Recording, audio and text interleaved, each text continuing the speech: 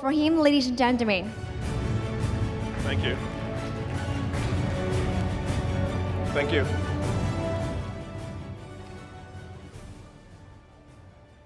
Hey, everybody. Welcome back from lunch.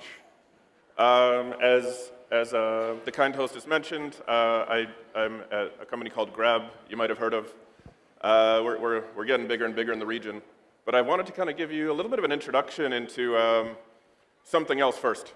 So I thought right after lunch, what better way than to start thinking about more food? So we've got some quizzes, and I learned from earlier today, nobody's going to raise their hands, so I'll talk this through. Bubble tea. Anybody drink bubble tea?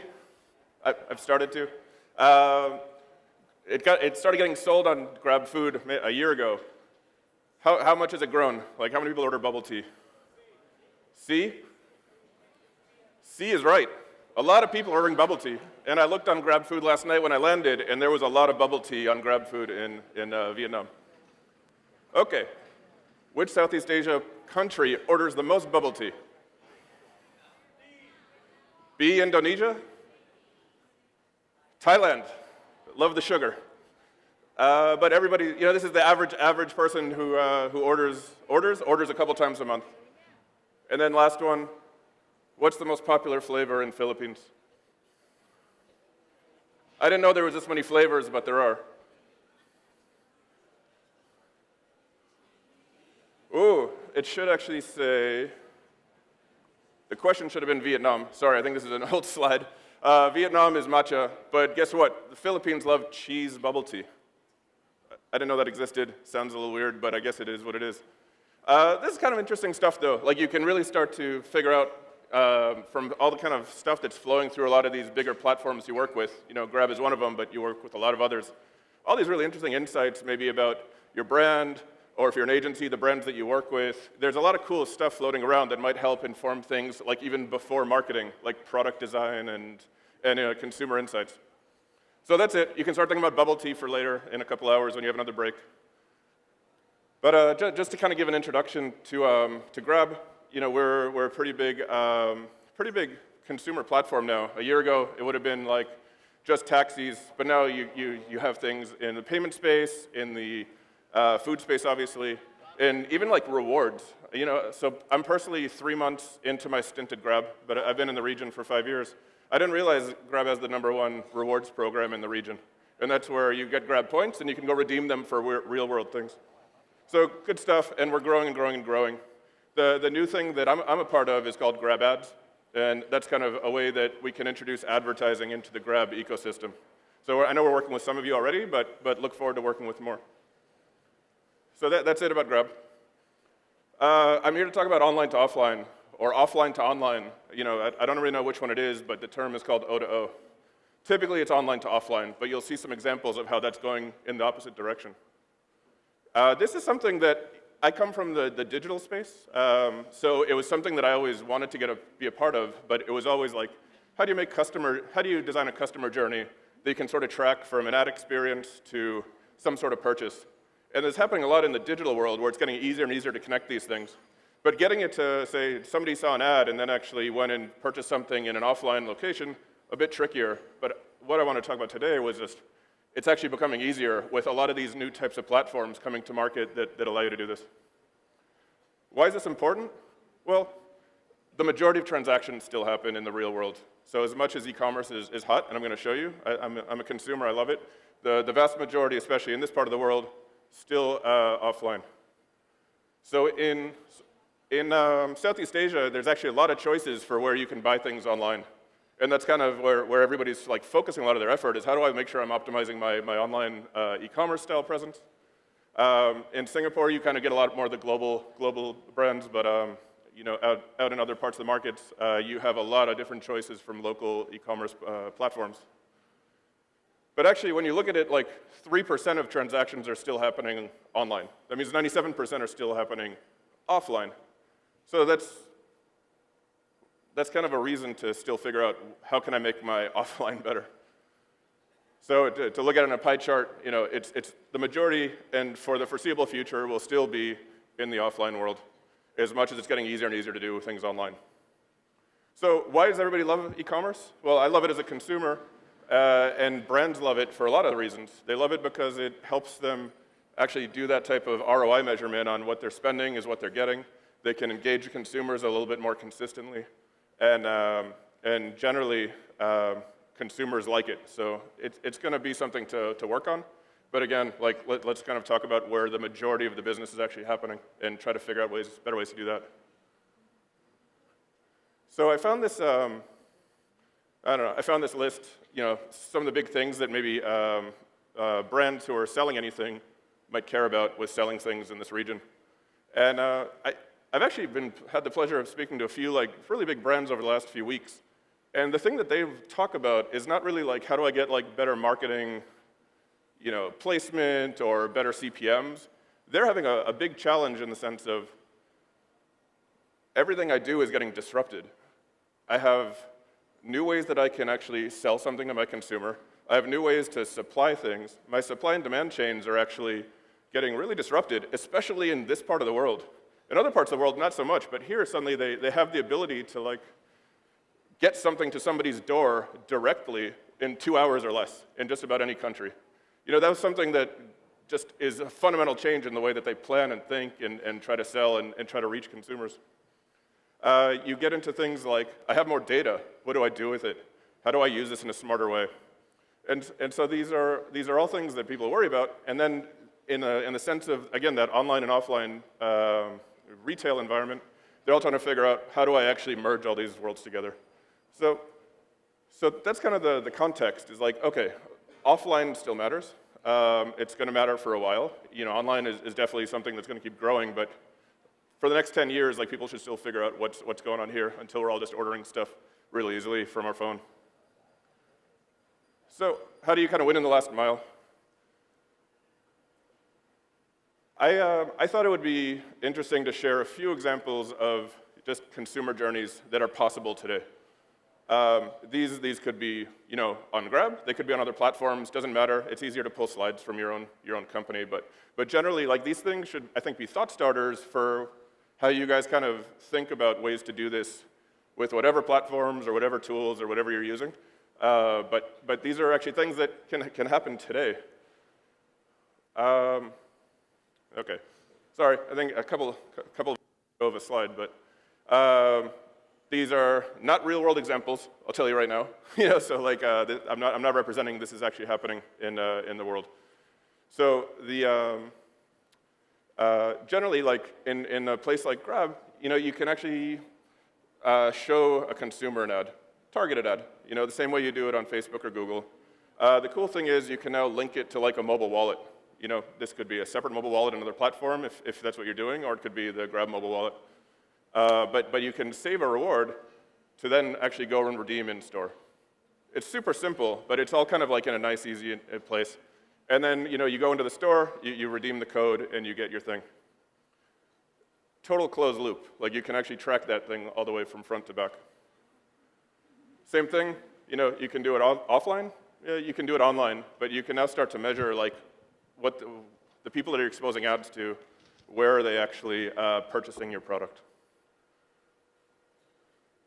And this might be a little bit nuanced to us and some of the other kind of like ride-hailing providers in the region, but you can even do offline to online. So how do you actually start a consumer journey from something that's totally offline, like a ride, or maybe a print ad, or something on a bus shelter, something just that's not digital.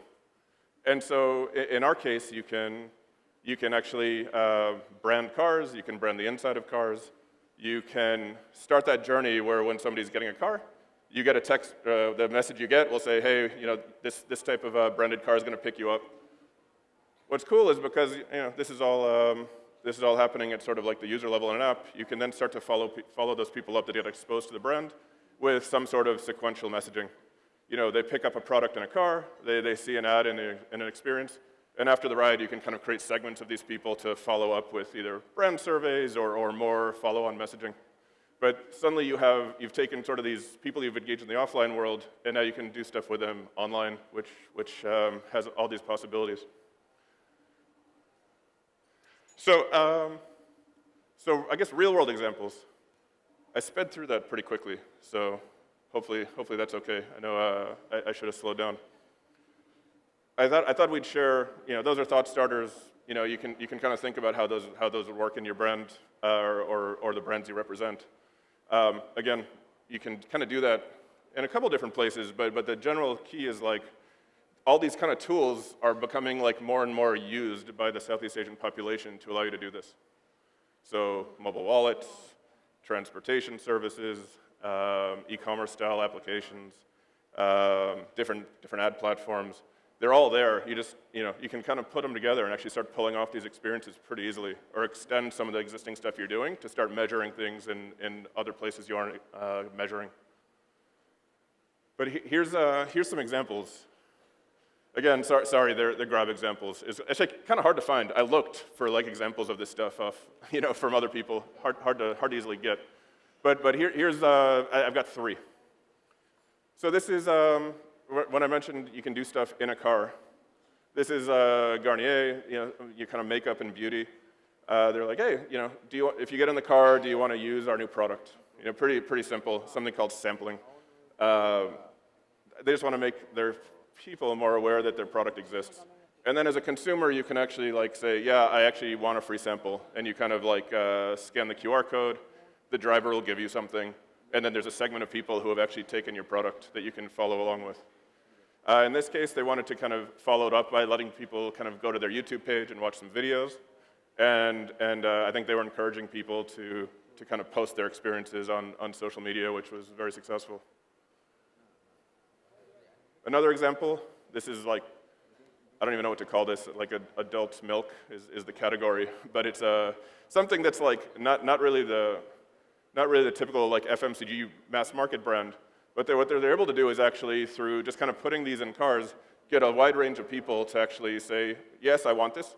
Everybody's exposed to it, but people actually have to opt in to actually receive the thing. So they have a segment of people now who actively wanted the product. And then they follow up with brand surveys to say, is this good? Did you like it? Which flavor did you like more? Would you buy it again? All the typical brand survey stuff you would get, you can now do on the people who actually received your sample, which I learned is actually quite unique in the sampling world for those that participate in that. You normally have no idea who got what you wanted to give them. Now you can actually have a direct line of communication with them and figure out what was good, what was bad, whatever you want to talk to them about. The interesting thing is, like, 83% of the people said, yeah, they would actually purchase this product in the future.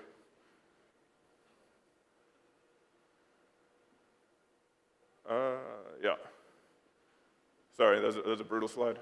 This last one, and I'll kind of, this will be the final one, and then we'll, if anybody has questions, happy to take questions. But this is Hera. Hera is like a beauty brand from Korea. They came down to Singapore, opened a store in Ion Orchard, which is a kind of premium mall for anybody that's been there. They kind of had a pretty interesting journey that they wanted. They wanted to kind of make people aware that this sample existed when people were sort of taking cars to either Ion Orchard or kind of like the 4 or 5 malls right around there. For those that know Singapore, it's kind of like a big shopping district. So basically, anybody who got into the car and was going towards that area, if they were actually looking at the app, they would see that thing on the left, which is kind of a native ads unit. It was actually only targeted to females because they thought females are probably more likely to buy this. So females in Singapore going to that area over a few weeks kind of saw that while they were riding. On the bottom, it says, do you want this kind of free sample? You can click it, it goes straight into your wallet. And then from there, you can go redeem it in the store, like I mentioned earlier. The nice thing is actually there's like a 10% redemption rate. So these people weren't necessarily going to the store, but they were made aware that the promotion existed. Downloaded it, and 10% of the people that downloaded actually redeemed it and went in. Tracked all the way through. And you'll see in a second, like we did surveys afterwards, 75% of the people that actually went and did that were new customers. They didn't even know like really the brand existed or had shopped there before. So a nice way to kind of just drive new customer base. Another interesting one is like, hey, the problem with a lot of these rewards is people kind of download them and then never use them. So you have the ability to kind of like nudge people along the way and say, hey, this thing's going to expire in a few days. Do you want to actually use it? So you can kind of keep retargeting people because, again, you've built a digital segment of people that are exposed to your ad or have engaged with your ad, and you can kind of keep doing things with them going forward. At the end of the day, based on survey results, so this is surveys, people actually bought more things once they went to the store, so it actually drove sales. People bought expensive things. I guess if you buy beauty products, this might be a big number, it might not be, but $250 a purchase. And then, 77% of the people actually never used Hera before. So this is really driving new incremental business to their door. And almost half the people said they would buy something from them again after receiving that kind of free promotional sample. So I think a year or two ago, like this whole thing I just described would be very, very hard to actually piece together. This happens to be sort of like, the retailer doing it inside of their environment. But this could be an FMCG brand who has retail partners, and they're driving people to a retail, and the same thing could happen there. So you don't actually have to own the entire ecosystem to kind of make this work for you.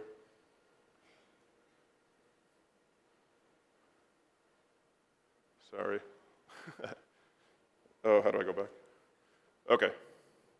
So just, again, really basic stuff, but O to O can mean offline to online now. You can take offline data, offline experiences, and actually merge it into the online world, where you can do all the fun stuff you guys in the MMA like to do in the online world.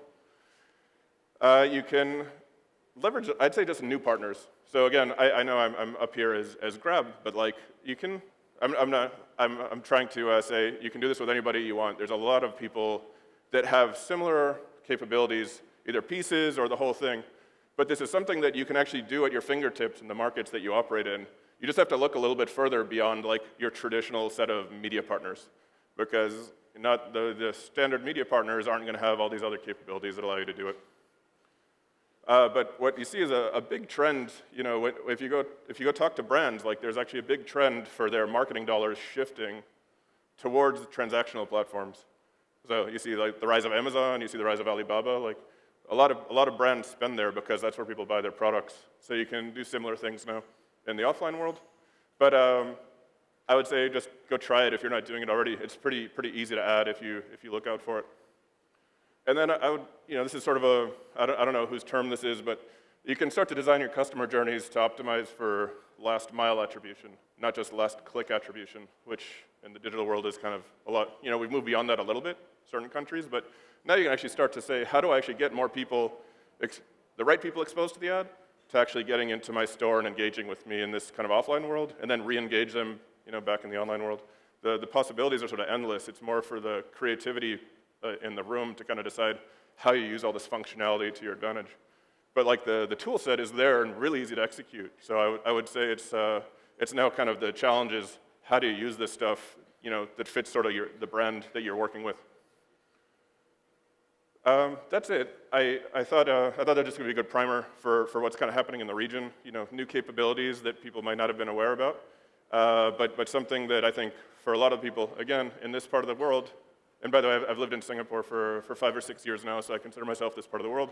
Like, you do a lot of stuff offline, and so just make sure that you're kind of getting the full benefit out of all that marketing investment you're doing by measuring what happens. Thank you. Thank you so much, Mr. James Sampson. And we also had a small gift to thank you for your presentation and come enjoy it today.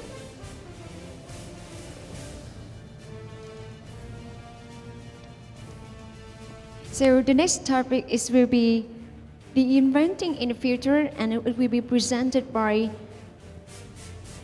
Mr. Tomohiko Hayashi, Global Interactive Director, and Mr. Yosuke Miki, Business Development Director, and Mr. EJ, Digital Director from Haku Hodo Group, Vietnam. And please join me in welcoming them on the stage, ladies and gentlemen. Please. Thank you. Hi.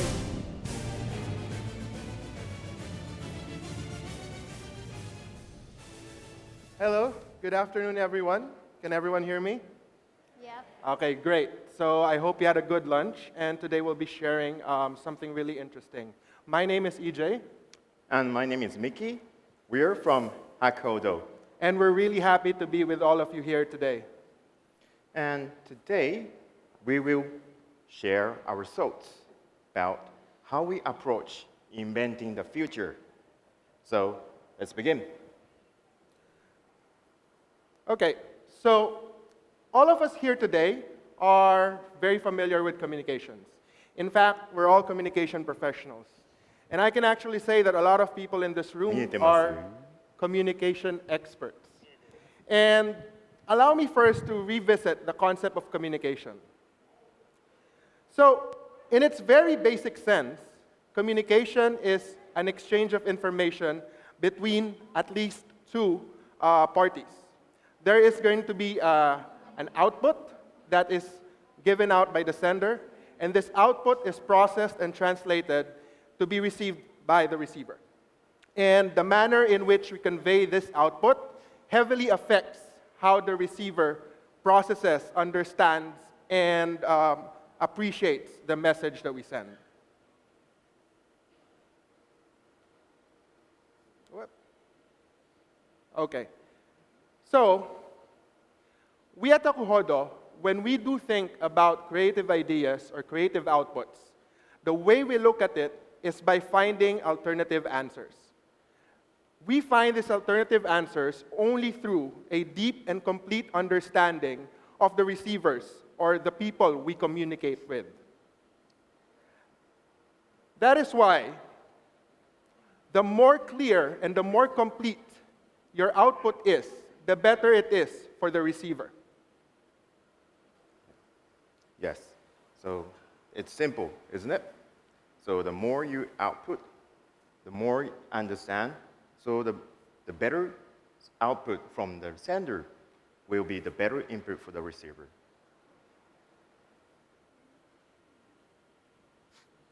So, and this is how we thought from the senders. So, let's go for the seikatsu slide. So, in the Japanese language, there is a word serves a guiding principle.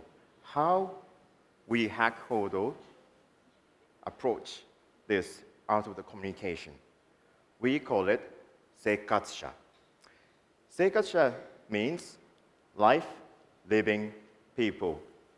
This word means that Hakodo look at our communications target as more than consumers.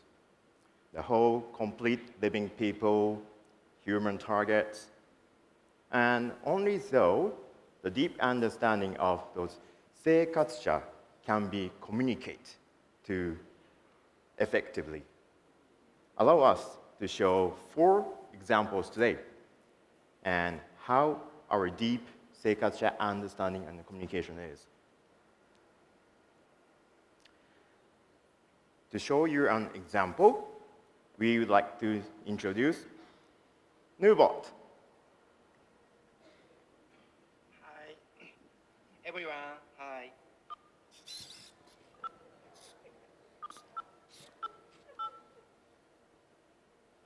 This is Tomo. How are you, Tomo? Hi, fine. And you? How is Dubai? Okay. I'm a interact director in Hakufodo and this year's Cannes Lion Mobile Jury.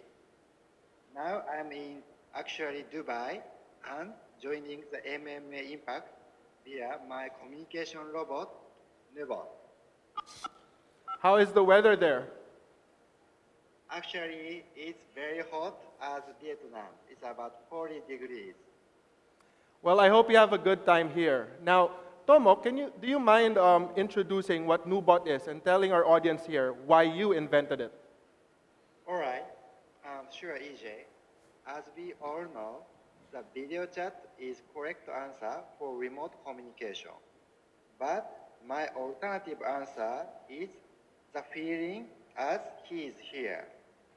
And body actions made it possible. And important point is prototyping. First prototyping robot like this, then bring clients and venture capitalists is our way to build a future. Yeah. And that is an alternative to the current Seikasha interface that we have identified, from video chat to motion chat. Thank you, Tomo. So please stay tuned. And the next case we have is about understanding how people currently produce, distribute, and consume the products like veggies, fruits, and crops.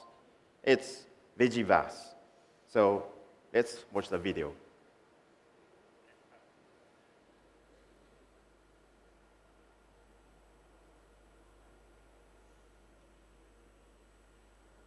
The vegetables. This is detrimental to both the farm and the consumer.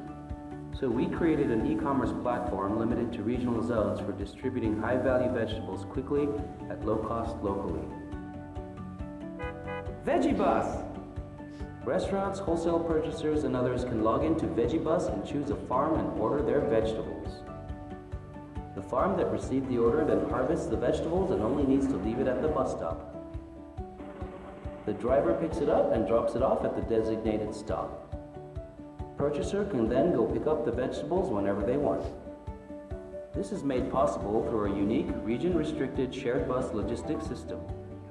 The farmers and buyers both save an enormous amount of time and money by sharing the stops on their routes. The farmers and buyers also have the added benefit of direct communication, such as asking for recommendations or wish listing new vegetables and giving instant feedback on delivered vegetables. 農家さんと直接つながれて野菜を直接送っていただける。やっぱり知ってる方に美味しいものを届けたい。Vegibus is an innovative and unique service that combines logistics, e-commerce, and social media. その名も野菜バス。野菜バスを利用してから珍しい野菜を手に入れるコストが減り、料理の幅が広がっているといいます。すごくリーズナブルだと思います。This unique system hints at how the future of e-commerce might be, and Vegibus is not only protecting rich regional food cultures, but also creating a new form of communicating locally through the medium of food.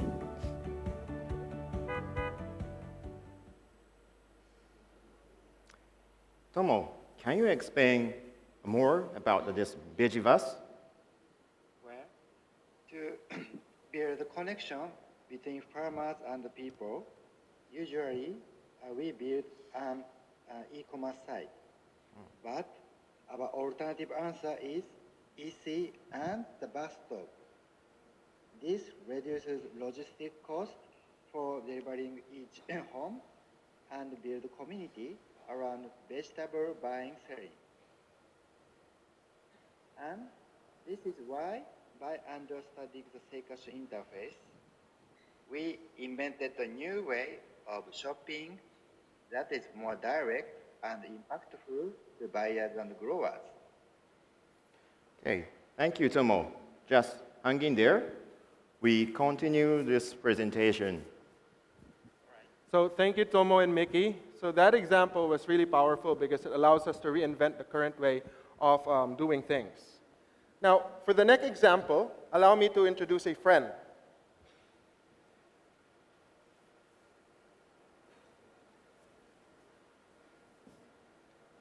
Is it on? He's supposed to talk. Okay. So this toy is called P-Chat. And to know more about P-Chat, allow us to explain it through a video.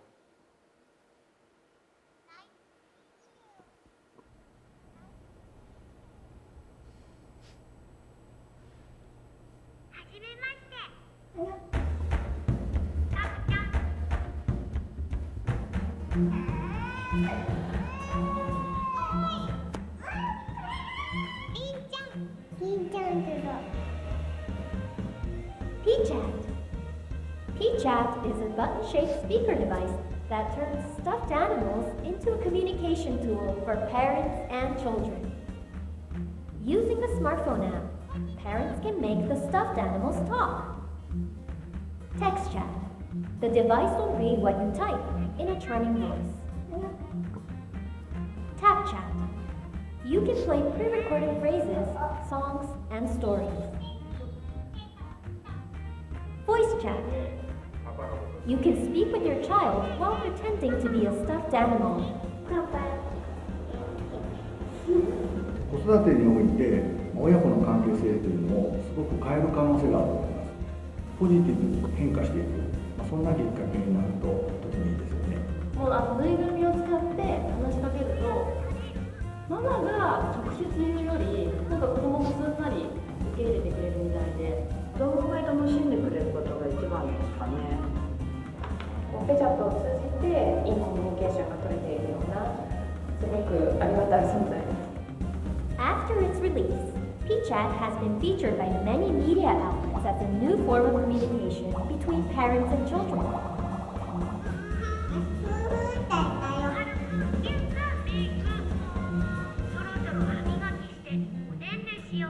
The more you chat, the closer you get. PChat. So that was PChat. And it's actually one of my favorite inventions done by Hakuhodo, because it's really, really enriching in terms of the relationship between my daughter and myself. So we invented PChat to find better ways to help our kids learn more and interact with their surroundings. Further, PChat, through the technology that it has, can strengthen the bonds we have with our kids. And from merely just role-playing by themselves to now having a more deeper and connected communication learning. And that is how PChat found an alternative answer. Let's play together. Okay, see you later, PChat. So, for our next example, it's pretty much closer and very relatable to us. So, it is about how we go to work, how we commute. And in cities like Tokyo, this means riding the metro. Yes.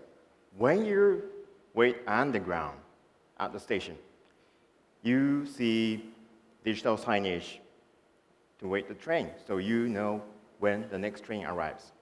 That's good enough, but it's boring, isn't it? So we moved this one into the next level because it just text. We have something fun to do. Please have a look.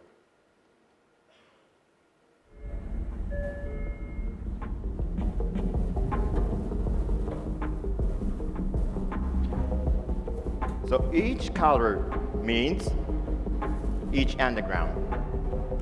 And each dot shows where the train is right now. So you can see which line and which station on the left corner. And you see the time as well.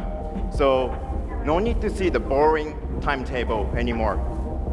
You can see this on your smartphone. You know where your train is. You can enjoy train waiting time.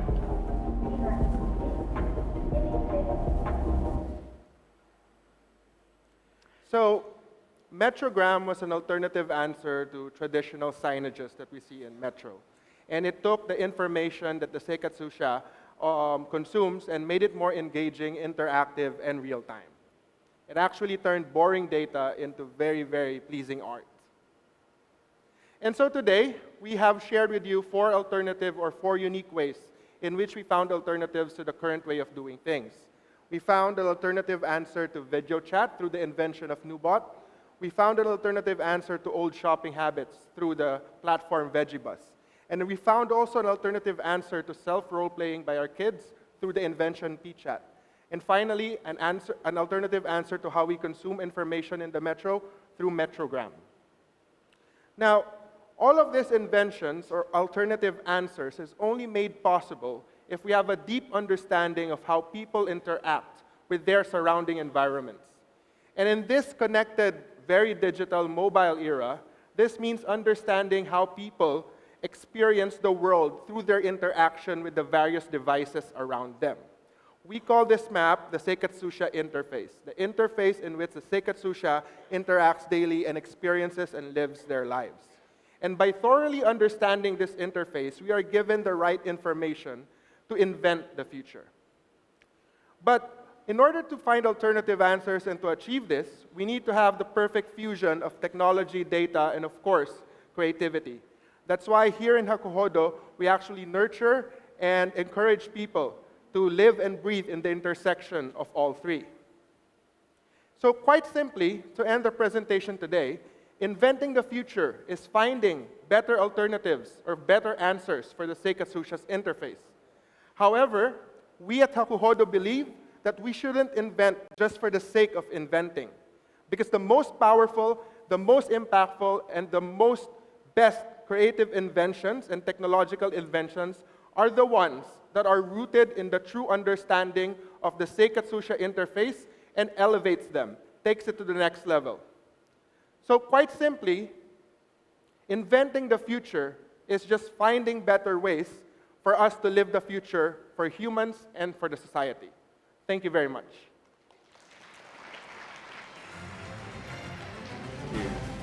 Thank you, Mr. EJ and Mickey. And here we have a small gift to thank both of you, and also for your friend Tomo. Yeah. Thank you. So, ladies and gentlemen, and the next presentation, we will talk about the audio surround sound, the opportunity to engage audience in an impactful way and fill unreachable gap in the consumer's journey. And please join me in welcoming on the stage Mrs. Chu Thị Diệp Thúy, Head of Strategic Planning at Immer. Clicker. Cho chị xin cái clicker. Cái clicker. Bấm play. She needs her pointer.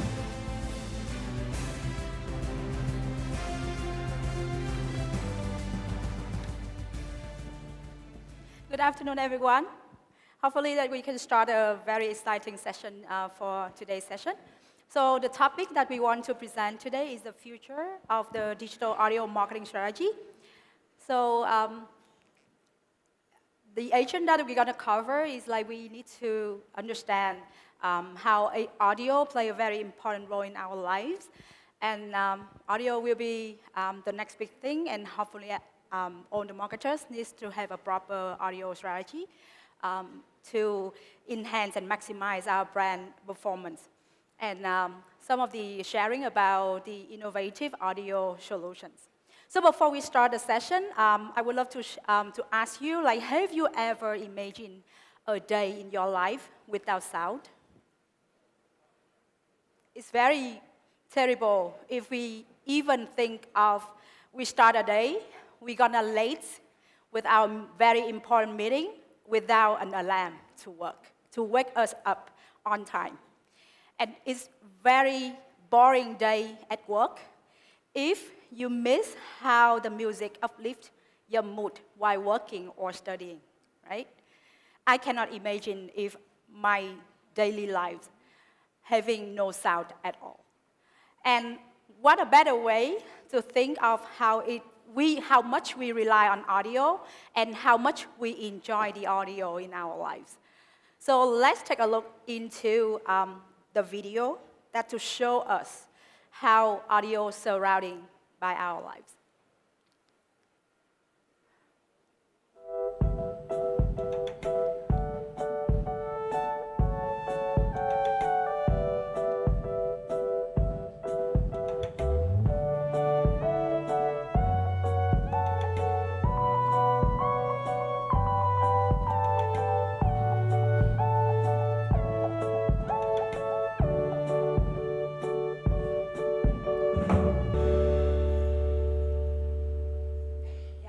How many of you have seen yourself in these videos?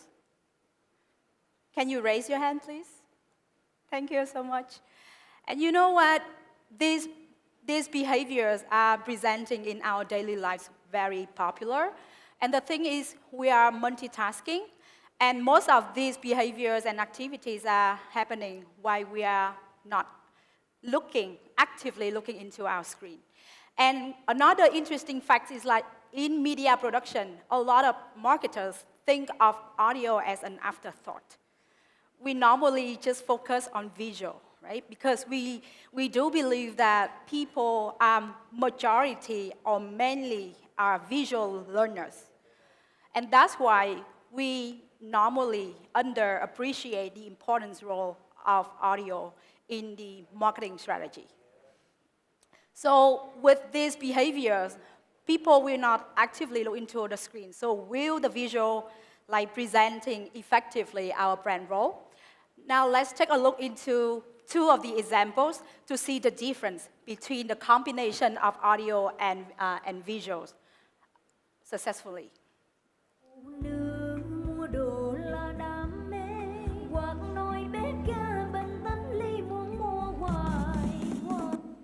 Can you tell which brand is this? Yeah, and another example.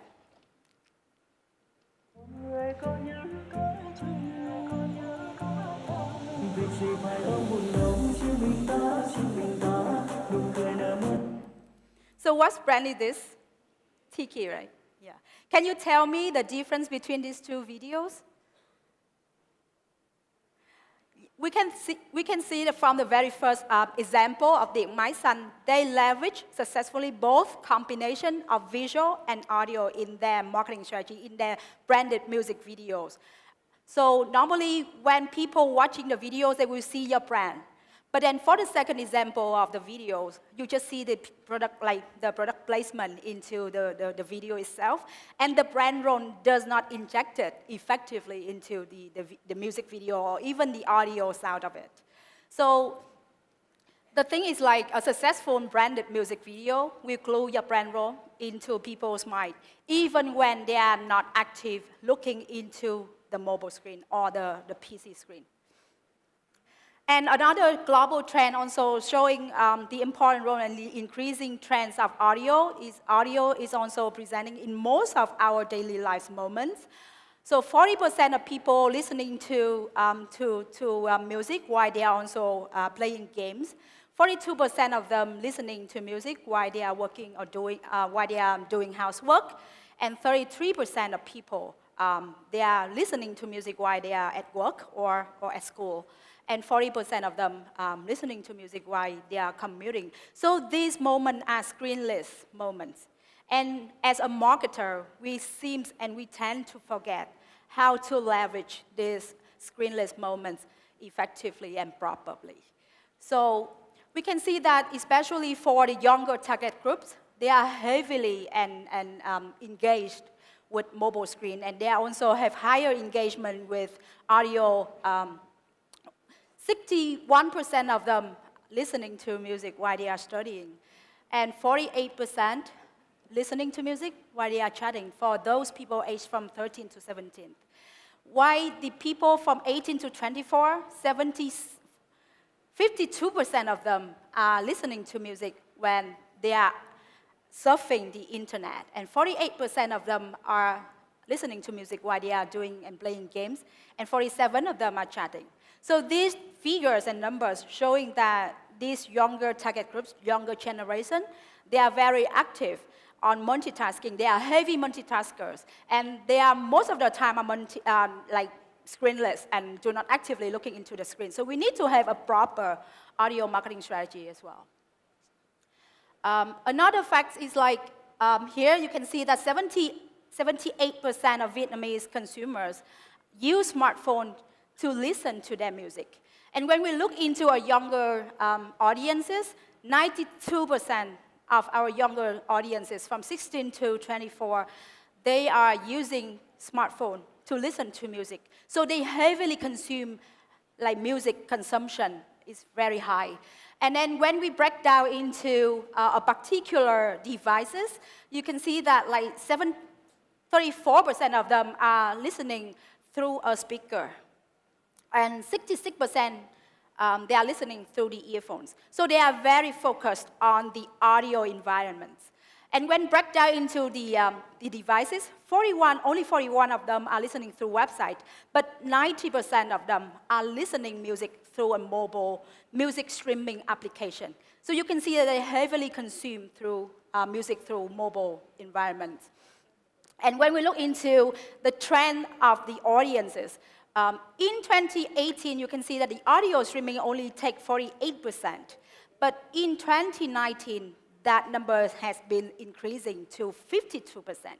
And when we look into the capability where we can tap into the brand consumers' mind for the audio streaming platforms, that can offer a brand safe zone, because most of the audio streaming platforms are premium content and licensed content. So advertisers can control the context why their ads can be played or doesn't play. And the second fact is like a lot of marketers also focus on the brand visibility and the quality of the ads being exposed to. And for the audio streaming environments, 100% of your brand, 100% of your brand going to be exposed to your audiences, because they only listen to one ad at a time. So the focus ratio, the focus percentage is 100%. So let's take a look into another fact. Audio also brings the experience beyond the music video experiences. I do believe that a lot of people here, we do understand the importance of music videos. We do understand how the entertaining and storytelling can bring the impact and successful stories to our brands. But one of our studies also showed that like for a favorite branded music videos, normally we just listen on an average less than 5 times that we actively watch a music videos. But after that, we tend to listen rather than just watch. So that's also one of the facts that as a marketers, we need to also inject the brand role into the audio strategy, into our branded music videos as well. And in terms of narrowly, an audio as according to another study can show that 36% of an audio as is perceived more memorable than a TVC. That's easily to be understand because they are focused when they are listening to it, and they are only listen to one ad at a time and not being distracted by other ads formats. And that's why also 29% of the people also saying that like the audio ads are more memorable than a mobile video ads, especially in a smaller mobile screen. Yeah. So when we look into another figures, we can see that like out of all the users listening to audio ads, also show the impact versus other ads format. 59% of audio ads is perceived more likely to remember than of the slogan of the campaign versus all the other ad formats. And 10% of the audio ads are more likely to recall the advertisers, and 9% of them have higher brand awareness. This is because all the facts and figures I show you, just to show you that like audio ads is the next big thing for us to rethink our marketing strategy. So when we think about audio marketing strategy, we know that audio can ignite a lot of emotions in our consumers' mind. And we also show you some of the best way to leverage and maximize audio in the audio streaming environments, especially when they are streamless, when they are not actively looking into the screen. So first solution, you can see that we can have the sequential dynamic audio ads to tell a fuller stories. So we've been talking a lot about personalization to provide more relevant content to enhance brand consideration. So we need to think of an audio ads where we follow on the footprints of our consumers while they are listening and consuming music on the audio streaming platform by providing them a dynamic audio ads when they are listening to different playlists, when they are listening to, for example, different genre or even different emotion like playlist themes of the day. Or another solutions we can leverage following our consumers' footprints when they're listening to the audio and they are also consuming and multitasking, reading news or doing something else. They can chatting with their friends. We can have the sequential audio as following with the display ads. And these have been tested and proven the success of the combination between audio and display. It can help you to enhance the brand awareness and recall by 3 times. We have been testing with a lot of brands, and we can see this impact in the way we provide more relevant content and follow the journey of the consumers through the audio streaming platforms and with other environments.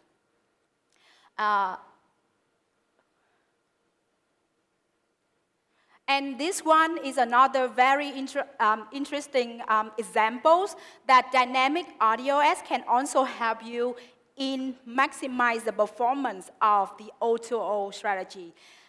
So this is the example of a new car brand. So they have an offline event. Normally a car brand, they want to operate an offline event activation activities, and they just promote in a normal way and traditional way.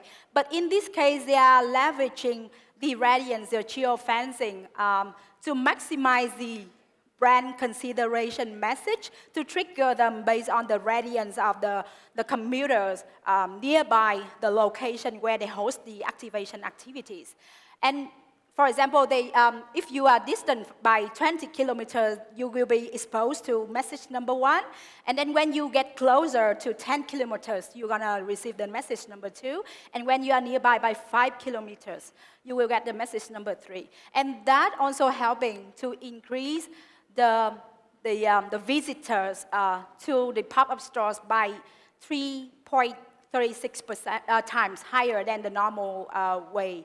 And also, they also increase 88% of the completion rates when they're listening to the audio ads. So let's take a look into the videos. We launched Alachita pop-up store to consumers in line with our motto, "Passion knows no distance." We achieved it by using a technique that had never been tried before. So what was the technique? We generated customized spots with a special setting using location-based programmatic radio, which had never been used in Turkey before. The radio spots were customized according to the listener's distance from the pop-up store and their musical preferences. Potential customers who were nearby were invited to visit the Alachita pop-up store to attend fun activities and take test drives. As consumers listening to our message were informed of their kilometer distance from the pop-up store, the background music of the spot switched to the genre of music they were listening to at that moment, and our banner ad displayed on their screens. The number of people who listened to the entire spot increased to 88%, significantly higher than the sector average. The number of unique visitors who listened to our customized spots based on location and music preferences and were directed to the pop-up store was 2.36 times higher than those who listened to regular spots. This campaign allowed us not only to turn the standard radio spot format into a dynamic one, but also to provide consumers a Mercedes-Benz experience in their natural environment and in a style they love. Yeah. So, do you think the example is that exciting? So they can see that audio as in these examples, they maximize the brand experiences while listening to the audio as in different music genre and also location-based to increase the conversion of the users visiting the offline store. And another examples that you can leverage and maximize on the audio streaming platform is when you already have your very successful music video, you need to turn your song, especially with the specific branded jingles, in a short audio ad version to reach and maximize the brand recall of the music videos in other environments. And this is a very exciting and successful case studies that we've done with Bivina. So the combination is like they also launch their music videos and also having their audio songs on the audio streaming platform to maximize and injected a clear brand role in their music, in their branded songs. So the video marketing also can show here like 13.2 million views on YouTube and 6.4 million listen turns on Zing MP3. So let's listen to the song.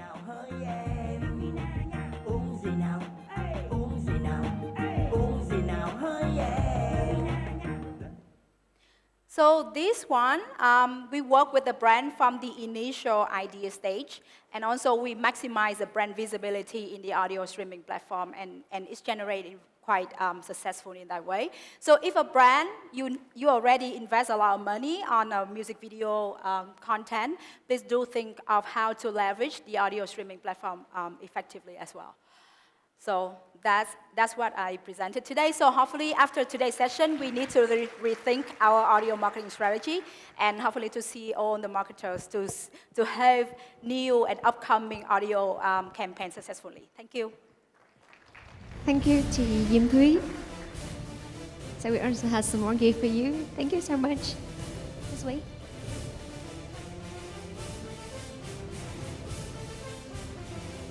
So, ladies and gentlemen, and the next presentation, the next topic is about a pioneering way to connect with premium audiences in Vietnam. And for this topic, please join me in welcoming on the stage Mr. Anle Daniel, Country Digital Manager and Category Marketing Leader, Philips Personal Health. By a big applause. Xin chào tất cả các anh chị và tất cả các bạn đến từ những nhãn hàng, agency và các bạn publisher cũng như là tổ chức MMA. Thực sự là bài nói vừa rồi của chị Thúy rất là inspiring và hy vọng rằng tất cả các nhãn hàng sẽ có cơ hội làm việc với chị Thúy trong tương lai. Và thực sự ngày hôm nay thì mình xin trình bày cái phần trình bày của mình bằng tiếng Việt. So I would like to present my speak by Vietnamese. So I know that we have a lot of international guests, but don't worry, I will have the wrap-up video at the end of my presentation to make sure everything will for you to understand about our story. Thực sự thì ngày hôm nay thì có lẽ là Philips là một trong những cái nhãn hàng thuộc cái ngành home appliance hiếm hoi được có cơ hội là được đứng tại sân khấu này và được trình bày một trong những cái campaign thành công vừa qua của Philips. Và thực sự hiện giờ cũng đang rất là hồi hộp mọi người ạ.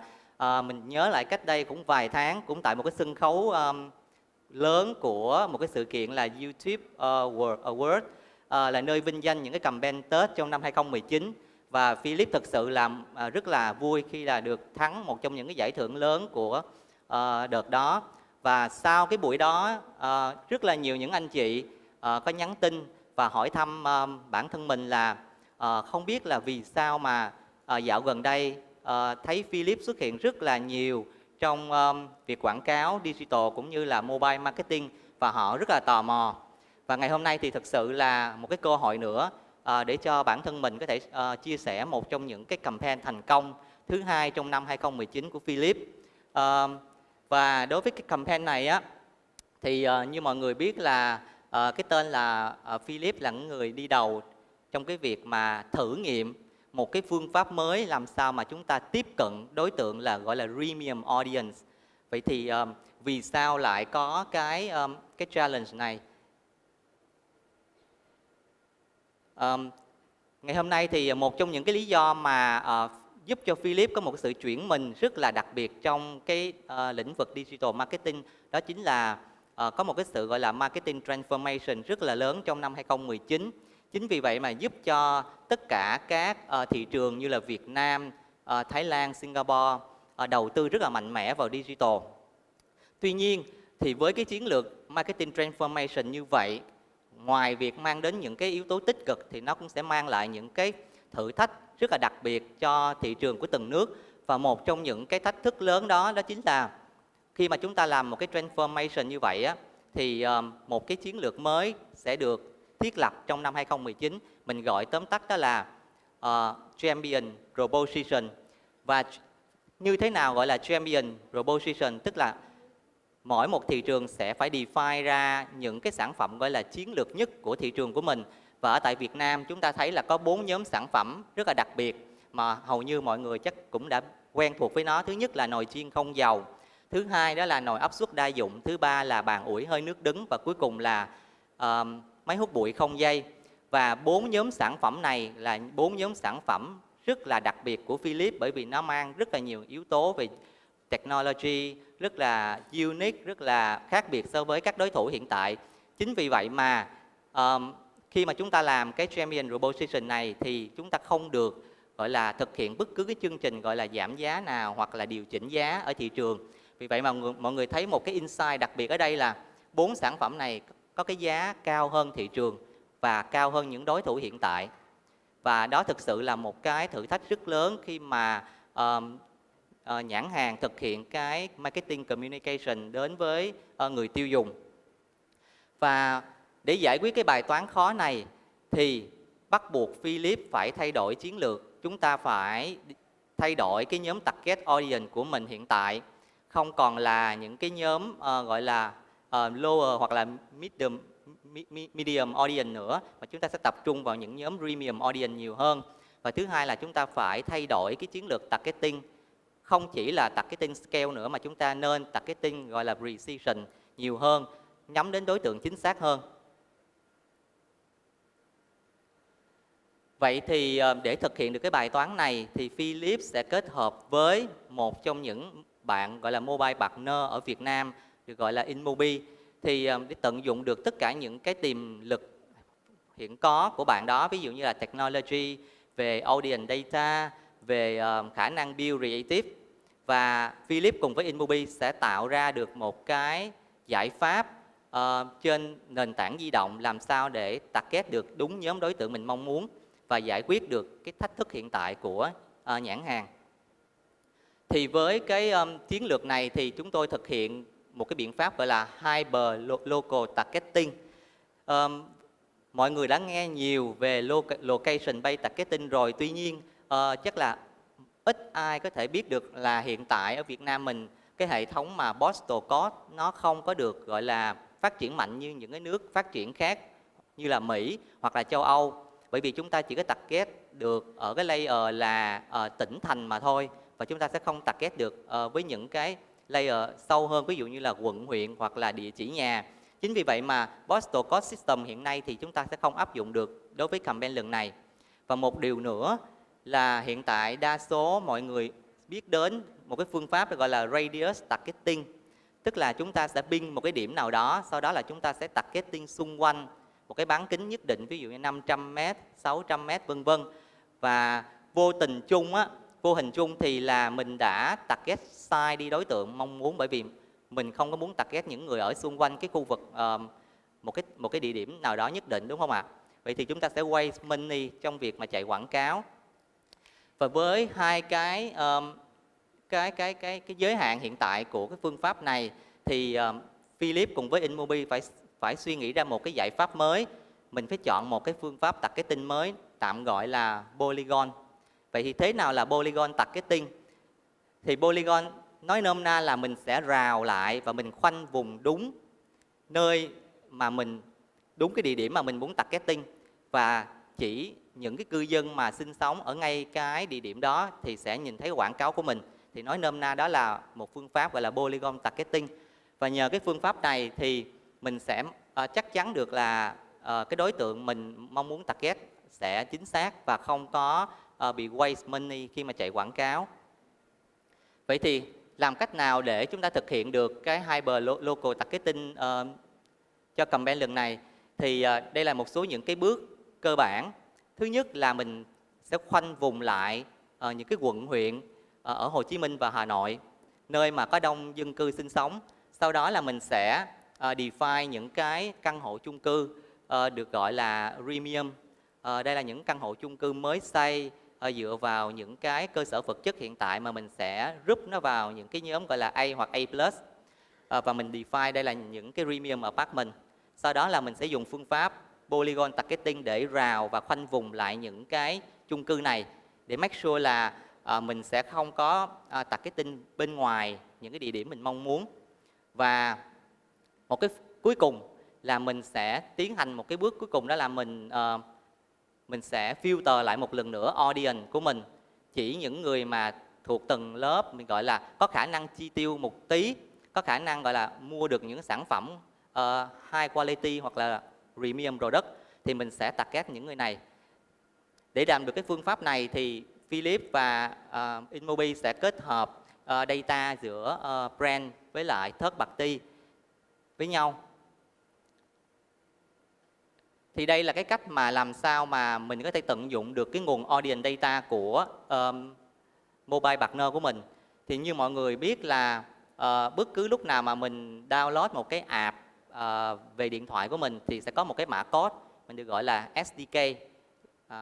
Thì cái mã code này nó sẽ đi theo các bạn, nó sẽ có thể tracking được tất cả những cái thông tin của các bạn từ behavior, từ interest, từ location, từ cái việc mà device các bạn sử dụng là gì, và tổng hợp tất cả những cái nguồn thông tin này lại thì sẽ giúp cho nhãn hàng có thể lọc lại được tất cả những cái audience nào mình mong muốn và mình define là premium audience của mình.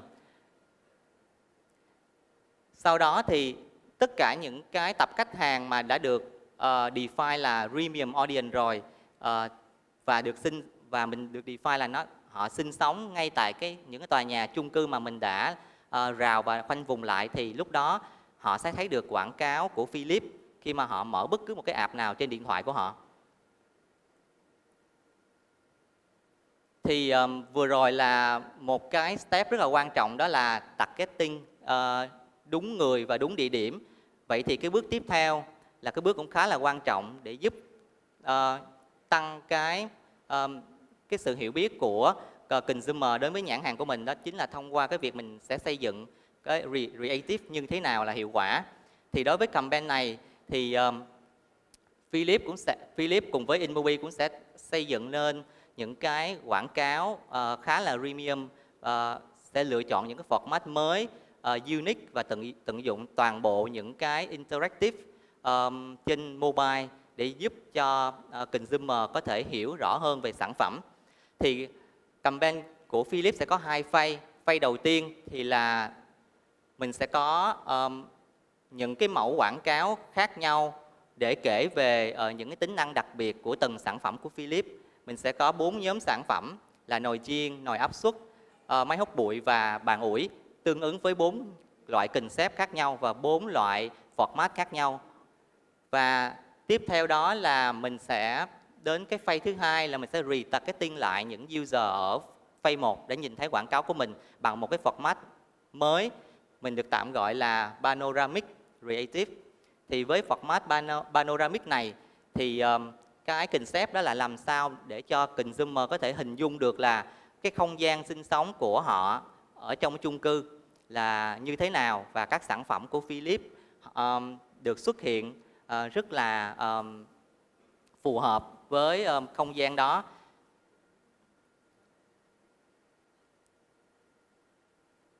Thì bởi vì trong cái khuôn khổ ngày hôm nay mình không có quá nhiều thời gian, cho nên là mình sẽ chỉ nói đến một trong những cái creative mà mình đang làm cho bàn ủi hơi nước đứng. Thì như mọi người biết là bàn ủi hơi nước đứng của Philip á, thì nó có 2 tính năng rất là quan trọng. Một là nó có một cái đầu hút rất là linh động, nó có thể ôm sát cái quần áo của mình trong lúc mà mình ủi đồ. Thứ hai là nó có một cái ngăn chứa tinh dầu thơm. Chính vì vậy mà để mà mình capture được 2 cái tính năng này vào trong cái creative thì mình sẽ phải build những cái interactive làm sao mà cho consumer có thể hiểu được 2 cái tính năng này như thế nào, và user có thể, thứ nhất là họ sẽ lựa chọn cái mẫu quần áo mình yêu thích, sau đó là họ sẽ dùng tay để tương tác trên màn hình điện thoại để highlight được cái tính năng là ok, bàn ủi hơi nước đứng rất là dễ sử dụng và có nhiều cái tính năng đặc biệt.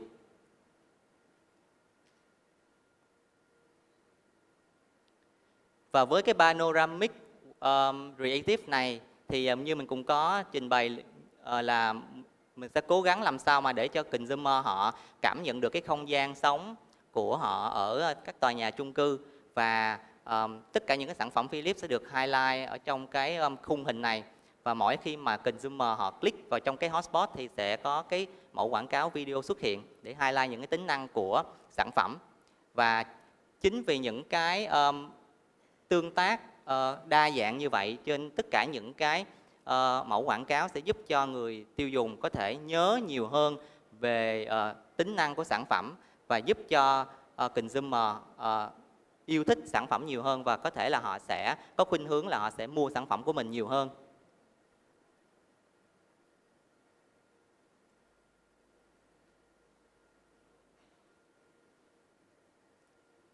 Và một cái điểm đặc biệt nữa là trong cái consumer journey, như mọi người đã biết, thì đối với những cái dòng sản phẩm mà nó khá là premium, nó khá là mắc tiền á mọi người, thì không phải là bất cứ ai xem cái quảng cáo của mình trên điện thoại hoặc trên digital họ cũng sẽ có cái quyết định là mua hàng liền, và họ rất là muốn ra store để thử trải nghiệm, và từ đó là họ sẽ có quyết định mua hay không.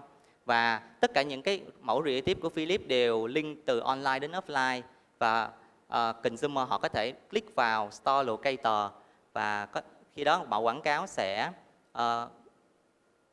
chỉ ra những cái địa điểm mà gần với lại nơi mà họ sinh sống nhất. Những cái store ví dụ như Vinpro, Nguyễn Kim hoặc là Aeon, Bico, thì họ sẽ có thể đến tận nơi và trải nghiệm. Từ đó là họ sẽ tăng được cái khả năng mà tương tác với sản phẩm và tăng cái khả năng mua hàng nhiều hơn. Và với cái việc mà lựa chọn cái chiến lược targeting phù hợp, cũng như là build được cái audience data phù hợp và creative phù hợp, thì campaign sẽ tạo được nhiều những cái impact đến business cũng như là đến brand image. Và đối với bản thân mình thì một cái campaign thành công nó cần có 3 yếu tố. Thứ nhất là đủ.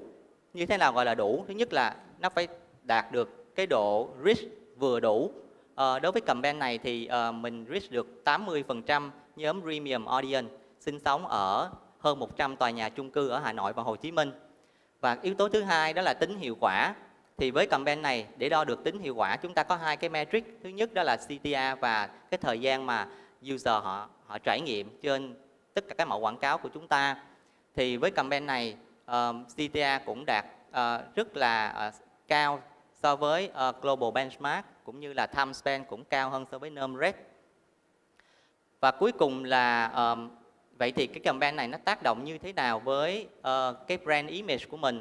Thì mình có làm một cái brand lift survey trong quá trình chạy campaign, cũng như là sau quá trình chạy campaign, thì mọi người có thể thấy là tất cả những cái chỉ số về mức độ yêu thích đối với nhãn hàng Philips, họ có khuynh hướng sẽ consider mua sản phẩm của Philips nhiều hơn, và đây là một cái brand họ yêu thích hơn. Về business impact thì sau khi campaign chạy kết thúc thì tất cả những cái chỉ số về sale online và offline đều tăng khá là đáng kể, đặc biệt là nồi chiên không dầu tăng đến 252% ROI. Và để wrap up lại toàn bộ cái solution cũng như là cái câu chuyện Philips ngày hôm nay, thì xin mời tất cả các anh chị cùng xem một cái đoạn video wrap up.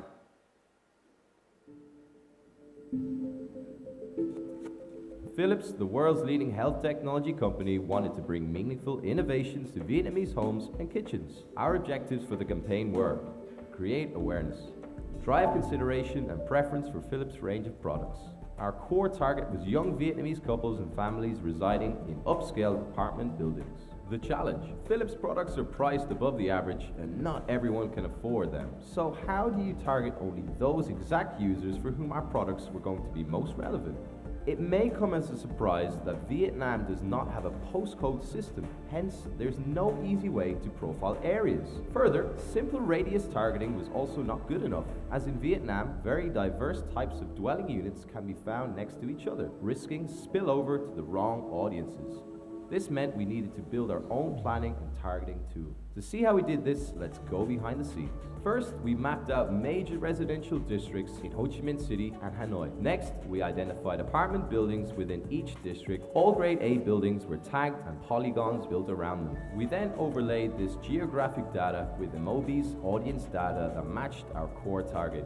Each time a user was seen within the custom virtual geofence, a Philips ad was delivered within apps on their device. The campaign started with 3 product ads shown sequentially. The first 3 ads highlighted the product's premium design and finish. Different interactive features enhanced the user's experience while demonstrating how the products work. After users had seen product ads, they were retargeted and served the range ads with hotspots.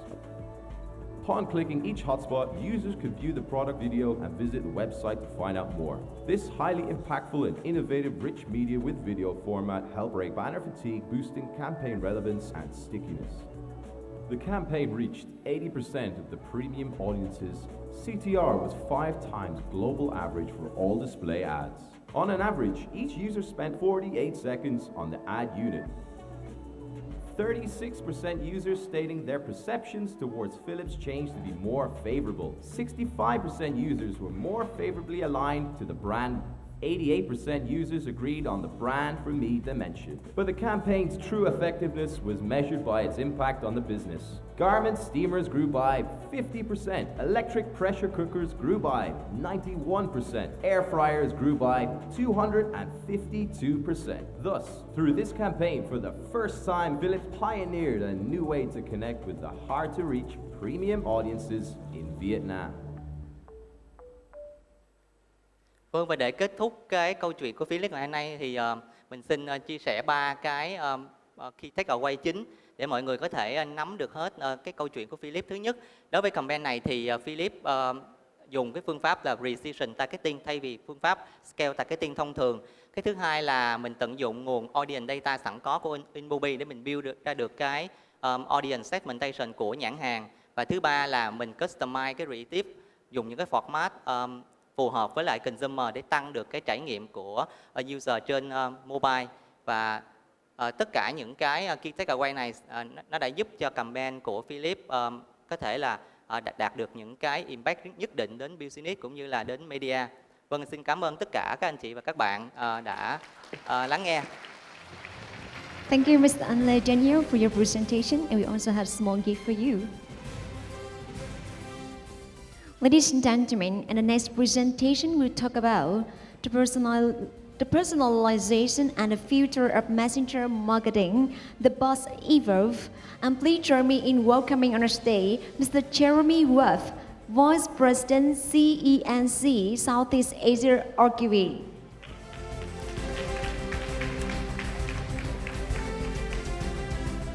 Thank you. Hi there. Sorry, I prefer my front page. Hi, my name's Jeremy. I'm from the UK, but I've been in Asia now for 11 years. I've spent almost all my time actually in China. I've just moved from Beijing to the Southeast Asia region. I spend most of my time between Singapore and here. So yeah, it's a great honor to be here. Thank you for having me. My presentation today is on personalization and the future of messenger marketing, and how I believe the chatbots will evolve. So this is the agenda today, and it's really a summary of what I'm going to say, the main points I'm going to make. The first one is something I believe. I believe that recent years talk about messenger marketing has been distracted by chatbots. It's been distracted by very gimmicky campaigns which we've called chatbots. And it's distracted from a much bigger opportunity, and that opportunity is around personalized communications on Messenger. It's about CRM-type communications on Messenger. So I'll talk about that. Then I'll take a step back and talk about our approach to personalization in general when it comes to communications. And then I will rein in the excitement a little bit and talk about the limits of personalization. I think we're getting a bit too obsessed with personalization these days in marketing, so I'll talk about that a bit. And then I'll share a quick case, which is some of the work I was doing in China recently. So as I said, I've recently moved to the region, and I'm very keen to recreate some of the work I've been doing in China here. In particular, some of the work we're doing on WeChat, which is the big messenger app in China, of course. In China, we're using WeChat for essentially what is CRM. We're running huge CRM programs, millions and millions of subscribers, segmented using all kinds of data, using offline POS data, using e-commerce data, and we're sending segmented communications through that. And that's all happening on WeChat. Naturally, I'm quite keen to see what we can do here on the Messenger apps. So I'd ask people, hey, what are we doing with our clients on Messenger? And people say, yeah, you mean chatbots, right? To me, chatbots sounds horribly gimmicky, and indeed, a lot of the work I see is damn gimmicky. There's these kind of one-off kind of campaign communications that go quiet as soon as that campaign's done. But I believe there's a much bigger opportunity, an opportunity to engage consumers over time through Messenger in a much more business, results-driven way, to really engage them across that consumer life cycle. I'm calling that Messenger CRM. That's what I'm going to talk about today. So a couple of weeks ago, I was invited to a preview from our friends at Facebook for some research they were doing on Messenger, and some research they'd done on what they're calling conversational commerce. I thought, great, something a bit less gimmicky, finally. I went to the review, the preview, and indeed it was good. It was interesting, but it still felt very, very chatbotty. Very much about that one-off communication, perhaps helping resolve a sales issue, etc., etc. And the word CRM was mentioned maybe once throughout the 3 or 4 hour presentation. Again, I feel somewhat they'd missed the point. And don't get me wrong, I think some of the work we're doing on chatbots is great, and what Facebook was saying about conversational commerce is great. But I believe there's a bigger opportunity around personalization through the relevant messenger apps, which of course is WhatsApp, Facebook Messenger, Zalo, etc., etc. The bigger opportunity is around personalization.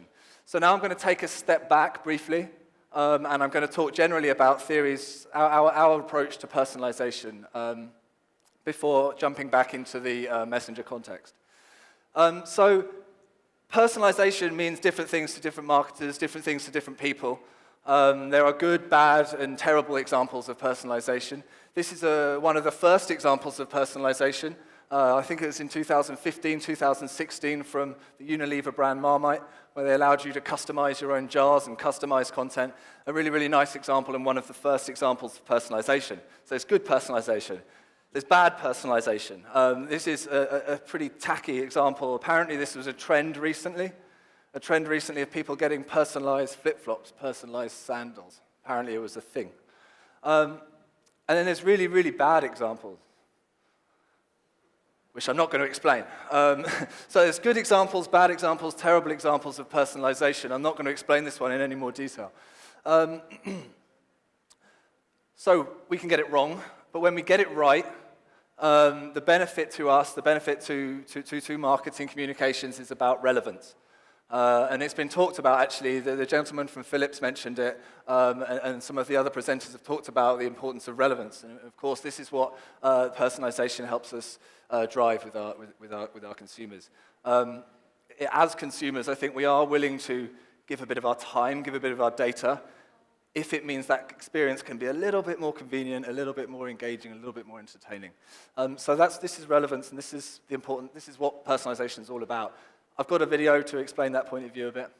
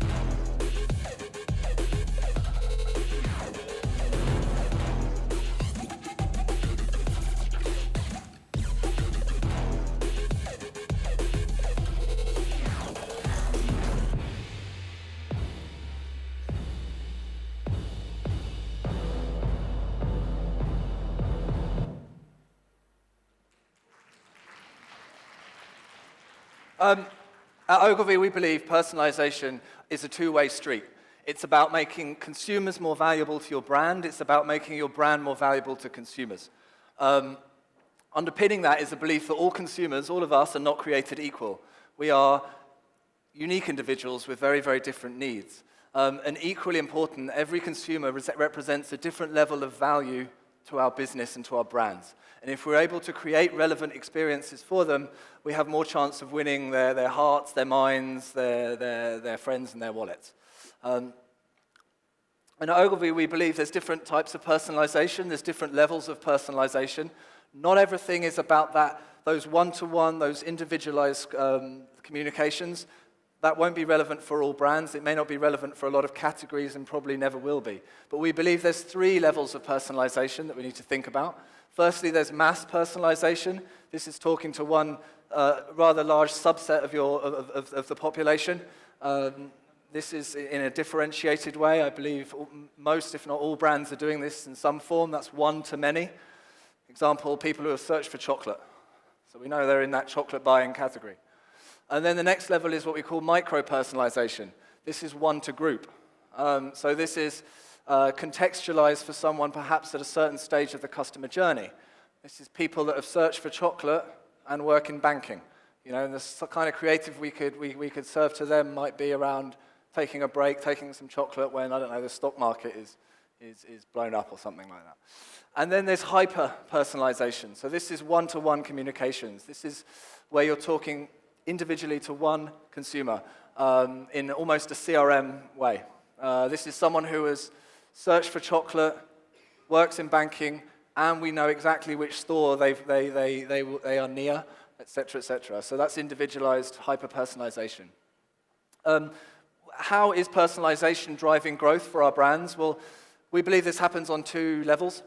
Firstly, it's about efficiency, which is on the y-axis. This is essentially about freeing up media waste. And we call that precision. And then we've got effectiveness, which is about personalization and driving increased relevance. Now, I think originally and in the last few years, I think the focus has been very much on efficiency. Of course, with Facebook, we can take our first-party data, we can put it on Facebook, on Google, we can free up a lot of media waste, and we've all got pretty good at that. But I believe that the focus now is shifting more towards effectiveness and higher ROI from personalizing the content for different groups. And that's something that brands are all more or less all waking up to at the moment. This is the head of Starbucks, absolutely critical to his business, and also the CEO of a small Switzerland-based company who you can't hear. Where at scale, you can really have a one-to-one communication, two-way street with a consumer. The old model of what I call push advertising, where you develop a product and content, you then try to select media that roughly hit that consumer, and then you hope the message arrives and that consumer will act in a certain way. That model is fading fast. What you can do these days, once you have a consumer's phone number or email address, you can really target specifically to the needs of that person. You can have, at scale, in an automated yet personal way, a conversation, and you have a much, much better hit rate than any time before. And so this is a huge opportunity. We're deeply committed to making the most of this. Okay, so I think the benefits are quite clear, and if not, hopefully I've made them a bit clearer. There's certainly benefits to personalization, but I believe it has its limits. And I think we talked a lot about personalization relevance today as well, but I really want to rein in the excitement somewhat and say that sometimes personalization doesn't always make sense. A lot of the time it doesn't make sense, and I think we shouldn't get too obsessed with it. So personalization has its limits. This was a slide I actually wrote a couple of days ago and posted it on Twitter. I don't usually get many likes on Twitter at all, but this kind of seemed to be retweeted and liked by everyone in the planning Twitter world, actually, so it can't be too wrong. So personalization has its limits. There's 3 things we need to consider, I think, before we decide whether to personalize. First is signaling. Sometimes it just makes sense to put one big ad in one big expensive place, because that sends a very clear message to consumers that you're confident enough about your product to invest a huge amount of money, right? And that confidence rubs off on consumers. First principle is signaling. Economics. The economics of personalization are interesting. I think, obviously if you're creating content for different segments, the cost of creative, the cost of production increases. There's also the cost of the technology to deploy that, the data. You might have to pay a guy like me as well, consultancy, et cetera, et cetera. Too often, brands aren't considering the holistic ROI when they're talking about personalization. And I've actually been in situations whereby it probably would have been better to take the money saved from the consultants, the creative, and just put it on more media. You'd actually get more conversions among the relevant audience by just doing that. So get the economics, get the ROI right. The third one is common knowledge. This is really, really interesting and refers to, I think it's interesting, it refers to a principle about branding, really, which is that a lot of people buy a brand because they believe it says something about them. They buy a shoe because they think it says they're cool to their friends. But if you don't believe your friends think the same thing as you about the brand, then there's no point buying into it. And the way you will know if the way you'd suspect your friends think the same thing about the brand is if they had also seen the same ad.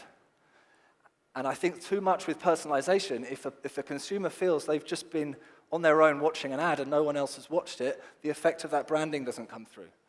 Okay, I could actually talk about this for hours. I'm quite obsessed with it, while I do believe in personalization. So personalization has its limits, and I believe the full personalization opportunity on Messenger really requires us to look to China, which is where I've been for the past 11 years. So I'm going to talk about a case. This is H&M, the fashion retailer. They approached us a few years ago in Shanghai, and similar to a lot of brands, had hundreds of thousands of followers on WeChat, but didn't know what to do with them. Like many brands, they sell a very wide range of products. Therefore, they need to say different things to different people. But they weren't able to do that. At least they weren't able to do that with their current WeChat setup. So what we did, we applied some tools, applied some CRM tools to WeChat, plugged it into the back of WeChat, and started to analyze which consumers were looking at which bits of content we posted. And by the way, when I talk about content, I'm not talking about paid media. I'm talking about the content that people opt in to receive, a little bit like we opt in to receive emails from brands. That's more similar to how it works. So we started analyzing which consumers are looking at which piece of content. We started looking at when they click through, what kind of products are they buying. And we were automatically building profiles of consumers in real time. Hundreds and thousands and then millions and millions of consumers in real time. So we started to get a picture of them. And then we started a few tests. We started to post content to different segments of consumers, and the conversion rates through to purchase increased hugely by several percentage points. And when you've got 8 million followers, that's quite a significant uplift. So I'll show a video now which explains it. We positioned it as a fashion stylist, because H&M sells a whole range of products, of course, and the role of WeChat and the role of our Messenger CRM was about kind of recommending which products, etc., etc. So I will play the video. What did it feel like to be a fashion brand over the last 3 years in China? Not good. Every brand launched on e-commerce, so everyone became a competitor. And customers were going green, which meant less purchases. That was the scene. So how in did H&M's revenue and customer base both grow tremendously over the past 3 years? The simple answer is not that simple, because it's amazing. So here's the breakdown. 3 years, 3 steps, refashioning each time for a complete digital transformation. We built the H&M personal stylist, run by an intelligent WeChat algorithm, analyzing millions of consumer data points in real time, delivering personalized content, turning a read into a click-through, into a purchase. Then, we launched a mini-app digital styling community, where followers share their styles, inspiring each other, drawing millions of consumer-driven organic interactions that H&M could capture and capitalize on. And finally, we swung the digital doors to H&M wide open. The complete omni-channel experience.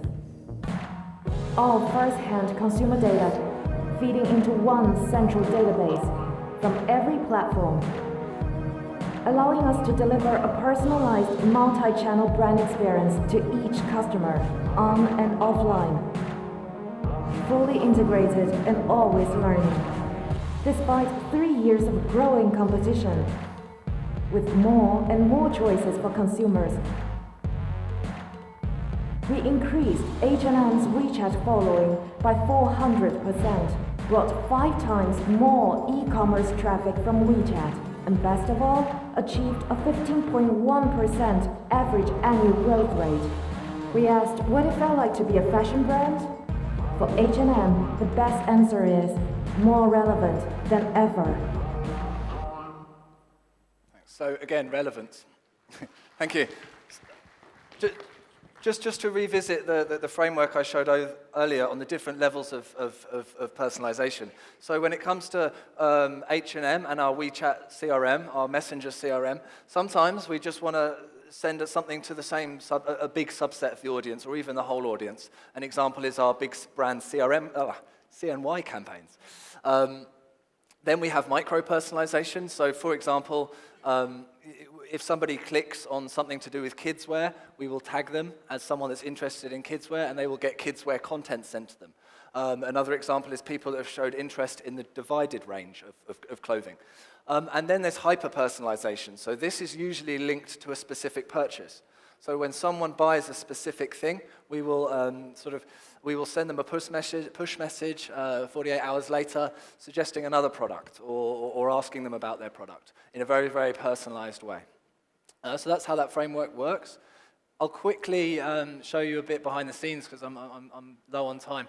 This is what we call the taxonomy, which is essentially how we structure the data behind the scenes. There's nothing special about this. A lot of CRM programs will have this, but I still think it's really important just to show anyway. So this is some of the information we're collecting in real time based on the behavior on WeChat. For example, you've got kidswear here. You know, anyone that's interested in kidswear will be tagged as such and then targeted with kidswear content. Another one, if you remember earlier, I talked about how we can make consumers more valuable to our brand.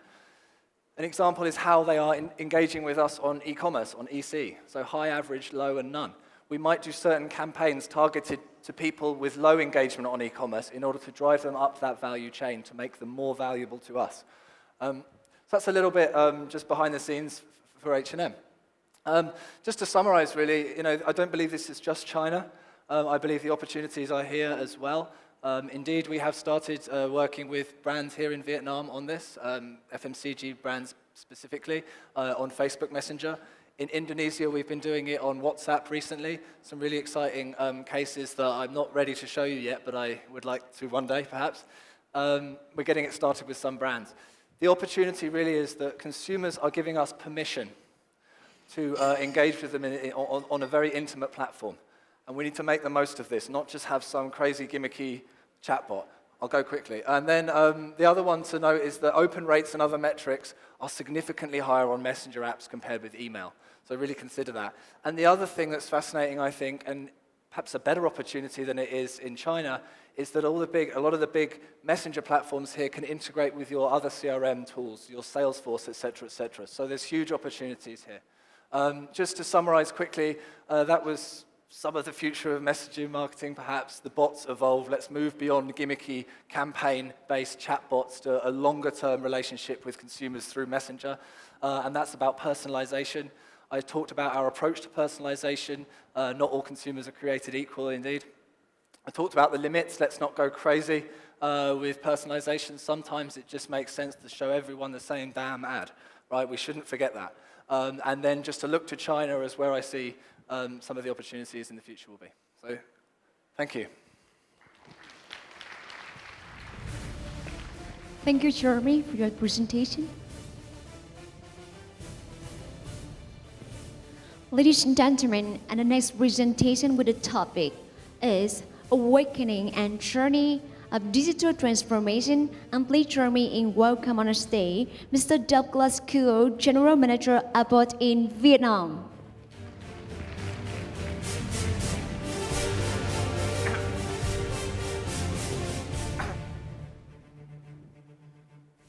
Okay, so good afternoon, everyone. I'm Douglas Kuo, and I run the nutrition business here for Abbott in Vietnam. So, as you know, Abbott, we've been in Vietnam for a long time, and we've been doing well. But about 5 years ago, our growth had slowed down, and we had to analyze, why is it? Okay, and and one of the things that we've seen is that societal change, technology change, and that we have to go on the journey of digital transformation. So I want to walk you through our journey, our awakening moments, why we had to do it, and how we thought about digital transformation, especially in the Vietnam landscape. Okay? So first, it's really simple, right? We live in a VUCA world. It's very volatile, it's uncertain, it's complex, it's ambiguous. So in this kind of environment, what you have to do is that you really have to see around the corners. What is the vision? What is coming right now? You also have to understand the perspective, especially the younger millennials. How are they consuming their media? But more important than else, it has to be a clarity. We have to be creative right now. We need to be able to connect the dots right now so that makes sense out of the chaos and have a vision forward right now, right? And be focused and be creative. And finally, you have to be agile. You have to have the courage to collaborate and to change. The two things I really would emphasize in a VUCA world and the antidote. It's creativity, collaboration, right? And the courage to move to change. This is why. So when we look at it, this is one of my favorite slides. It shows you what happens in 60 seconds on the internet, right? For the next 60 seconds, 3.8 million searches, 18 million texts change right now, 888 emails right now. That's changing. The reason why this is important, especially for the nutrition business, it's about household formation. The most coveted demographics is between 25 and 32 years old, right? I remember when I went to college and university, I was 18 years old, I had a 50% off, right, on my Mac. And ever since that, I'm a Mac fanboy, right? I use Mac, I use iPads, I use all the iPhones right now. It's really simple. If we're going to stay relevant right now, we have to be able to be part of the brand experience, especially for millennials as they form the households. Okay. The reason why this is important is because disruption is coming. You saw that already very, very quickly, right? To underscore how disruption is coming, especially from the top, and this is what senior managers are seeing. If you look at year 2000, right? Look at the brands. You have Johnson & Johnson, you have Coca-Cola, you have Intel, you have Merck, you have Microsoft, you have Cisco, Pfizer, Citigroup, right? You have brands up there. Fast forward it 15 years. Who do you see there? Apple, Google, Microsoft, Facebook, Amazon. Fast forward to 2018. Who do you see up there? Who dominate the top 12 lists right now? How many brands are still up there? Take a look at it. Johnson & Johnson, ExxonMobil, right? And you could argue Berkshire Hathaway because they have a collection of a lot of brands. But if you do not change right now, your brand becomes not relevant to the consumer, right? You will be disrupted and you will be not around. The right-hand slide shows you the lifespan, okay? The lifespan of a US men and women in 1937 was 61-year-old. In 2012, it was 78. In Vietnam, it's 74. Now look at the lifespan of corporations right now, right? 75 years in 1937. But in 2012, it's only 15 years. It just tells you, if you do not change with society, right, and the next generation, you will not be around, right? So that's the key takeaway. Now, especially in the nutrition industry in Vietnam, okay? Abbott has been very, very successful. We have powerful brands. We have R&D, right? What can disrupt our business? Well, there are three things that can disrupt our business right now. From the brand perspective, there are about 5 global players, but there are 2 very, very powerful local brands as well, too, right? So they can disrupt your business because they could have consultants. They could hire manufacturing talent right now to manufacturing their products. Second thing, it's influencer and KOLs right now. They can bypass your traditional marketing mix right now, right? We have to use it before going to the doctors. Right now, they could go through the influencer and the KOLs. And finally, the most powerful marketing for brands is personalization. Can you deliver the brand experience to your end consumer? So those are the 3 things when we thought through. These are the things that are going to disrupt our business. Now, another way of disrupting your business, especially, you have sales, right? So when Abbott enters along with all the more foreign manufacturings right now, we have urban. But again, it gets back to it gets back to household formation. How many new family can buy products in the central business district or buy a house in the central business district? You have to look in tier 2, tier 3, you have to go to Hokmo, you have to go outside. So even you have to go to the periphery of urban. That's a disruption. Can you set up your sales force right now to reach those young, new users right now who are just buying the house right now, right, in the outskirts, in District 9, in Hokmo, in Guji? Another very, very big disruption is also rural right now, right? We know that the population, the purchasing power is also increasing very, very fast, right? So now a lot of the brands right now are going to rural because of the great purchasing power. And then the other one is also cross-border trade. And this is really important. What we're seeing right now is consumers in Vietnam are increasingly very, very sophisticated. They travel, they go to Australia, they go to the US, they go to Japan, they go to Europe. And what they do is that once they have a preference for certain brands and they fall off in a country like Japan or Europe, they would want cross-border trade. So these are the things from a geographic basis right now will disrupt your business. And of course, your traditional channel. We know that this is a lower trade channel in Vietnam, but we know that e-commerce is on the rise. It's increasing very, very fast in e-commerce, right? Another format that will change the landscape, especially for FMCG and nutrition, it's going to be mom and baby stores. Because why?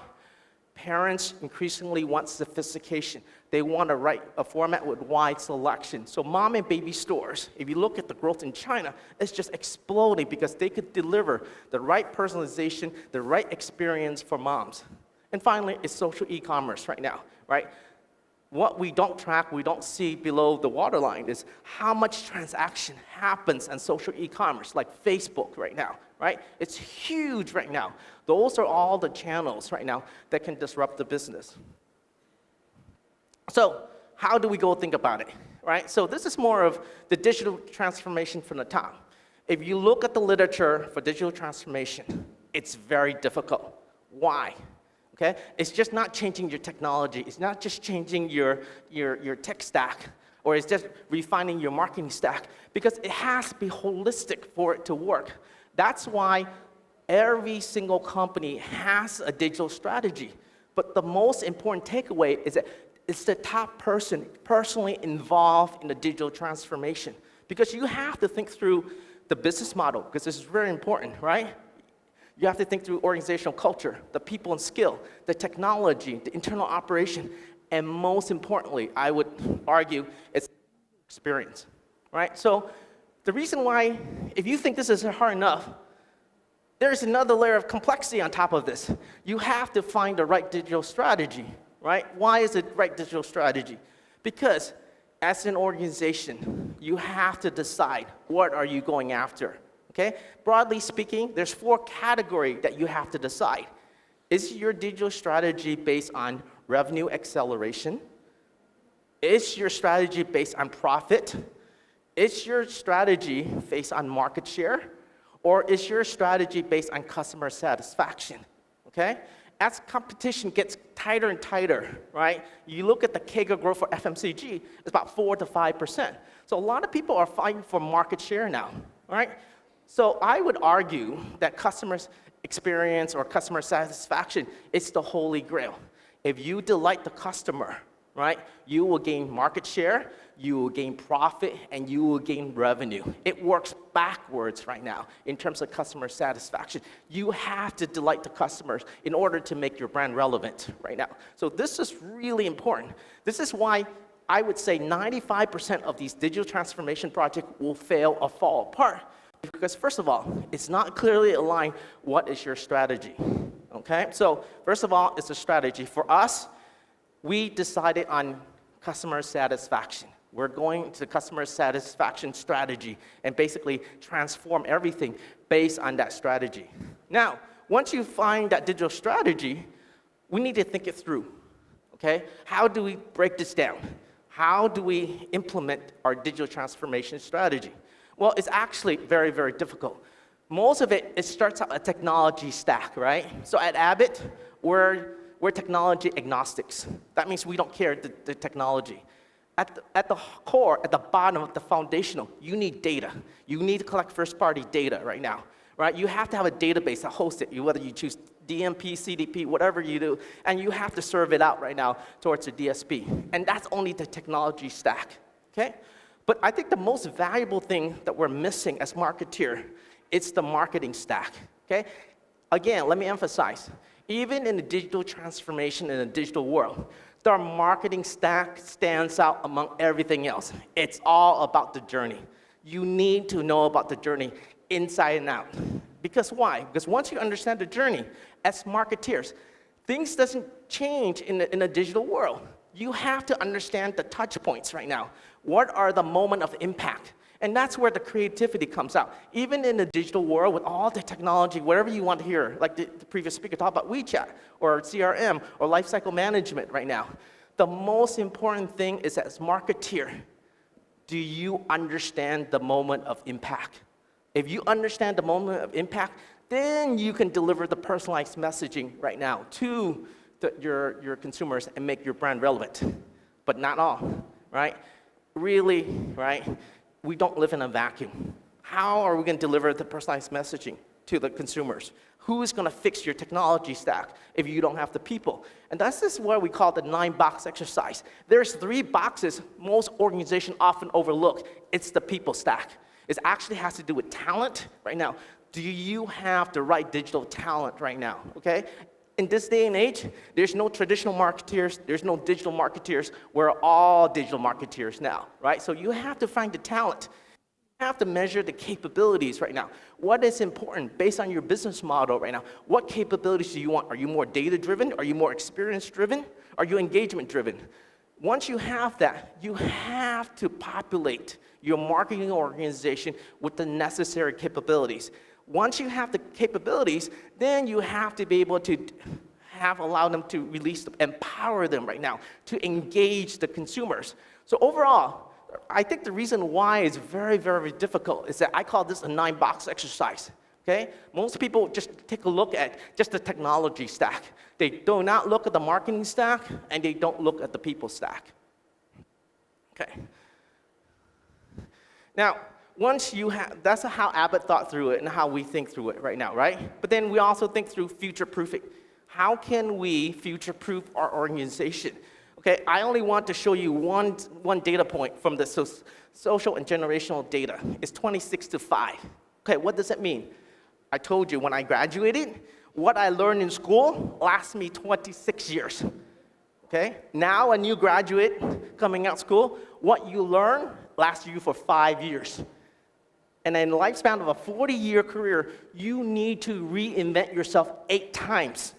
Luckily for me, I only have to invent myself 1.5 times. Okay? That's how fast it is right now in terms of changing right now, skill sets right now. Okay? And I always tell my team, God, I became the GM too late right now. I became the boss, right? Do you know what a hippo is? You know what hippo? A hippo is like, you know what you see in the zoo in Africa in the river? Well, hippo also stands for the highest paid person's opinion, usually the boss. So I became the boss too late, right? I'm the last, I could either be the last of the boss to be hierarchical and top down, or I could be the first boss to be empowering, looking A/B testing right now. So it's shifting away, right? It's the expectation. So for all you country heads in the room, okay, you have to shift away from managing the expectation of bosses. Okay, for millennials, marketeers, this is your time to shine, because this is basically you're shifting expectations for bosses to managing the highest aspirations of customers and users right now. It's very important that we go to A/B testing, and we have to serve the customers, right? And any organization that will do A/B testing and let the data talk and making all the marketing decisions, those are the organizations that will be future-proof and can able to compete, right? The next one is future-proofing. It's also be a node. Right? It's a power shift. There cannot be hierarchical because it's about, in the VUCA world, you have to be agile. Okay? You cannot be an hierarchy of authority right now. You cannot be centralized right now. You have to start working in network of teams. Form teams right now, tackle a project, whether it's chatbot, whether it's CRM, whether it's CDP. You need a network of teams right now that is very, very agile, right? Take one project and move on to the next right now. Again, this is a really important word. It's agile. Agility will rule. Speed kills. okay? You have to shift away from the traditional mindset, I'm gonna work for an organization, I'm gonna own people. No, it does not work anymore. It's talking about the ability to access capabilities. Capabilities, like what you heard about, in the previous speaker. It's about the, WeChat or something, or a chatbot right now in the ecosystem. And you have to start thinking about a new way of opening right now, of working.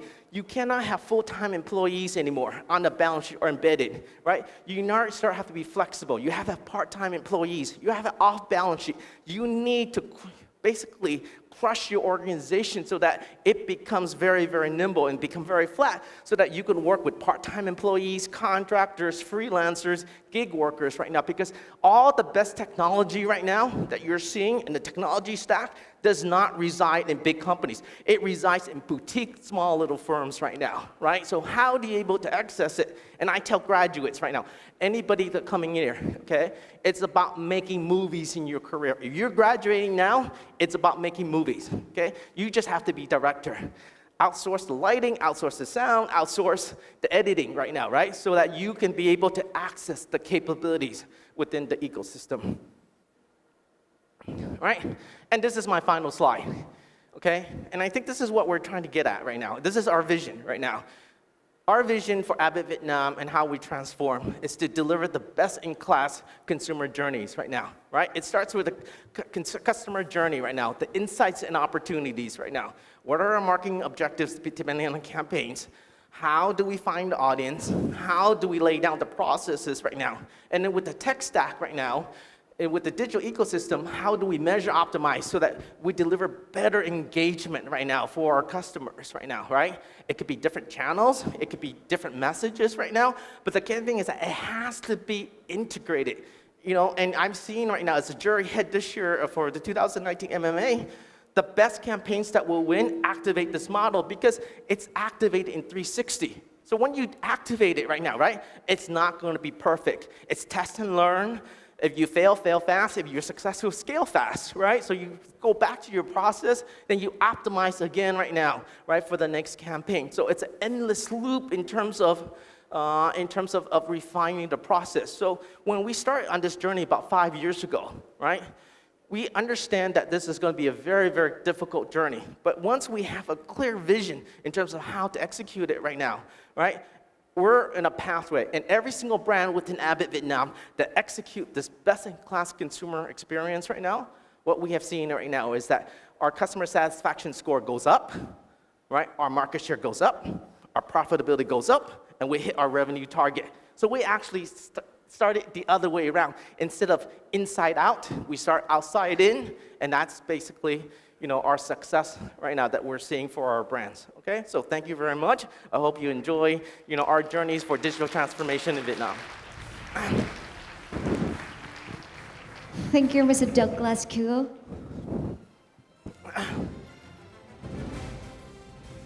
So everybody, the next topic is about Coca-Cola Uplift Vietnam AR. By leveraging digital and augmented reality technology, Coca-Cola is able to uplift the emotions of ordinary supporters in football moments through immersive experiences and personalization. And please join me in welcoming on the stage Mr. Lê Trần Quỳnh Anh, Digital Manager, Coca-Cola Indochina.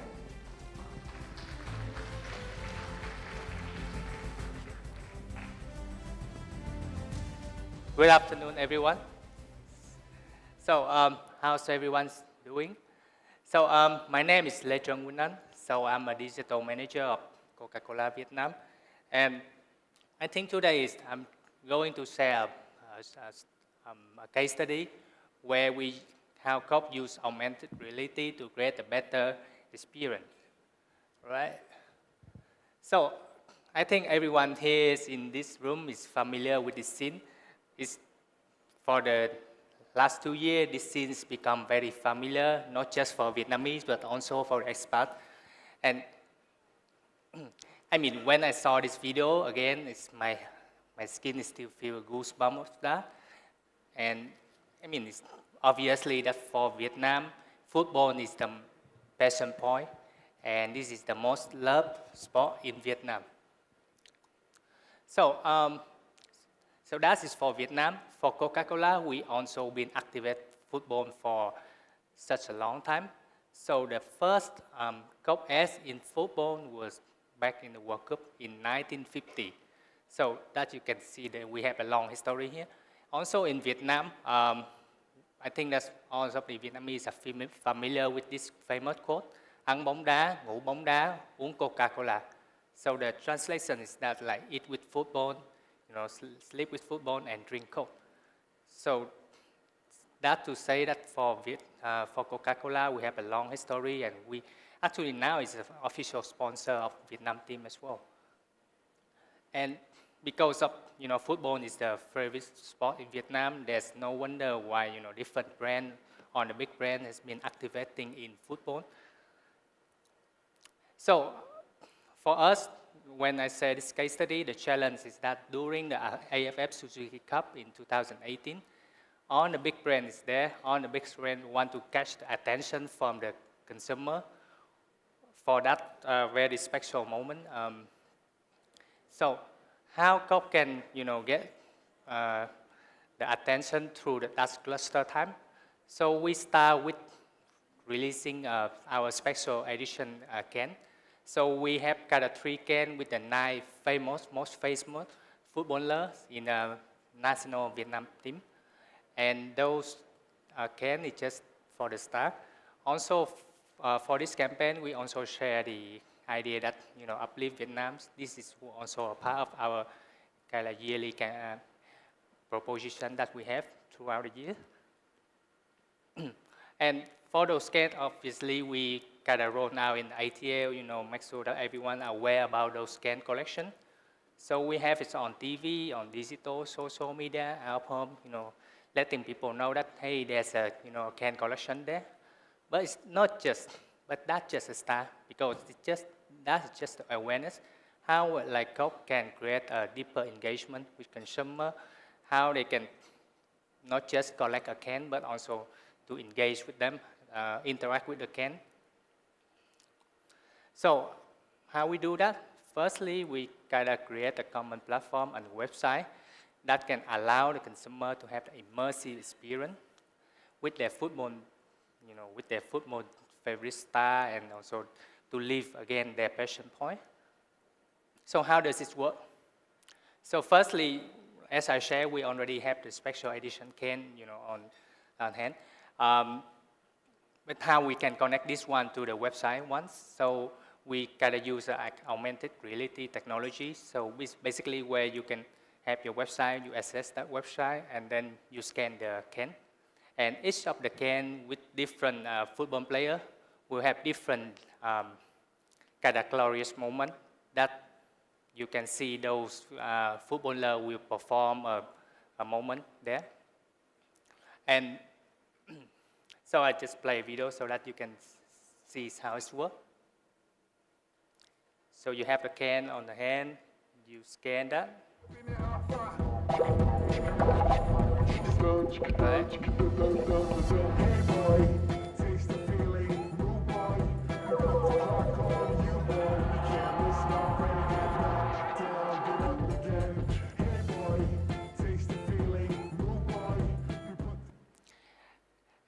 And the things for this one is that everything is happen on the website, so you don't need to install a mobile app to do the AI technology. You just basically access to the website which already have on the can, and once you're in the website, you can do the AI thing.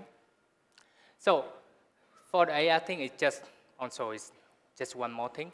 So besides AI, we also have different things that people can can experience on the website as well.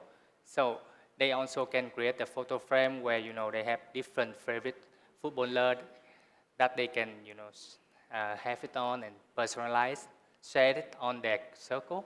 Also, they can do the video of avatar as well. As you know, that for Facebook, video avatar is something very, very trendy at that time. So they can create a different video avatar with their footballer on, and this one they can share on the social media through their community to show their love for football.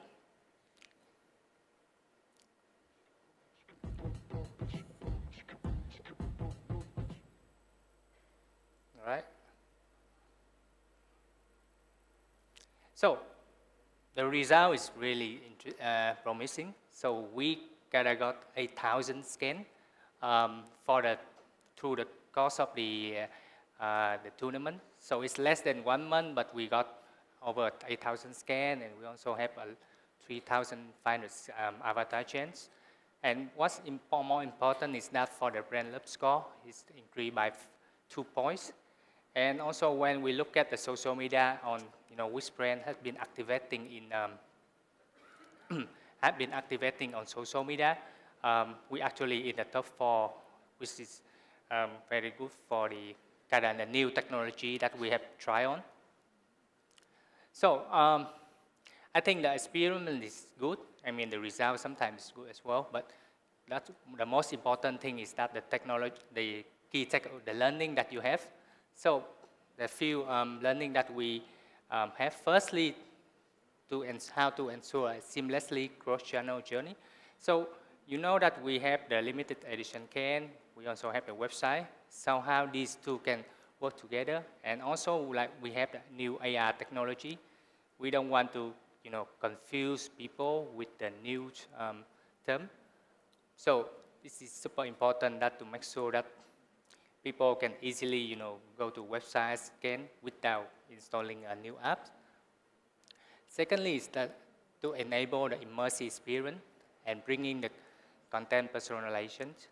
So as a brand, we want to put the consumer at the center of every activity that we have. So we want to allow people to try the new thing, and the ability to, when they scan that, and they're able to see their favorite footballer to play the scene, replay the glorious moment again. It's an experience that they have, and also because they have different can, we don't want those can to just end there. We want they can continue to collect the can and also try different experience on the can. Secondly is that once you scan the can, you see the glorious moment. You just don't want to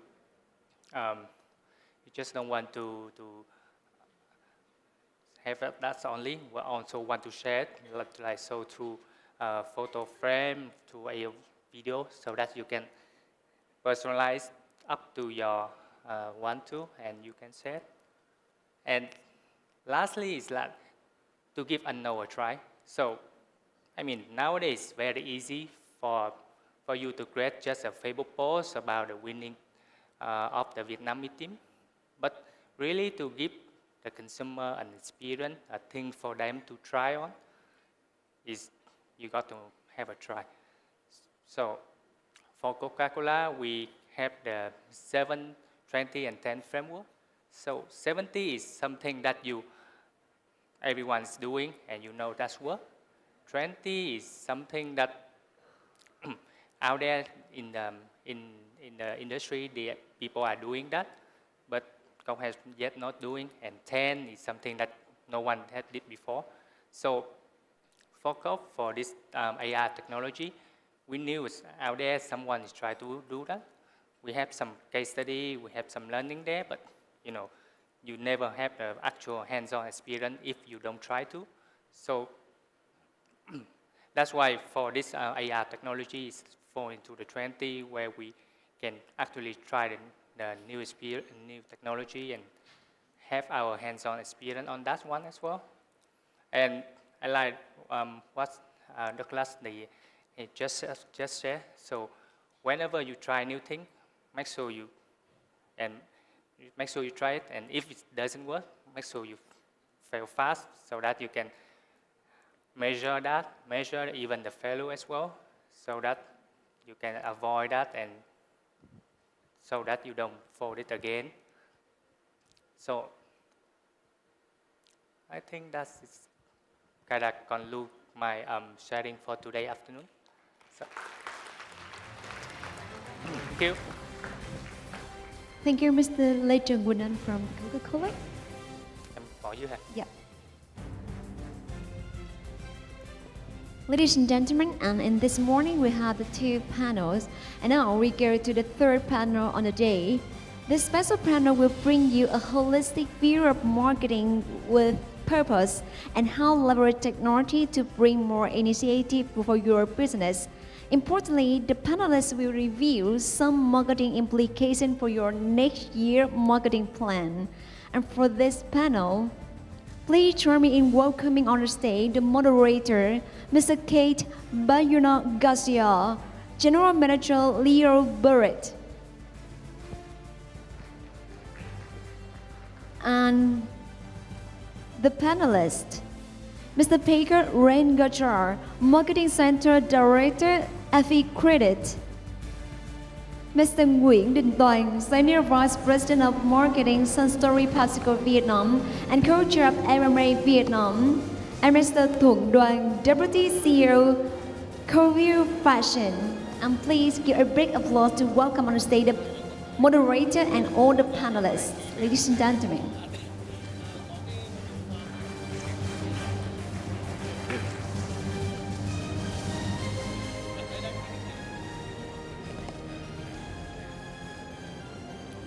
Hello again.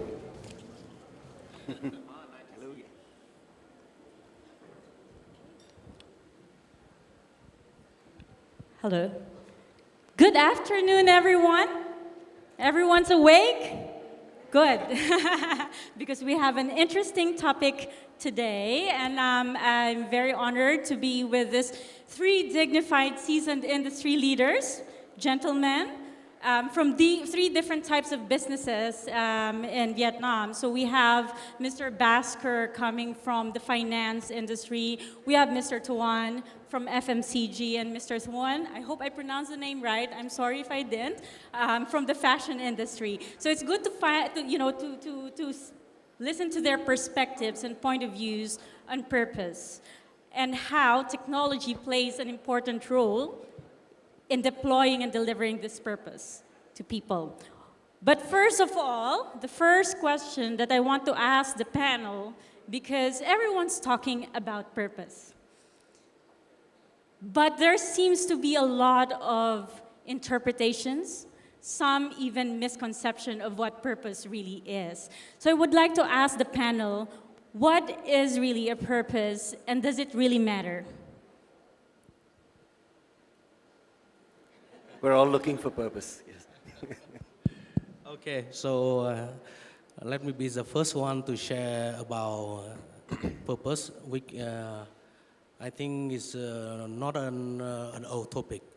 Just now we talk about an HBR Harvard Business Review article. Just this month, saying the title, putting purpose at the core of the strategy.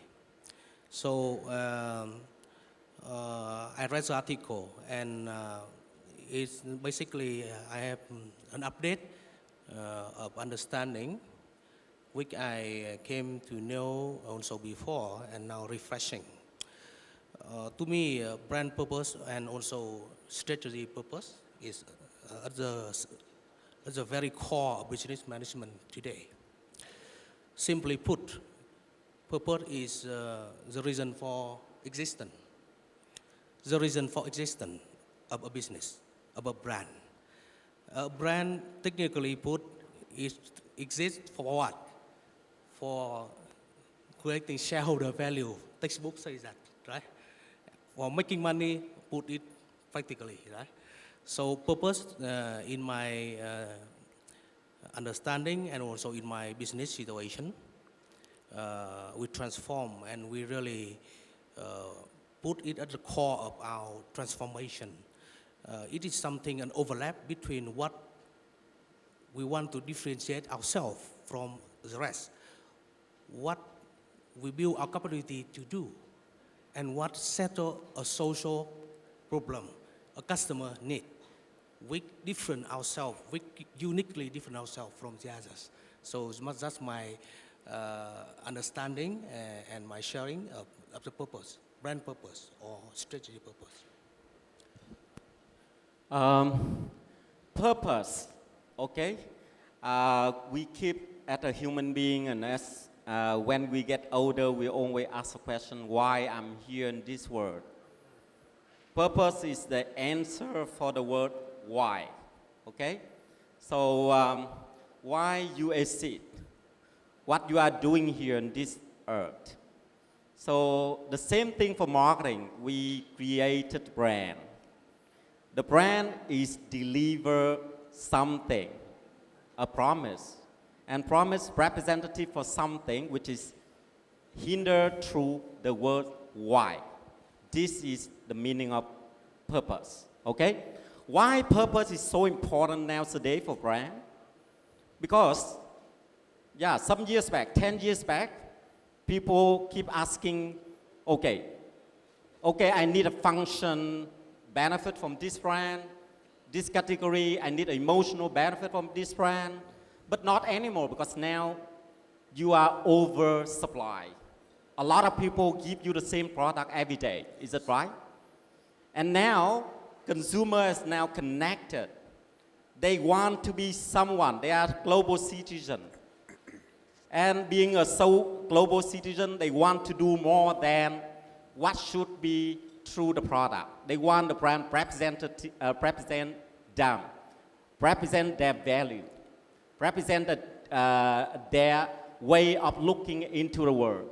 And nowadays, there's one word. I want to be the savior of this world. I want to buy things which is taking responsible for the sustainability of the world. I want to buy things which is that make the whole world a better place. I have a full power. I want to have a brand to give me that power. So now they don't request functional benefit anymore. They don't request emotional benefit anymore. They want the brand to do the thing that they want to do that make the impact on this world. That's why the brand need to evolve. They evolve through the answer to the consumer need, and that's it. That's why brand purpose starting to be part of the brand agenda. To me, that's all about purpose. That's all about purpose. That's where all the brand now, if we see that, we start to build brand purpose in all the business, all the brand. And I think that's the new way of consumer choosing their brand. That's where brand purpose is all about. That's my thinking. Okay. I guess they've said quite a lot of the key points. As a banker, if I ask my boss, what's the purpose? He says, make money. If I ask my CFO, what should I do? Make money.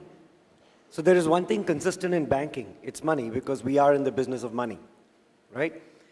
So however, what is our purpose? Our purpose is actually to enable lives. I tell people, the longest relationship in life you will actually have is with your bank. Your parents will leave someday, your spouses might not be around as long as your relationship with the bank. But you will always need financial services, right? So for us, we are almost a necessity business, if you think about it. So sometimes the question gets asked, why do we need a purpose to state? I mean, is it just for optical illusions? Just to say, oh yeah, we have this higher purpose, but actually all we want to do is make money.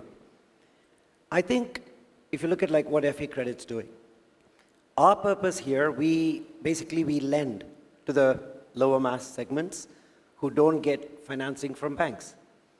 Now, if you look at the marketing we do at a very simplistic level, you would say purpose, get a response, get money. But at the higher level, really, what we are enabling is something that they could not have otherwise had. Send their kids for higher education, renovate their home, look after their parents. So really, when you think about that purpose has to not only come through in marketing, it actually has to come through all interaction with the customer. It's no use if marketing puts out and says, oh my God, my brand cares about you, but the sales guy and customer service don't show it. So I actually step back to companies with a purpose and marketing to express that purpose. So I would look at it that way. It's not so much marketing with a purpose for me. If a company doesn't have a clear purpose, it's very hard for marketing to fix that. It's interesting what you said, that when you tell your boss that the purpose for him is making money. So, For the purpose of my job, yes. There's nothing wrong about making money being. Of course, we are in this business to make money, right? But in Vietnam, we have a saying from a very famous person: "Nhiều tiền để làm gì?" So that's hinder purpose. That's the purpose behind the purpose, Yes. right? So, but just curious, how do you convince your counterparts in a board meeting, for example, right? You guys are believers of purpose, but not everyone in the room may be believers of purpose. How do you convince them? Maybe I'll have a go. I think, like I said, the first is, everyone needs to agree what is the company's purpose, right? Of course, you have a stakeholder, your shareholders. You're there to make money for the corporate. You're there to be profitable so that you can continue to employ people. So at that level, there is a first level purpose, which is you're creating something for the community, you are employing people, you're making all stakeholders happy. I think as marketers, we always have to be evangelists. The one voice in that boardroom that's always saying, excuse me, let's look at what the customer wants, not just what the CFO wants, right? And that's when I think the conversations, at least from my experiences, start with what are we doing for that customer? Have people aligned around that. Like in our case, the purpose is stated as enabling millions of dreams for the Vietnamese, financial inclusion. Now, being the largest in the market, we are over 50% market share, and the second closest is 17%. We're not really worried about competition. We're more worried about what are we doing in the marketplace. So that conversation brings the board together first.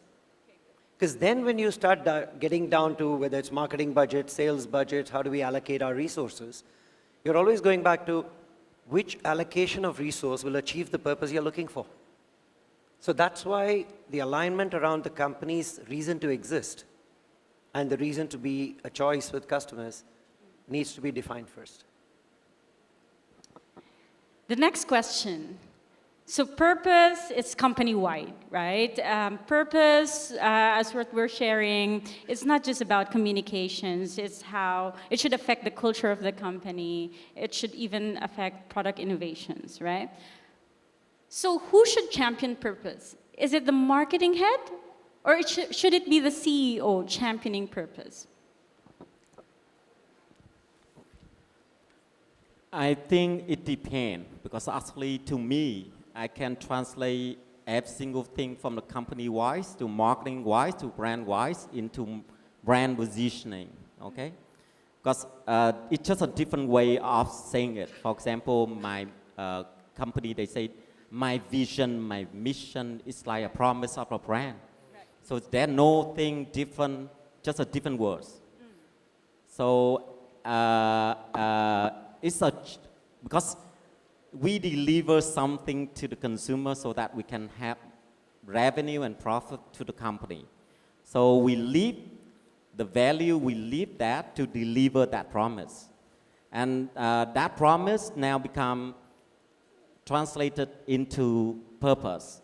And that's where it's not about the CEO, the marketing function, it's everyone in the organization who lead that purpose. Because if you want to communicate to other people about you, who you are, why you are exist, it's not about talking. It's about walk the talk. You need to lead that. So I think it's being created by the leadership of that company. And that company will translate into different level like company culture, value, etc. And to be sure that every single employee will live every day with that purpose. I think it's not just a job of a CEO or marketing function. However, yeah, everyone have their own responsibility. I am marketers. I need to take care of brand. I need to make sure that my brand, my team, to lead that purpose of the brand. That share, then it will share the company purpose as well. So it depends on where you are in the organization. You will have the way to translate that purpose into your everyday behavior. I would like to add a bit further on to it.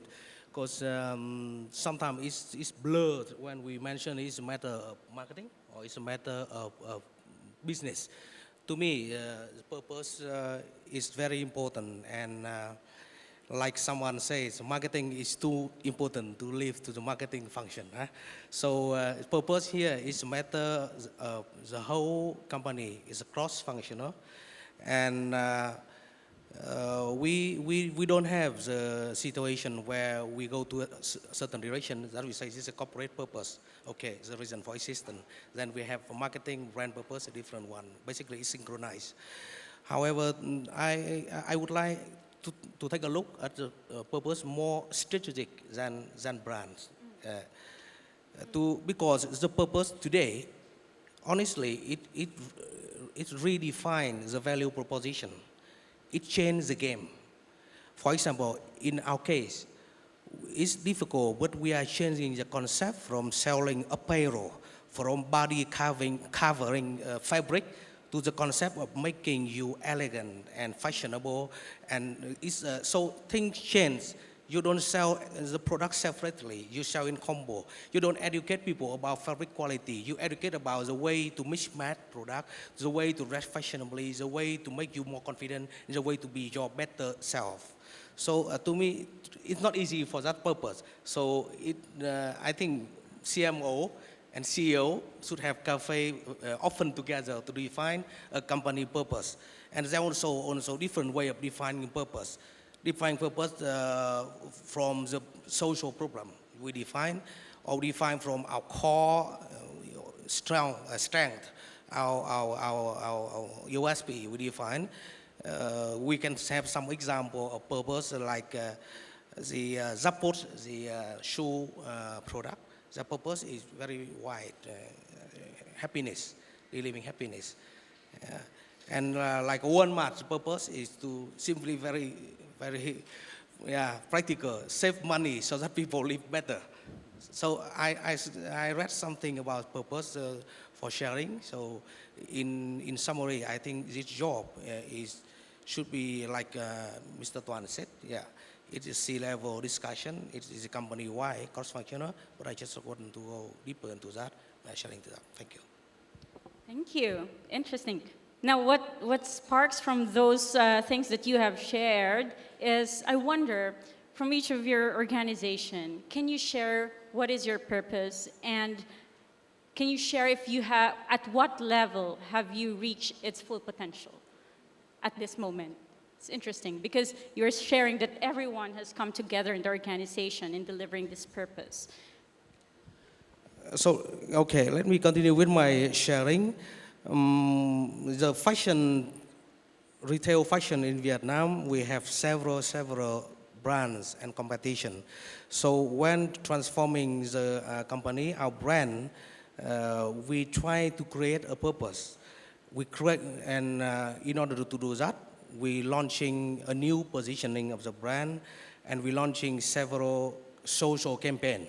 For example, we launch a social campaign which has nothing to do with fashion. Nothing to do with fashion.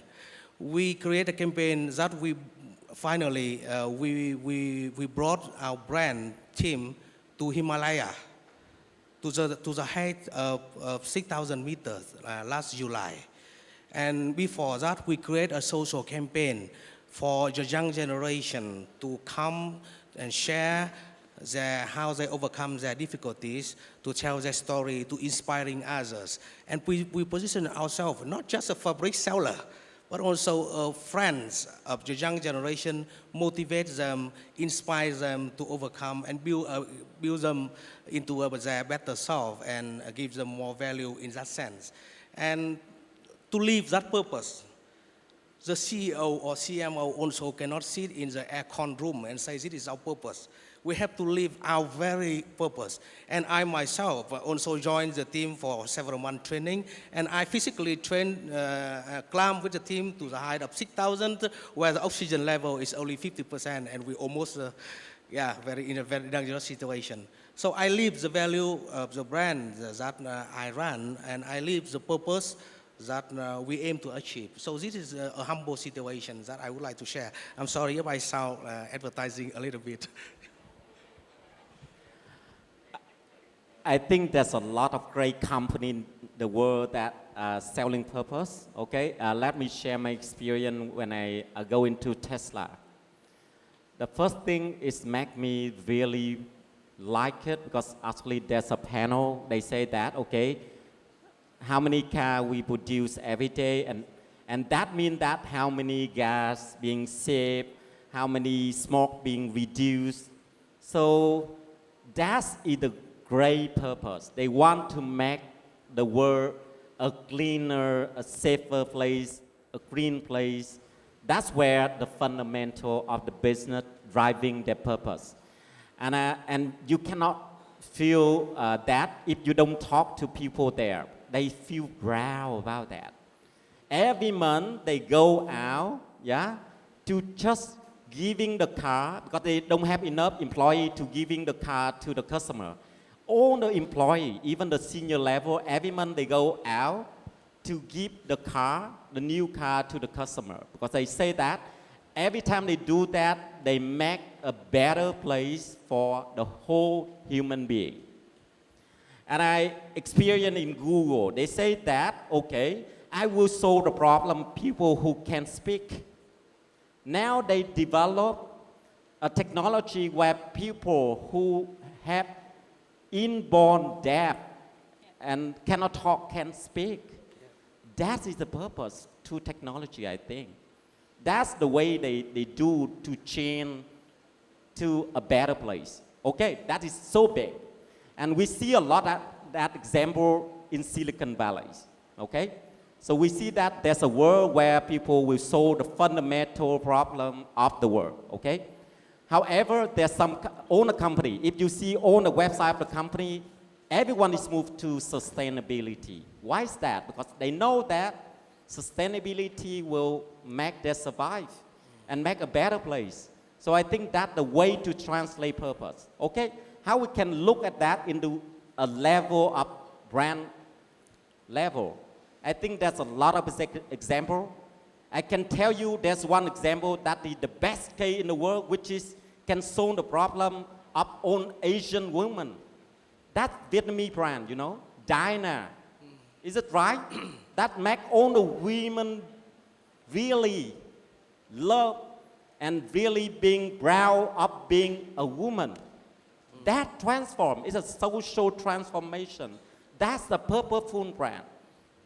It's not the napkin anymore. It's become the aspiration, the role model of changing the destiny of women around Vietnam. I think if it rolled out to Asia, it is still the same.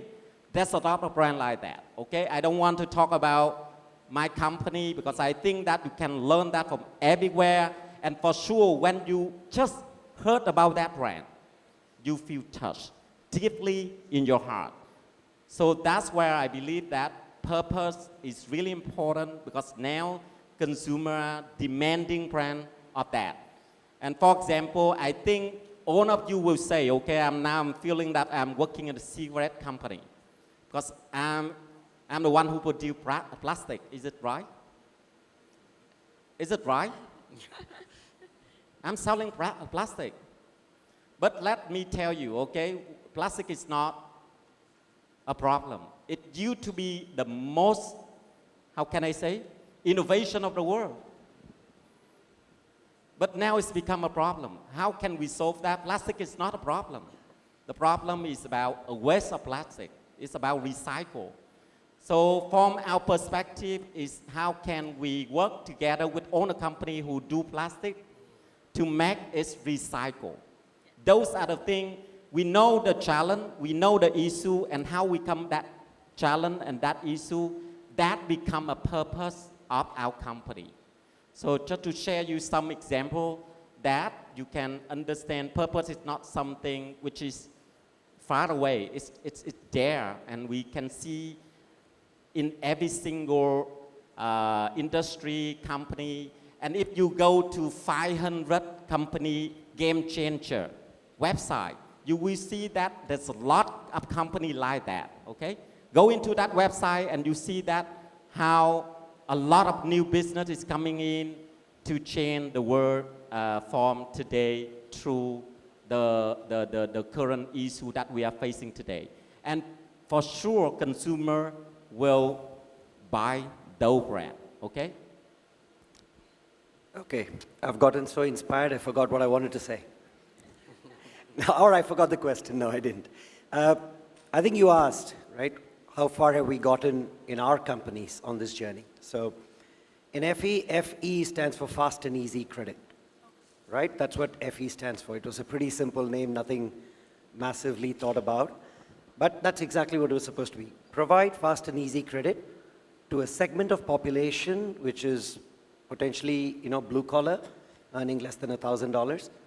Now, in a market like Vietnam, clearly that is a big, big part of the population. So let me just tell you a little bit of context of how that influenced the company. So we started in 2010 as a small unit inside VP Bank, grew dramatically. By 2015, 2017, numbers were still growing.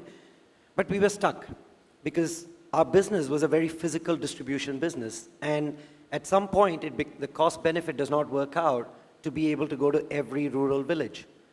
Now that made the management sit back and say, well, actually we'll never achieve our purpose of millions of Vietnamese dreams because we just can't get there.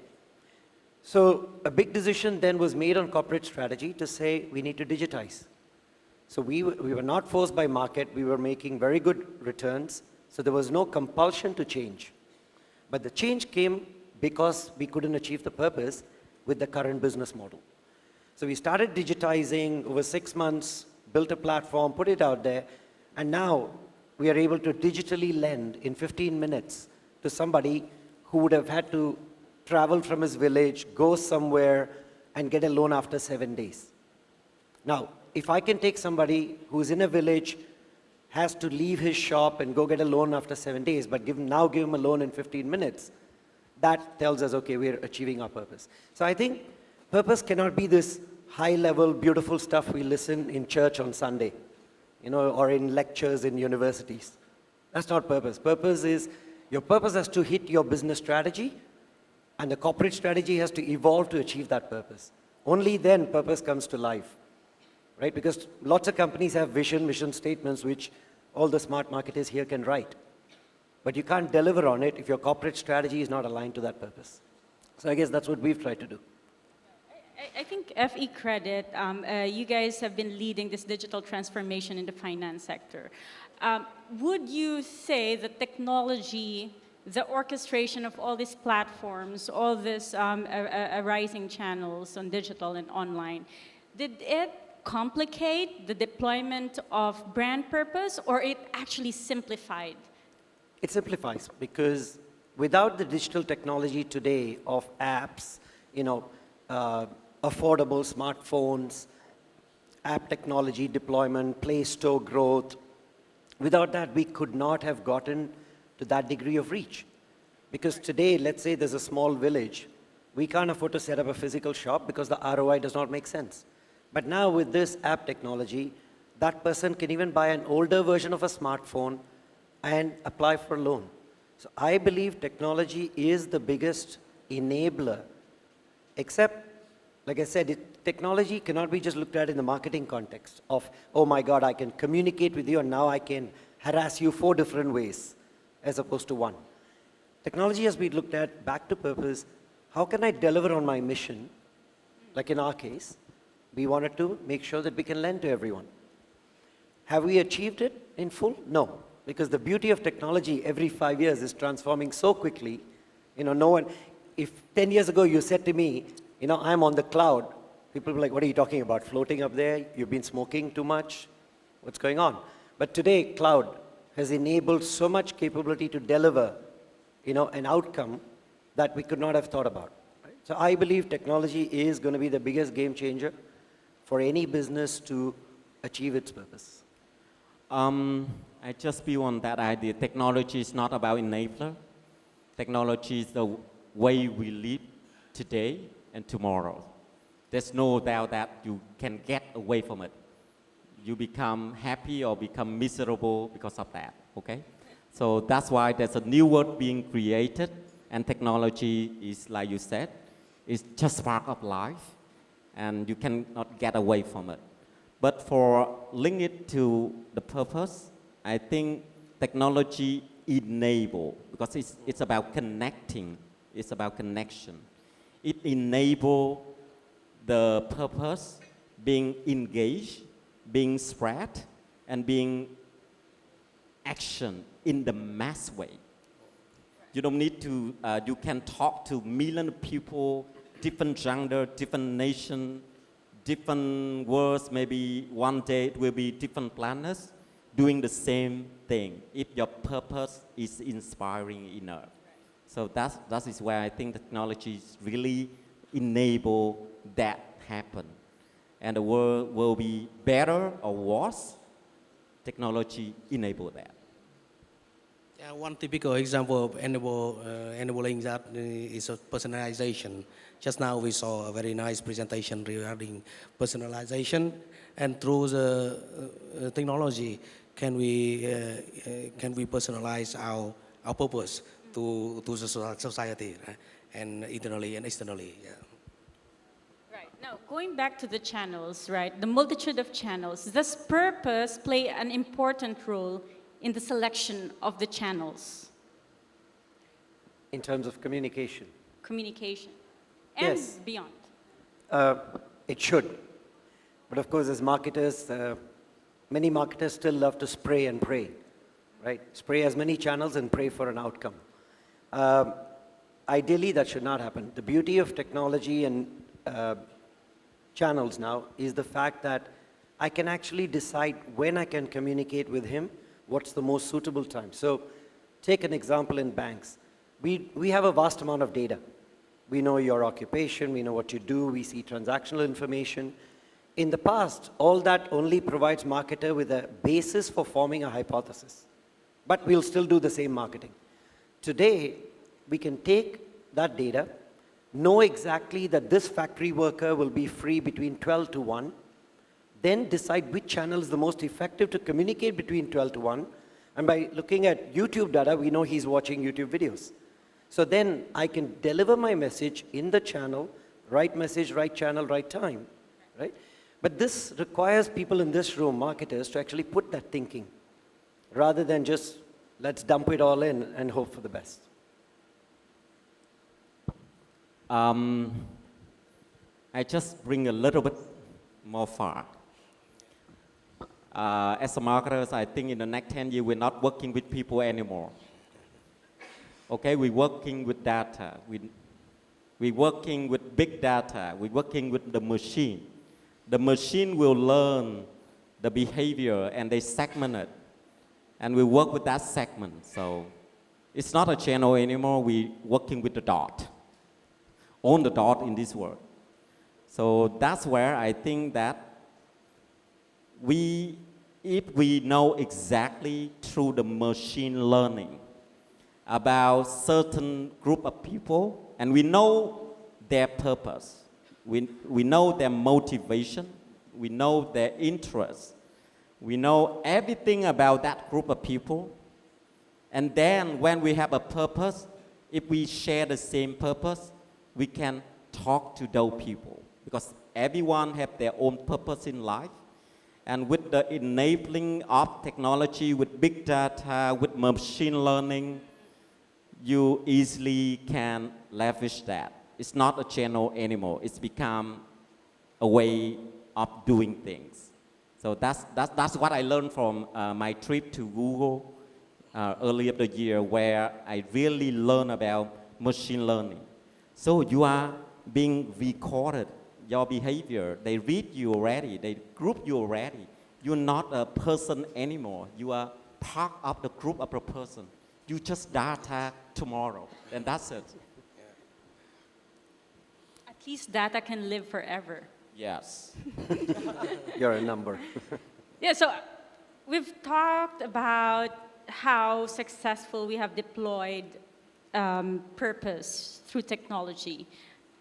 I'm interested, and I'm sure everyone's interested. What are the struggles in deploying purpose? Or what are the struggles in rallying people in the same purpose and the use of technology to deploy this purpose? Was there any, feel free to share failures where we can all learn from. Okay. With any technology deployment, you're always going to have the first thing, which is obsolescence. Historically, you could deploy technology and calculate ROI over 5 years. Now, that same technology can become obsolete in 6 months. So the first challenge we learned was don't buy big Goliath systems, put it in place, and hope for the best. In fact, the new word for everything is API, right? Where everything is connected in a very interchangeable manner. So the first challenge and learning was choose technologies that allow you to be nimble in the design, that allow you to drop and replace when something new comes. So as an example, when we developed this lending app, which is completely digital, we have face recognition technology, optical character recognition technology, ID matching tech. But each of these have been put together by taking various fintech solutions. So we didn't go to like one IBM or one Teradata and say, give us one big solution. Why did we do that? Because now, if suddenly there's a new way to do optical character recognition, there's a new way to do face matching, we can plug and play. So I'd say it's not so much just a challenge, it's more the approach to technology deployment that you got to really look at and be very clear in the philosophy that at the end of the day, it's how the customer wants to interact. So the technology you deploy is not based on the hippo, what the hippo wants to buy. It should be based on where the customer wants to interact and the enabler. In marketing, we have campaign, communication objective, or any activity, we only have an objective. It depends on the objective of the campaign. We will choose the right way to connect. So technology, like I said, I never say technology can enable your purpose, but it depends on your purpose and objective. You will use technology to mobilize people. So it depends. If you want to engage, for example, if you want to do a charity, where you need to raise that fund, so it maybe Facebook should be the right way. I don't know. It depends. I think that it depends on the objective. It depends on what you want to get from the campaign or activity. And that is part of your building your purpose. You will decide which channel, which technology will go with that. I think it very much depends. But that's what I think. Thank you. I would like to go on, but someone's telling me the time is over. But before we end, I just want to ask the panel, if there is one thing that you want to share with the group, what would be your advice in swimming through this technology, digital transformation, but still with conviction delivering that purpose? I have a message for my agencies. Please. Agencies. Yes, so if you're from an agency and you're managing my account, don't come and show me the latest glittering technology that you're fascinated with. Oh, you saw this amazing personalization, Bhaskar, we should do that. Come back to what I think Jeremy was saying. Tell me what it does for my business. Understand my business first, enough to be able to recommend something. Otherwise, all it happens is, oh, you should do a DMP, you should do a DSP, you should do this, you should buy this. And I'm going, you should first learn my business. Understand what my customer is going to do, right? So forgive me if you're from an agency, I don't want to get beaten up outside. But I would really think the agencies that are going to win are those who understand both the business model, the client's purpose, and then, which are the best solutions to go with. I hope all the agencies are listening. I listen. I'm just having a pot shot at you, just having fun. Well, I think the adaptation of technology and also the purpose sometimes it's a big thing for small enterprises. So in order to strike a balance between the big thing and a small thing, that is the thing I would like to share. Of course, we aiming at creating a purpose. We live our purpose, and we create the advantage by living our purpose. But we still need to gradually develop our business, sustain ourselves, strengthen our value proposition, and survive. So in order to do that, we still need to stay to the core. Technology enable, facilitate, make it easier the thing you deliver. It enables you to understand your target customer better. It can, with marketing automation tool, you can easily classify, understand your behavior of your target customer, and you can treat them differently, even personalize one-to-one. But to each core, it's still the value proposition, it's still your truly self, the purpose you aiming at.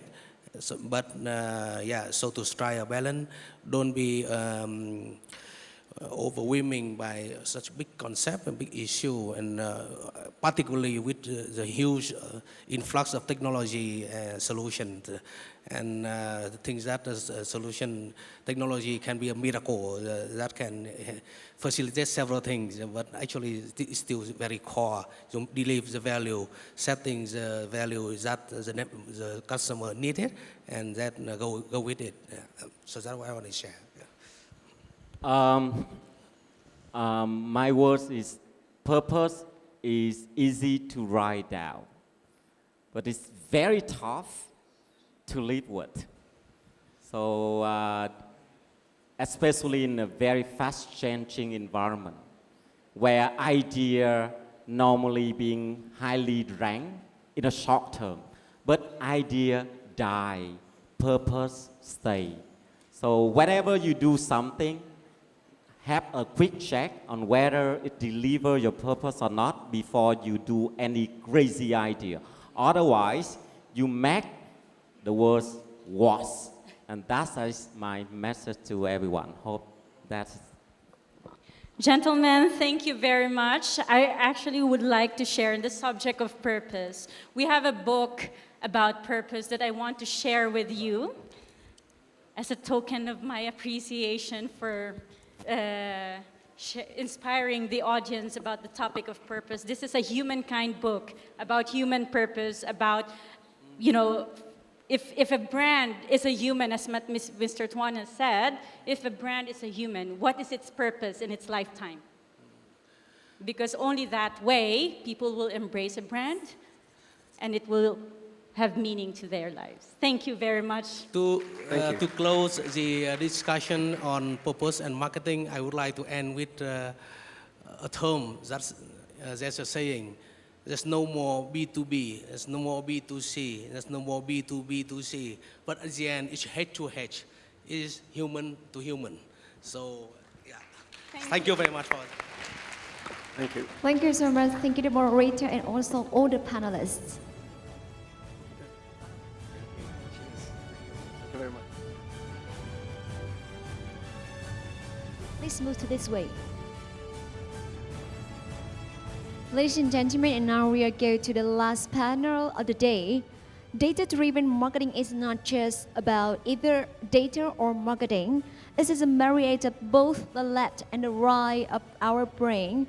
Marketing transformation using data with a safe filter in driving growth and consumer engagement. And please welcome the moderator, Mr. Melvin, CEO Aegis Media Vietnam, and the panelist, Mr. Douglas Kiro, General Manager at Bot in Vietnam, Mr. Abhita Bhaskar, CEO International Business Next Core, and Mrs. Thái Minh Diệm Tú, Country Leader Specialized Nutrition Friesland, Campina, Vietnam. And please give a big applause to welcome all of them to the stage, ladies and gentlemen. Thank you. Hello.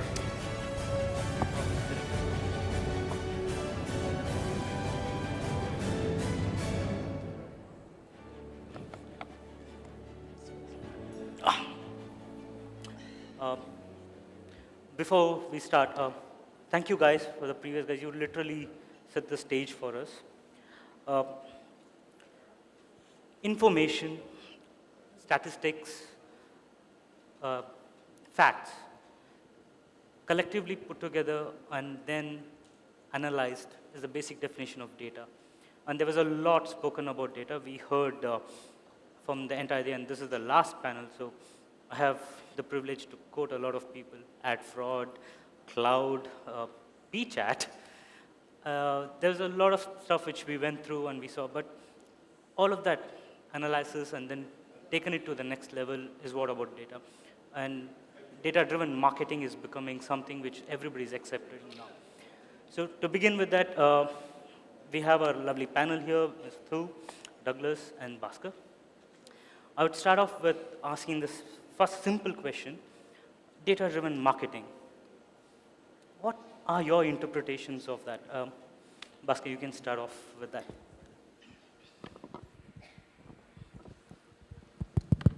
Good evening, Vietnam. So data-driven marketing, I think the previous speakers have spoken a lot about data and how to use data.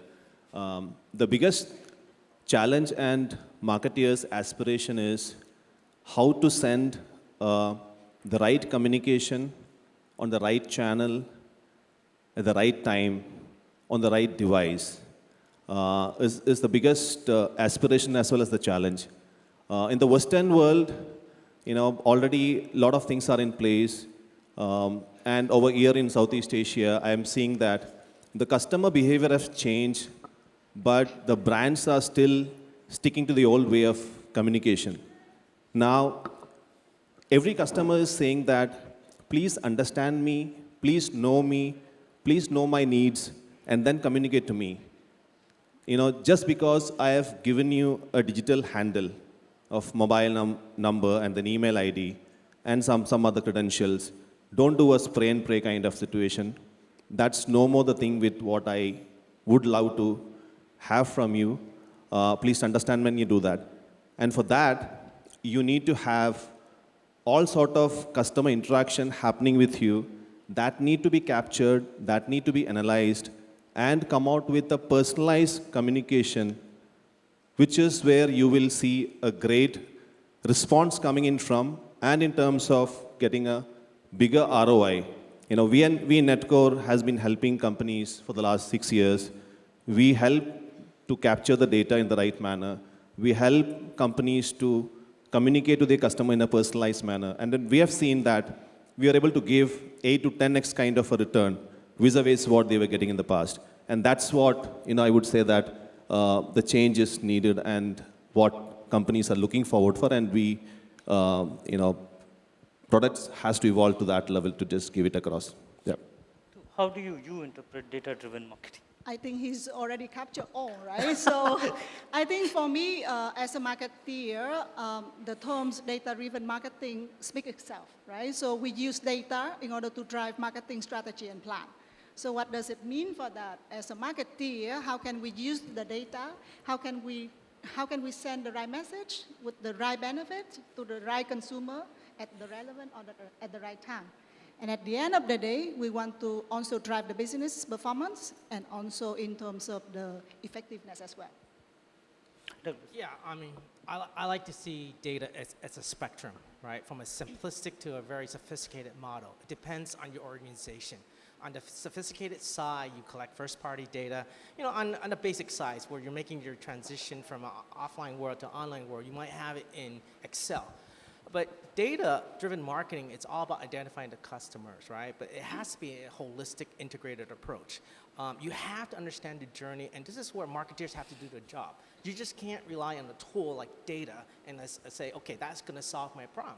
You have to understand the journey, and really it's how do you move your brand forward right now in terms of what's the insights right now, what's the using the data right now, what's the moment of impact right now, when is it going to be relevant to them at the time or location right now, and how can you be of service to the customer right now, right? So I wouldn't be scared by data-driven marketing. It's just a new terminology. We've been doing data-driven marketing for ages and ages and ages. It's just a new terminology. But just really understand the insights of your consumers and do better marketing with those insights. Yep. Interesting that you both talked about data-driven marketing, which is being done. So if we look a couple of years back, it was programmatic, the new buzzword. then it was something else before it. Now DDM is the new buzzword. Is it a kind of a penguin syndrome, or is it that it's a need of the hour? Are you being forced to move into this? It's for both of you. I think just further build on Douglas, right? So data-driven marketing for Friesen Gambina, Vietnam, for example, is not just recently happening. Yeah. We have been using it and applied it for years already. So it just now the terminology is kind of the buzzword that every marketer nowadays just have to know how to use it. So basically it's also changing the way that the consumer shopping, the way that the consumer journey related. So it's just, as a marketer nowadays, we need to do it. Without doing it, we cannot perform our job. Yeah, I think the only difference right now in this day and age is that it's much more precise, right? It's technology. You can identify your segments correctly. It's more in real time. You can structure the taxonomy correctly to make your campaigns more effectively. But at the end of the day, right now, you just still have to analyze right now, right? And just fine-tune the optimizations right now, much like what I show up in the models right now, right? So the data allows you to run better campaigns, but the most important thing is that analyze understand what you did right, understand what you wrong, and just iterate right now. It's all about iteration. It's all about data. So again, I stress that you do not need sophisticated data. You should learn it because there's going to be more vendors, more enablements. The ecosystem is going to get richer and richer. If you adopt those tools, it'll help your job be more precise. It'll allow you to be agile, to go faster. But at the end of the day, the fundamental is to analyze and look at the data to make your campaign more effective. Yeah. Bhaskar, this question is more to you that we have data, right? The advanced markets like the US, the Europe, and then we have Vietnam. So what's the barriers? Like, why can't we be that advanced? What's stopping us? And coming from marketing tech solutions, how do you see that? Great. So I've been handling across the globe. So I've seen how the customers in Europe behave different and the customers in US behave, and vis-a-vis the Southeast Asia and all these countries. So the biggest change what I'm seeing is the customer expectation is changing. And then customer is expecting the right way, the brand to communicate. Western world have already adopted. Lots of tools are available. We also provide marketing automation tool. Likewise, there are a lot of SaaS tools available. They have implemented a lot of tools. They have integrated the internal data well and come out with a unified view. With the help of that, they are able to understand what is that customer requirement, what is data telling about the customer, and they're effectively able to communicate and use this tool to get the ROI from that. Vis-a-vis the bigger change what I'm seeing, or rather the challenge what I'm seeing in the Southeast Asia, the marketing and the technology doesn't talk properly. Data are getting sliced in multiple servers. Those data are no more talking together. And that means what? If I am a banking customer, or if I am an e-commerce customer, one department is having a data, other department having some data, and the third department is having some data. But since all of them are not together, brands are not able to know my current needs. And they are communicating in silos, which is making the customer irritated. The customer experience is not happening the right manner. And thereby, you're losing revenues in terms of communicating through channels, and ROI is not coming as per your expectation. If the technology and the marketeers can combine together, I think that's a powerful combination which can get for any brand to leverage their customer. Because today, to acquire a customer, you spend huge amount of money. You spend in Googles, you spend Facebooks, and you spend in a lot of other mediums. But what we are missing, this customer has the potential to give higher lifetime value. Since we don't have the right kind of data available together, we are not able to leverage them. To do a better cross-selling, upselling, and to even retain that customer with you, you need to have this data. And that barrier, if we can break it in Southeast Asia, I think there is huge amount of ROI can be made from the same customer, which I'm sure that it is changing. A lot of brands have adopted it, and a lot of brands are looking at who can really help. The trust factor is something which is a need of an hour. And I'm seeing that change happening, and I'm sure that this market will evolve much faster than anybody else. Yeah. So the marketeers, he just said that the marketeers don't connect with tech. That's a big thing he said there. And he also said the right kind of data. So then from a marketer's point of view, what is the kind of data that you guys look for, and where do you get that? Yeah, I would agree with that. I think, we could talk about unstructured data, in terms of the ecosystem, how do we get our partners right now to give us better data. But I still think that, it depends on the market as well, too. There's a sophisticated market like US and China right now that has automated everything. They structure the data correctly. But in a market like Vietnam, I think it's a little bit different. I mean, I think all of us are just trying to find our grounding, get our feet under digital transformation. And it's just simple, just discipline right now, right? I completely agree that the marketing and the technology stacks, we don't talk to each other, right? So how do we find, it's not so much how much data, it's the impact of the data. Pick 1 or 2 or 3 KPI and build that discipline in, right, in terms of the marketing campaign, whether you want to measure brand uplift right now, or CPAS or e-commerce sales, whatever it is right now that it's important to your brand, just focus on that right now. Get the marketing and the tech stack to start talking to each other right now and measure it and optimize it. I think that's the big lift that the marketeers in Vietnam will benefit from, just in terms of just understanding in terms of which KPI. I think we're overwhelmed right now. It's not so much data. Okay? I think at the higher level, it's the knowledge and the wisdom that comes with those data right now. Do you see the patterns? Can you connect the dots right now? Can you improve your campaigns right now, right? So, take a higher level up and connect the dots right now. I think that's where, from a marketing perspective, I think that's the biggest benefit right now. Your point. So I just want to add on something different perspective, right? So so either we are in the West or in the East, we also use kind of 3 level of data, different sorts, right? So first data and second data and third data. So as a marketer, we want to have like the whole ecosystem in order to get all the data, and then we can leverage and use on that. But what I think also the barrier for Vietnam, also developing country, but booming very, very fast in the digital transformation compared to the West, meaning that we don't have the clear yet in terms of some regulation. So basically, we need to very obey in terms of the privacy, in terms of the data, especially for some international countries. How much US and Europe very strictly regarding to this. So we have to apply that, and it's also our challenges as well in that context. Or also the consumer behavior nowadays in the developed countries also different from the developing country. So basically, in order to apply that, is also some challenges for Vietnam, which is also in the developing stage, not yet the developed stage. So that is another perspective for me in terms of using the data different between the countries. Thank you. So digital transformation and data and tech, and that was what, there's a lot is being talked about there. So if that's where it's going, and Douglas, we were there when you presented the transformation part. So coming from that point of view, as a marketer, within looking inward, what are the things that you think needs to change if we have to embark on this journey, also from agency partners and also from the tech partners? What's the evolution, what the changes that one needs to go through? Yeah, I think what has to change is that it has to be a holistic approach.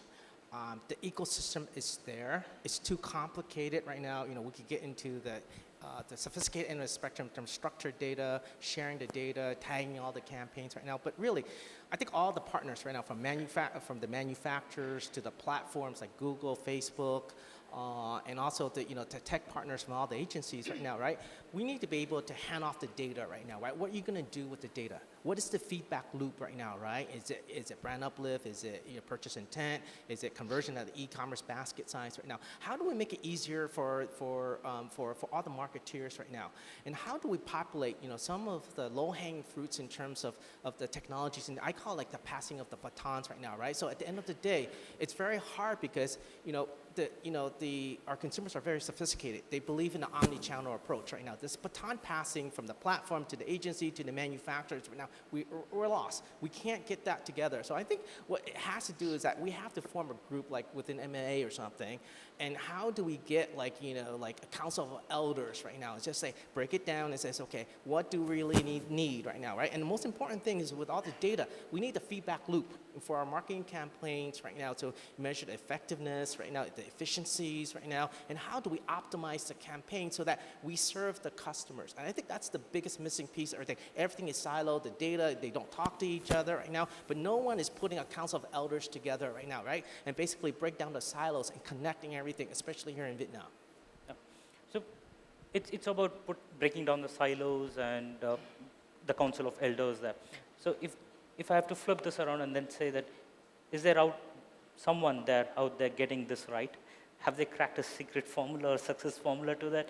And this would be interesting to also know from your point of view, Bhaskar, because you do work with agencies and clients. So looking from outside in, have you seen anyone who's cracked this secret combination?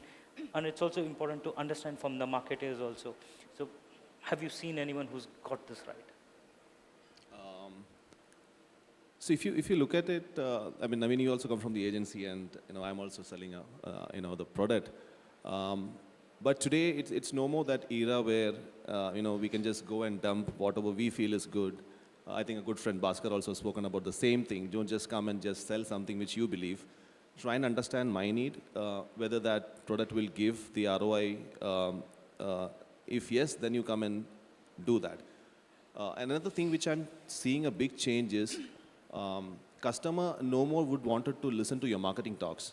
They would rather wanted to listen to a person who does a good study, understand their needs, come out with a consultative approach, and then say that this is the product which is aligned towards giving you that kind of a return.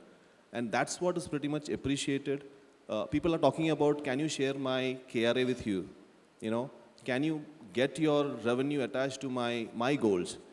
Take up my pain. If you're willing to do that, I'm just putting money on my table. You take it as much you want it. And that's the language which is being appreciated, accepted, which I'm seeing as a big change. So work with the KPI model, work with the consultative approach, bring in that kind of a masterclass session for companies to understand what are the things which need to be changed internally, help them, handhold them, and also bring in a global perspective, how other markets are adopting things, how some of those tools, technology, consultative things can really help the company. And this is the approach which most of the marketeers are appreciating. And the one who is aligned with that are the one who is able to take the business and stay with them for a longer period of time.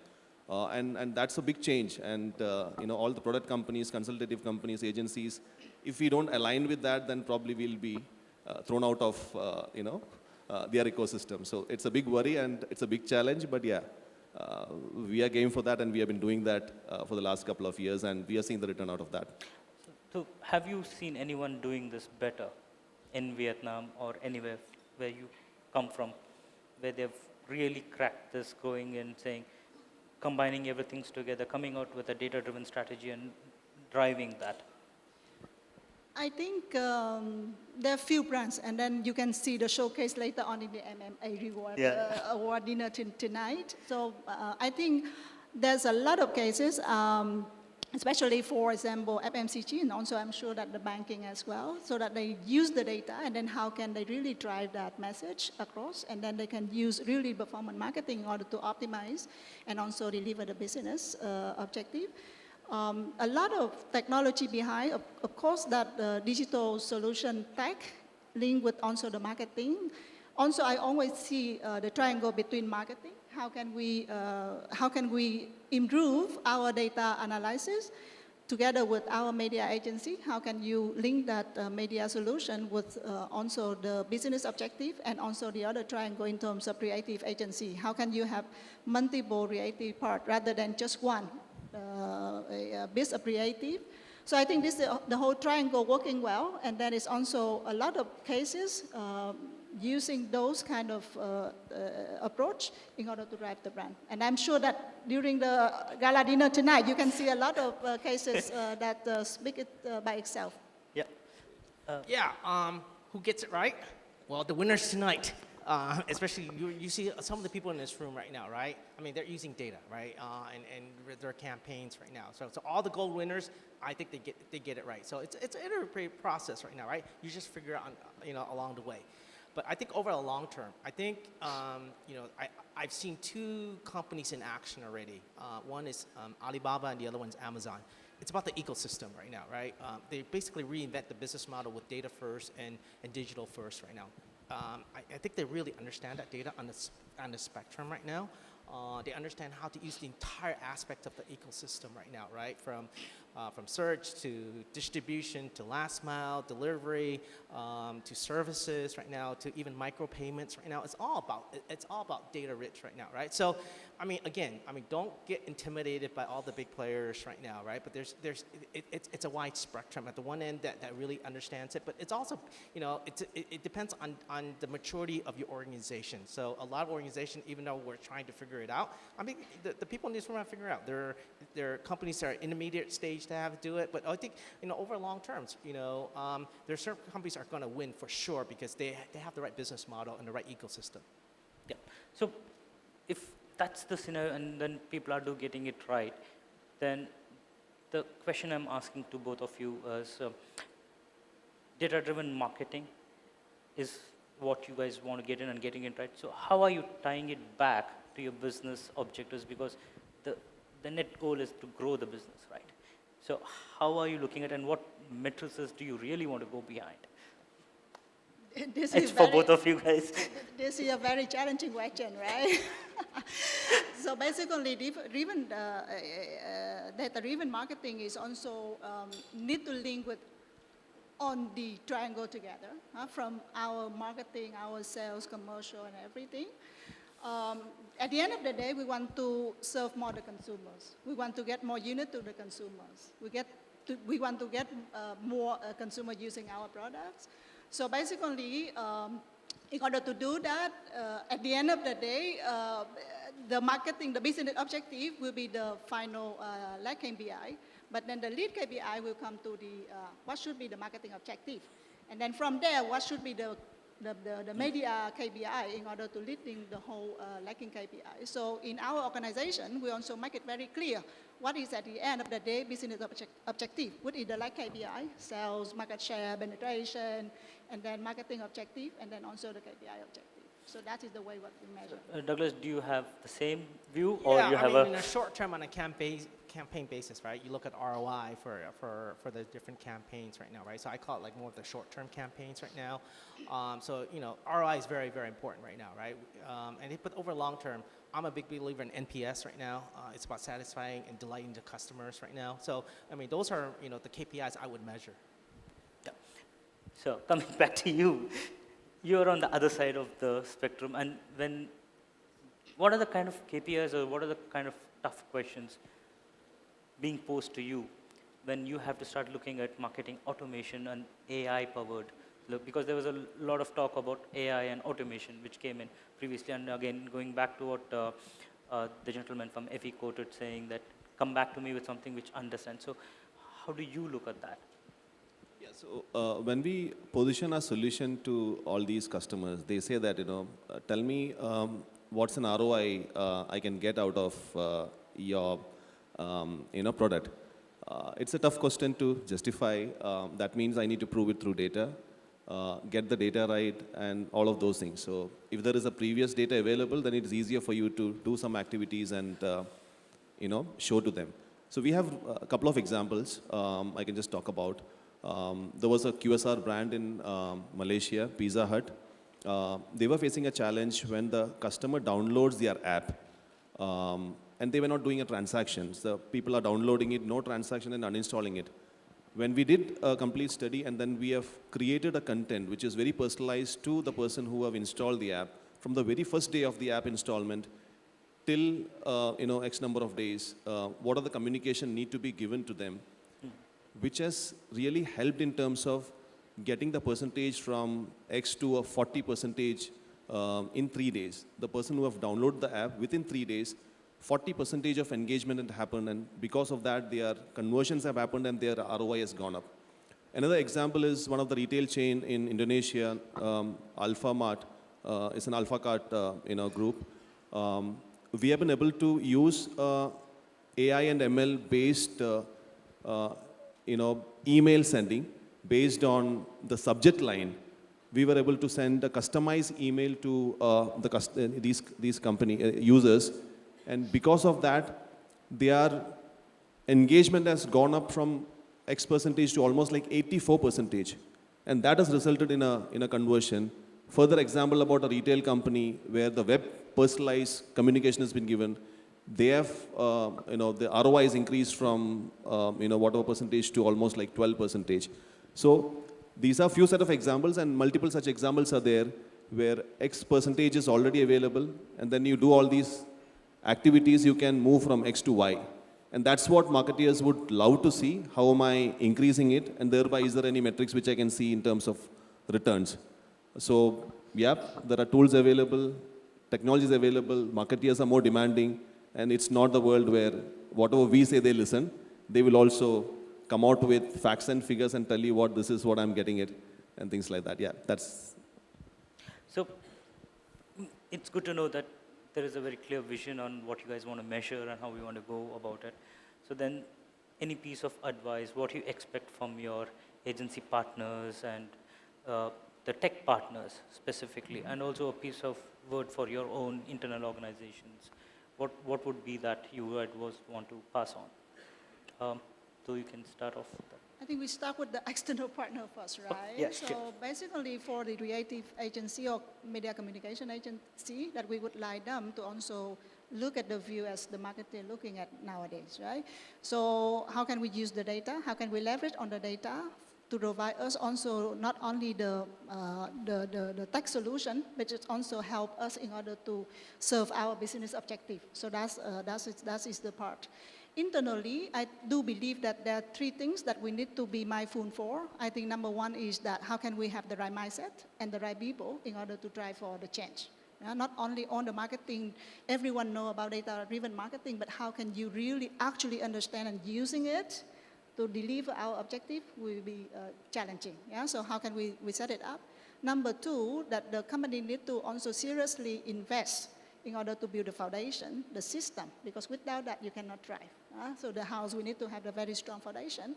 And last but not least, we need to also encourage our agile working. We test, we learn, and then when we understand, we can replicate that. So that is also the philosophy that we would like to looking forward.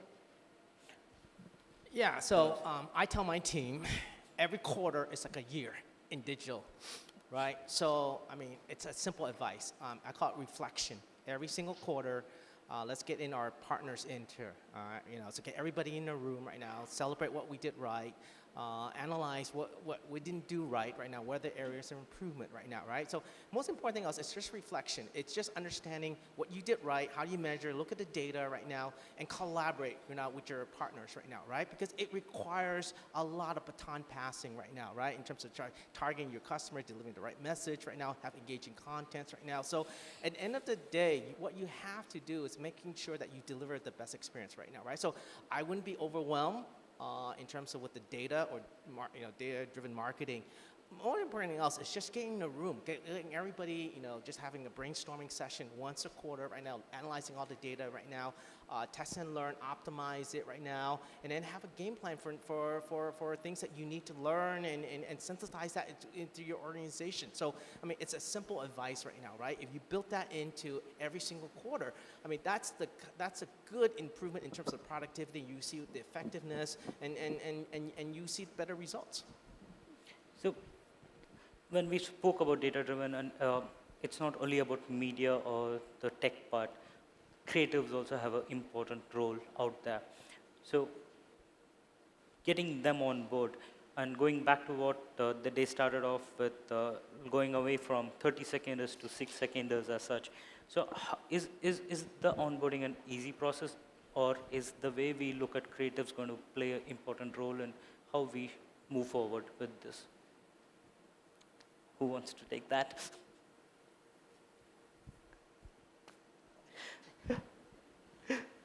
You want to know the onboarding process? For the creative guys? Yeah, I think if there is a real cooperation from the marketing and the tech, I think there is no big challenge of onboarding it.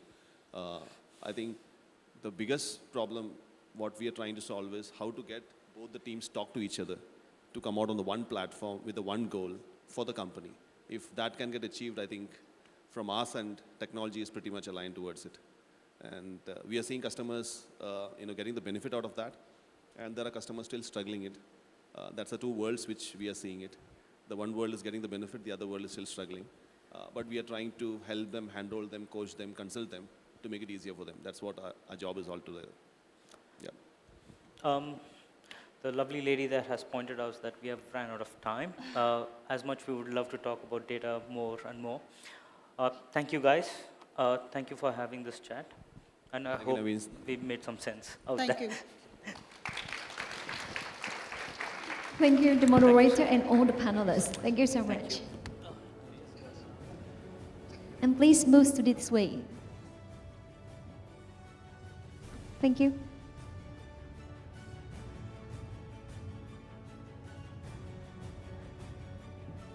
Ladies and gentlemen, and now we go to the next presentation in this afternoon. So we will talk about the Frizo e-commerce journey on Lazada platform.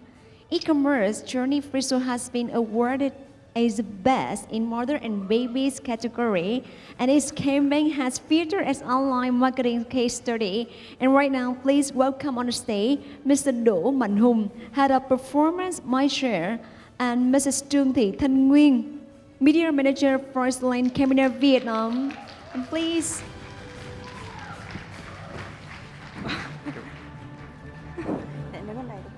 Thank you.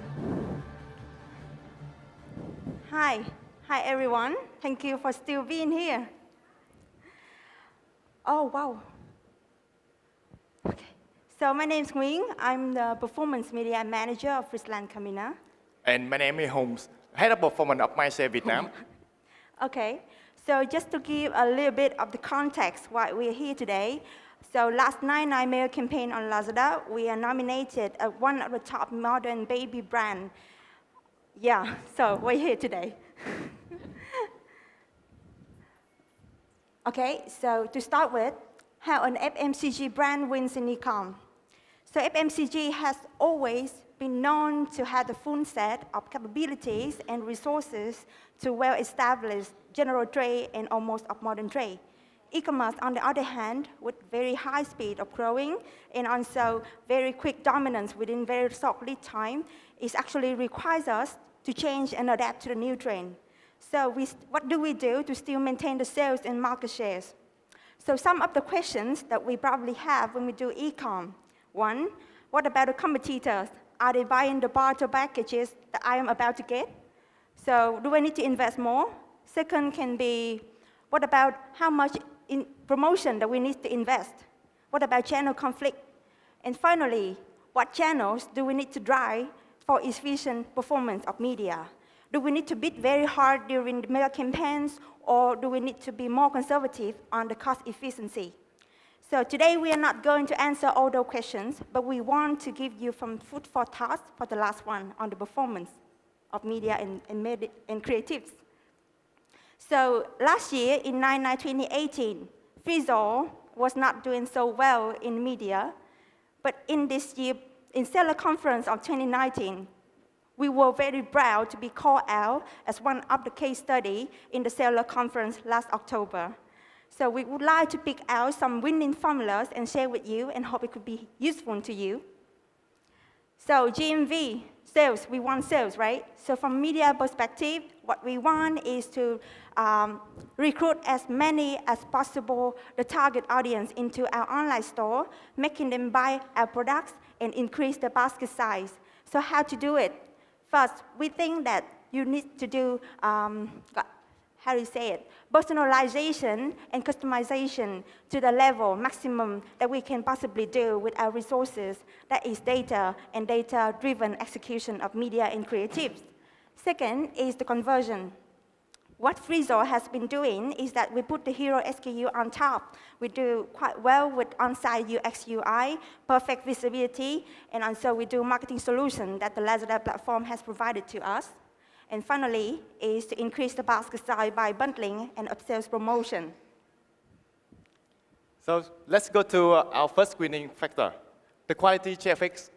Unlike from other branding campaigns that we can reach at scale and maximize the brand exposure.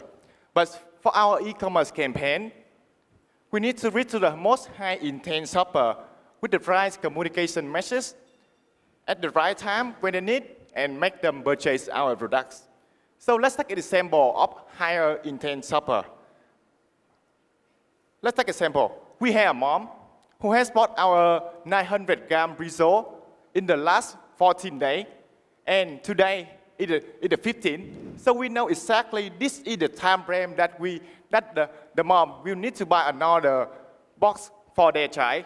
So what brand can do? Risotto can offer her with a bundle of 2 spots of risotto 900 grams with a promotion gift. And how can we do this? It can be translated into 2 key elements: data-driven media and dynamic creative. So I think it is quite in time that we can elaborate more on what Jitu from FC just mentioned about data-driven media. And data has been used through our blending process, and has been designed as a key element for us to optimize the campaign. It's not only about the user data, but also about the conversion data and the reverse learning from our campaign. There are 2 types of audience targeting in our e-commerce campaign, including prospecting or retargeting. So basically, in the easy way, we can understand that finding the new user and retargeting with the old user. So for prospecting, this is where we can utilize the Facebook data and the audience sharing from the e-commerce platform, such as the shop-in-shop visitor, the category buyer, and look-alike purchaser. For retargeting, we can start with the e-commerce audience. For example, like capture the user who view our product, add our product to cart, but did not purchase in a certain period of time. Then we can remarketing them. Someone had asked me that they found that remarketing strategies work very well for them. Why don't we just focus on remarketing only? So the answer is very simple. Remarketing works, but it only had a limited number built-up audience. And given our product, the user only buy a product in a certain period of time when they use up a product. So time by time, the audience will decrease significantly. And combining both prospecting and retargeting can help us to maximize the effectiveness of our e-commerce campaign. So the second factor, data-driven creative. How can we do this? So in every campaign, we had a key visual. And the ad will be customized based on 5 key variables, as you can see in the slide here. First thing, per product. Because our risotto brand, we have different type of product, spending from risotto mom to cereal, risotto 4 and 5. So each type of products will be used with a different visual. The second player, the audience. From the user who visits our website to the user who actually bought our product in e-commerce platform, all of them need to have a personalized message. Day backing. Because we want to create an urgency in our e-commerce campaign to make the user, when they see our ad, they will add to cart and purchase immediately. So the day backing is very important. And as you all know, like in the e-commerce platform, there are some time frame that had the high visits in the day. So it's very important for brand to capture this opportunity as well. The promotion status, it makes sure that when the user lands to the e-commerce page, they will see the same promotion that we sold them in the ad. And if you are out of voucher or out of promotion, please use another communication message. And last but not least, win on the day, because this day is the most important day. So please make sure that we have enough message and communication to make them know that this is the last chance to get the deal from our e-commerce campaign. So for all of the 5 key variables here, We have made more than 1,000 ads for our 99 campaign. This is some other example of our creative. So let's look at on the screen. So you can see here, this mom belongs to our lookalike resale purchaser, and the timing is minus 1 day before the D-Day. This is the ad. She will see. So actually, we create a collection ad with a different bundle of products in the collection. And for our add-to-cart user in the D-Day, we also create a very strong call to action. Show them with a different type of product in our collection ad. And last but not least, because D-Day is the most important day, so we also create a strong visual impact that make the user know that this is only a few hours for them to purchase our products.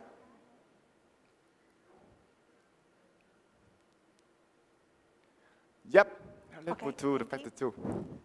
So that's done for factor 1. Factor 2, we will go on with conversion. So everyone wants to spend on media, but how to spend it efficiently.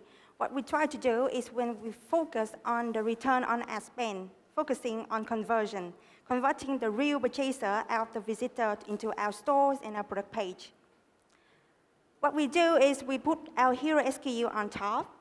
We do with on-site UX UI, mobile-friendly interfaces, and on an A/B testing basis. And finally, we go on with the affiliate marketing, the marketing solution offered by Lazada. So first is on-site UX UI.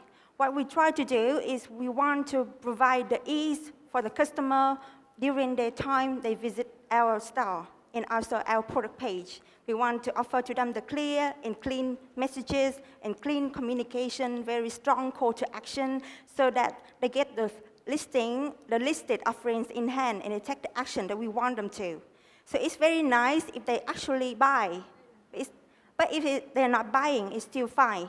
At least they do some action that we want them to, from follow the store to actually put a heart to the product, or finally just abandon the cart and we still fine. Because we want to retarget them again in the future, and we try again to convert them into freezer. If it's not working, then we abandon them for good.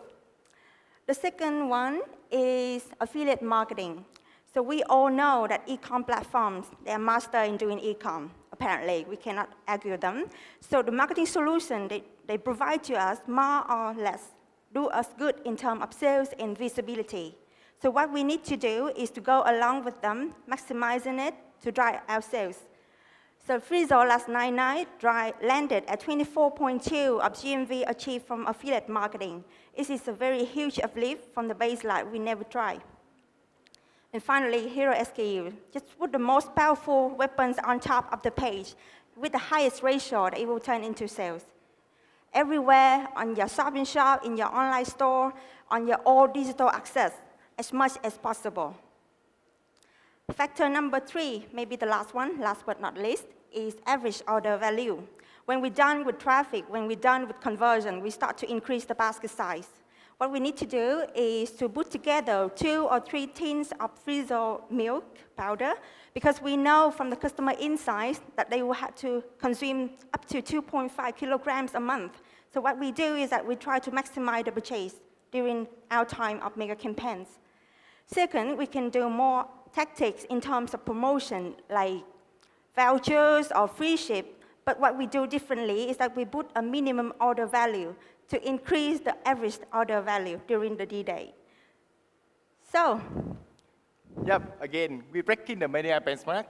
So we're hitting 3 times higher in visits.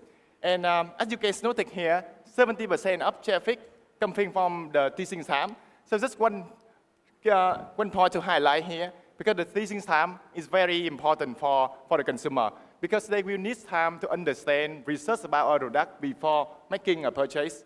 We also had double engagement rate in the e-commerce platform, and the most importantly, 2 times higher conversion rate on our media. So the total effort brings out the remarkable results.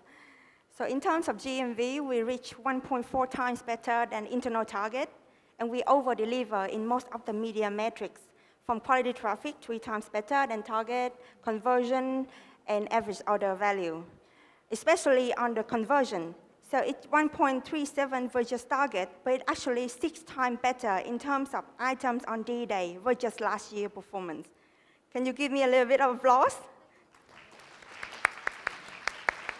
Thank you. So that's almost the end of the case study, but we would like to wrap it up with the key takeaways. So what do we need to remember after we leave this stage? If you are doing e-commerce, please pay attention. With the do first, find the right partner. He's the one. Second, we think that teamwork works really well. So in here, we're just representatives of a very huge team in the backstage, working day and night, non-stop, passionately to deliver the project together.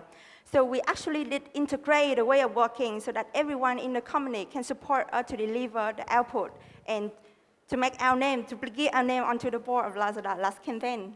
Number 3 is mobile first. It's very critical and it's apparent to everyone, right? So in execution, when we put it into action, I would mean mobile-friendly on-site UX and UI, mobile-friendly channel selection, channel mix, and also on the communication. Number 4, be single-minded. Just focus on whatever that matters the most. So you can have possibly like multiple KPIs in terms of media driving, but in mega campaign, what do we care the most? We just focus on that and give our agency just one KPI. Ask everyone to work towards that number, and I'm pretty sure that at the end of the day, you will reach that KPI. Number 5, maximize e-com partners' marketing solution. Trust our partner, respect them, get the response from them, and we actually will have a big result out of that. And for don'ts, don't make promotion hero in your creative.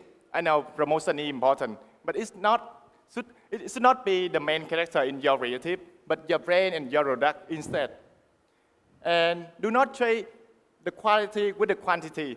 Like I said in the beginning, so we need to write as much as high intention traffic rather than a lot of traffic but no intention to buy our products. And don't be late. E-com is fast, and we need to act immediately. So plan the campaign sooner, prepare the material, prepare the media plan, and so we will have enough time for optimization at the end. So it brings me to the end of our presentation. Thank you for your time. Thank you, Mr. Hong and Mrs. Nguyen. Thank you.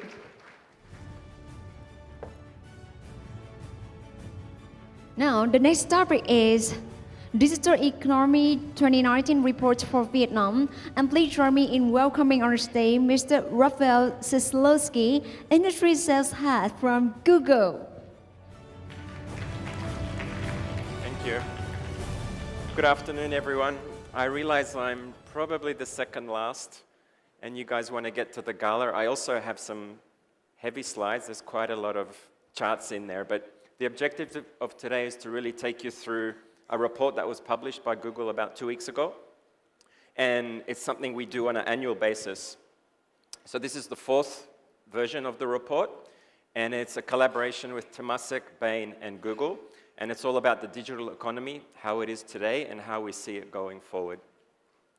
If we look at the methodology, it really encompasses our own data, Temasek research data, Bain analysis, and then a whole bunch of industry experts, interviews, and a whole source of third-party research.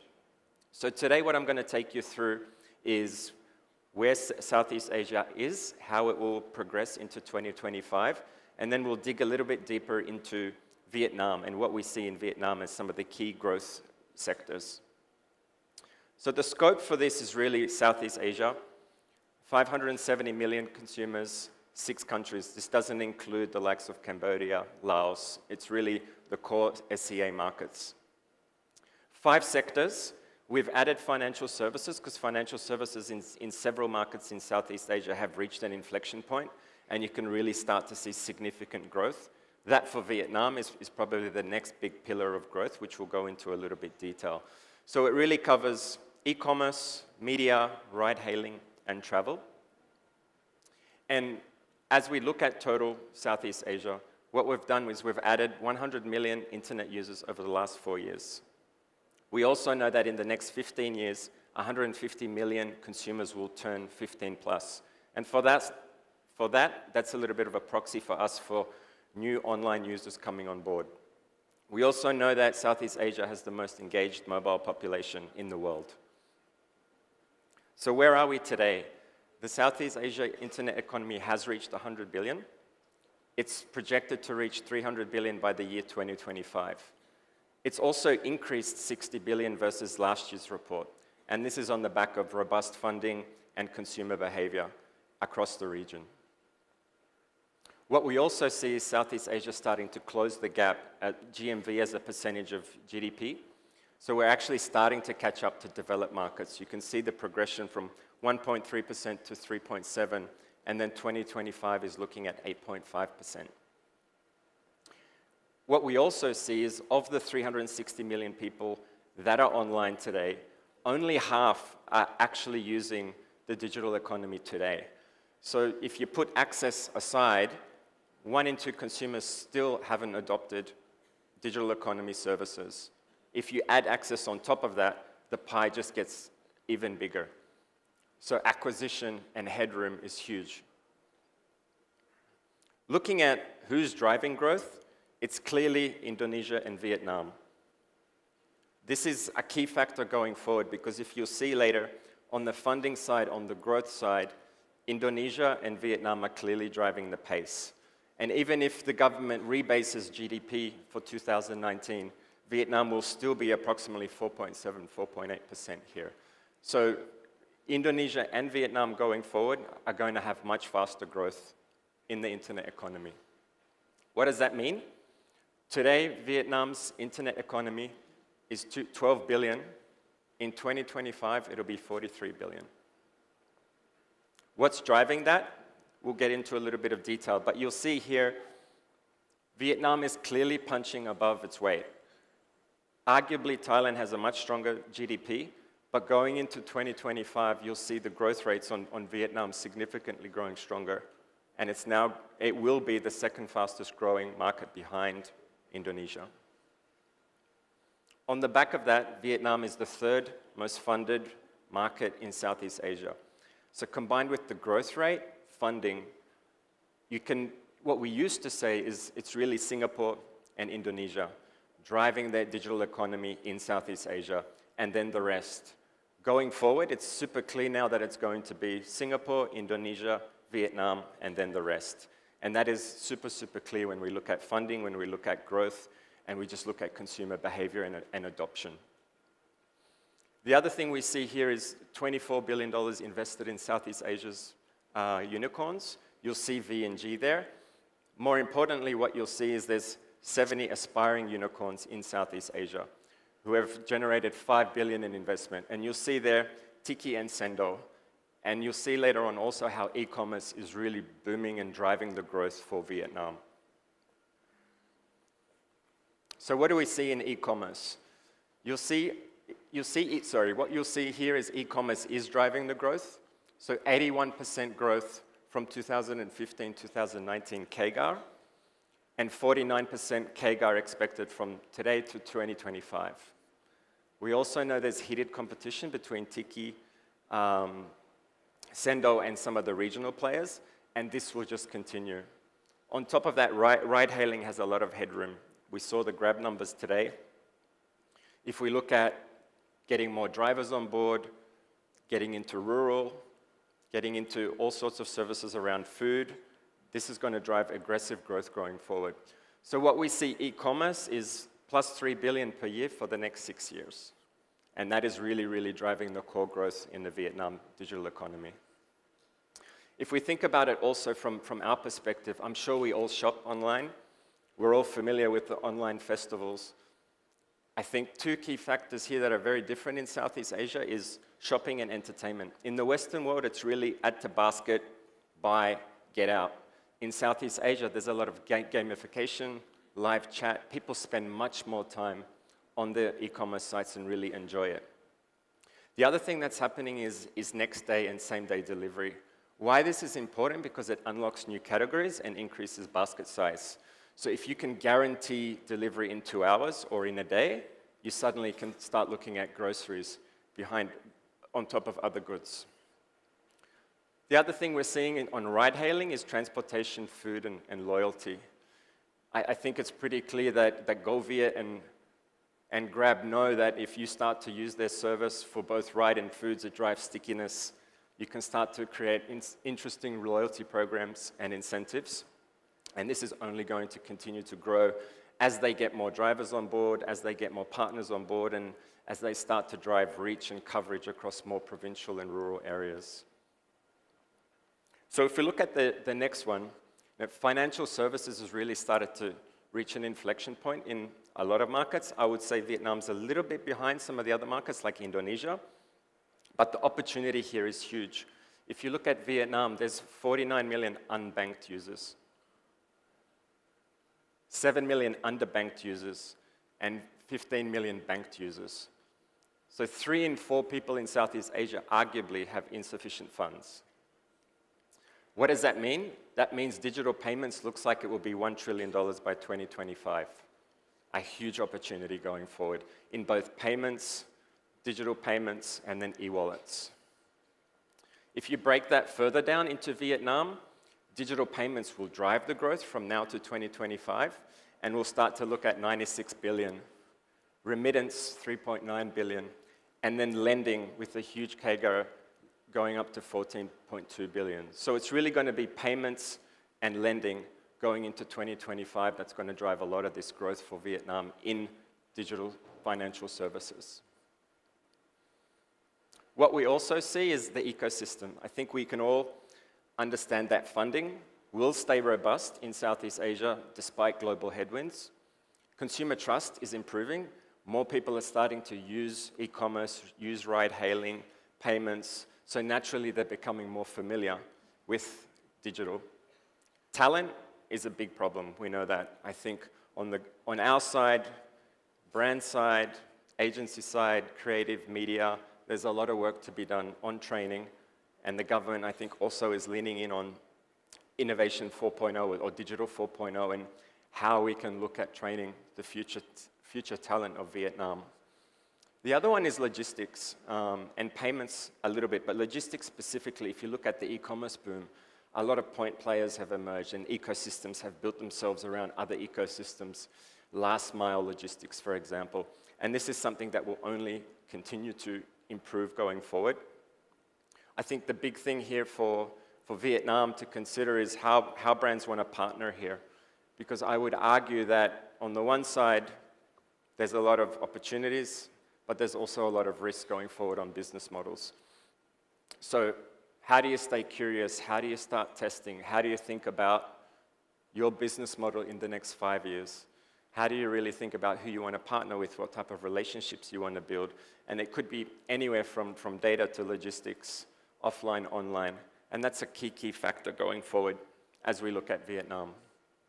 So I think the key takeaways from an SCA perspective is really the internet economy has hit 100 billion, projection has increased, and this is great for Southeast Asia, linked to funding, linked to consumer behavior, and it could potentially grow even stronger. Indonesia and Vietnam are pulling away from the pack from a growth perspective, and it's super clear that from a funding growth perspective, key markets, it's now Singapore, Indonesia, and Vietnam, and then the rest. There's still a sizable opportunity in rural. And I think as access improves, as some of these e-commerce players and ride-hailing players start to drive coverage into rural areas, this will only drive more growth. Digital services will reach an inflection point in Vietnam very soon, if not already. It already has in markets like Singapore and Indonesia. And I think the other big one is really funding. So we do not see a significant slowdown in funding across Southeast Asia despite global headwinds, and this is a great thing for Southeast Asia. So I think in summary, now is a great time to be in Vietnam, especially in the next 6 years. I think everyone feels the energy. There are a huge amount of opportunities as businesses look at their business models going forward. I think we heard FE Credit, we heard Grab. There are partnerships today happening from a data perspective, from a logistics perspective. You can partner with Grab now to order your products from 7-Eleven and take it to the consumer. You could arguably also ask Grab to pick the product up from your distribution center and deliver it to a consumer. So there are opportunities and big opportunities going forward. Likewise with threats, but agility, curiosity, starting to think about your business models, starting to think about what the consumer experience is going to look like in the next 3 years, and planning for that is going to be critical in Vietnam. And I think everyone should be super optimistic and motivated because it only looks bright for Vietnam going forward, and we don't see a slowdown anytime soon. So that was a quick introduction, and this report is available online for anyone. If you want to have a deeper dive, you can reach out to your Google counterpart, and they can take you through a more detailed breakdown also of the report. So thank you very much. My name's Raphael, and don't forget to look this up online. Thank you. Thank you, Mr. Raphael.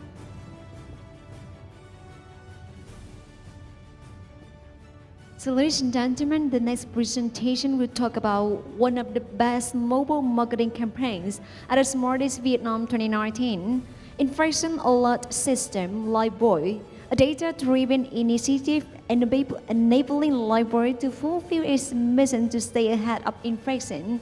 And please welcome on the stage Mr. Nguyễn Hoài Vũ, Category Business Director, Skincare Unilever Vietnam. Hi everyone. So good afternoon. I see a lot of old friends here, very lucky. I do believe that you have a great day at MMA today to enjoy and all the sharing, the learning from all the experts in the industry.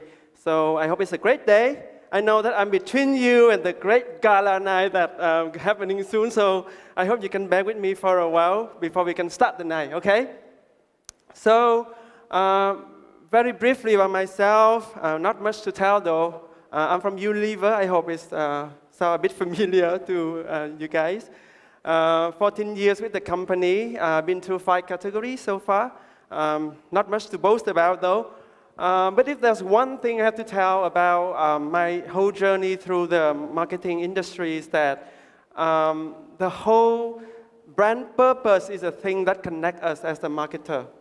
So my luck is that I've been working on quite a few brands that had great brand purposes, and it's the thing that connects us as marketeer to the brands as a human being, and it actually creates a great foundation for us to think of the brand job to be done, how we build the brand going forward, and how we create and solve the problem for the brand and for the consumers. So if the one thing that unites us as the marketer is going to be the brand purpose. And we all want to work on the brands with the brand purpose. So today I'm going to tell to you about a case study of a brand that I believe that had one of the greatest brand purpose in the marketing world, globally as well, because this brand has been doing a lot of great thing to deliver its purpose to our consumers. And in Vietnam, we proudly introduced an idea we call the infection alert system to solve the brand problem. Yeah. Let me show you a very quick clip so that you understand about the initiative.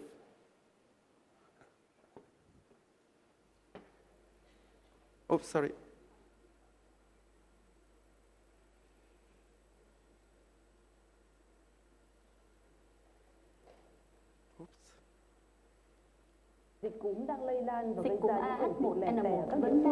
Influenza infects about 1.8 million Vietnamese every year. Seasonal diseases such as hand, foot, mouth, H1N1, and diarrhea are also getting more out of control. But why?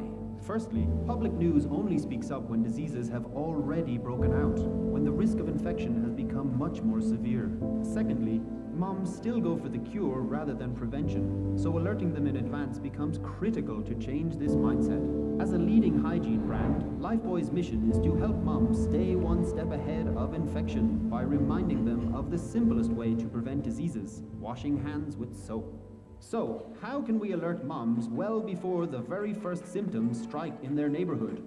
This year, embracing the power of data and AI, Lifebuoy activated a real-time and hyper-customized infection alert system, allowing us to forecast the upcoming diseases and alert moms at the right place with the most relevant message. Step 1. Identify the potential disease outbreak and where it may break out.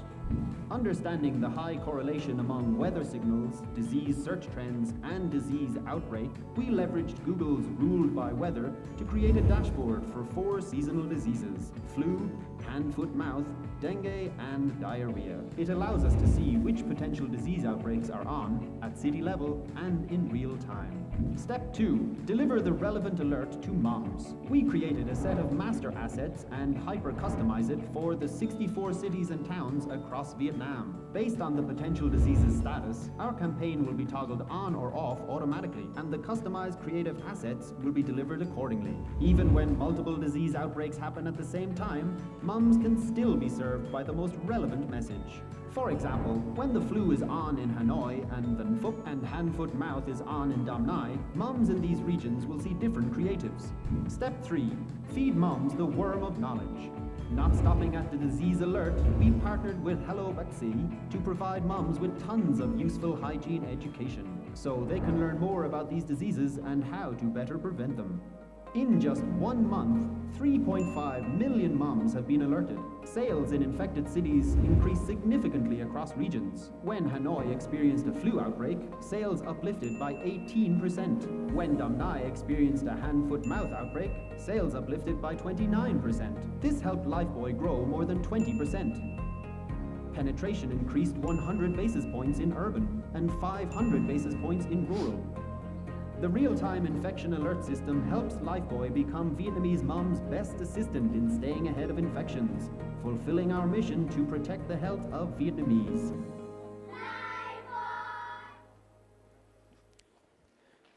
Thank you. So I hope that gives you a very quick abstract of what we did under the campaign. But let's start first on how it all started. A quick spoiler alert. Yeah. I hope that you don't expect to see a lot of content and funny stuff and funny clips and tear-jerking clips or whatever, because it's not going to be about that. This is about how we use data as a new marketing tools and marketing weapons to solve a brand problems. Yeah. So how it all started, we started with the brand challenge to educate people to wash their hands. It sounds very basic, right? But it's not at all. So if you know that hand washing actually was invented like about 250 years ago. It was invented, can you imagine that? And since then until nowadays, to be honest, we don't see a lot of movement in general. Like a lot of people are still not washing their hands. Even if, I don't know if you would ever witness someone going out of the toilet and not even washing their hands, that's so gross, right?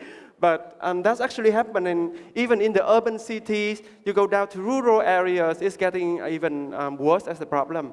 So Lifebuoy as a brand, that is our very fundamental job to be done.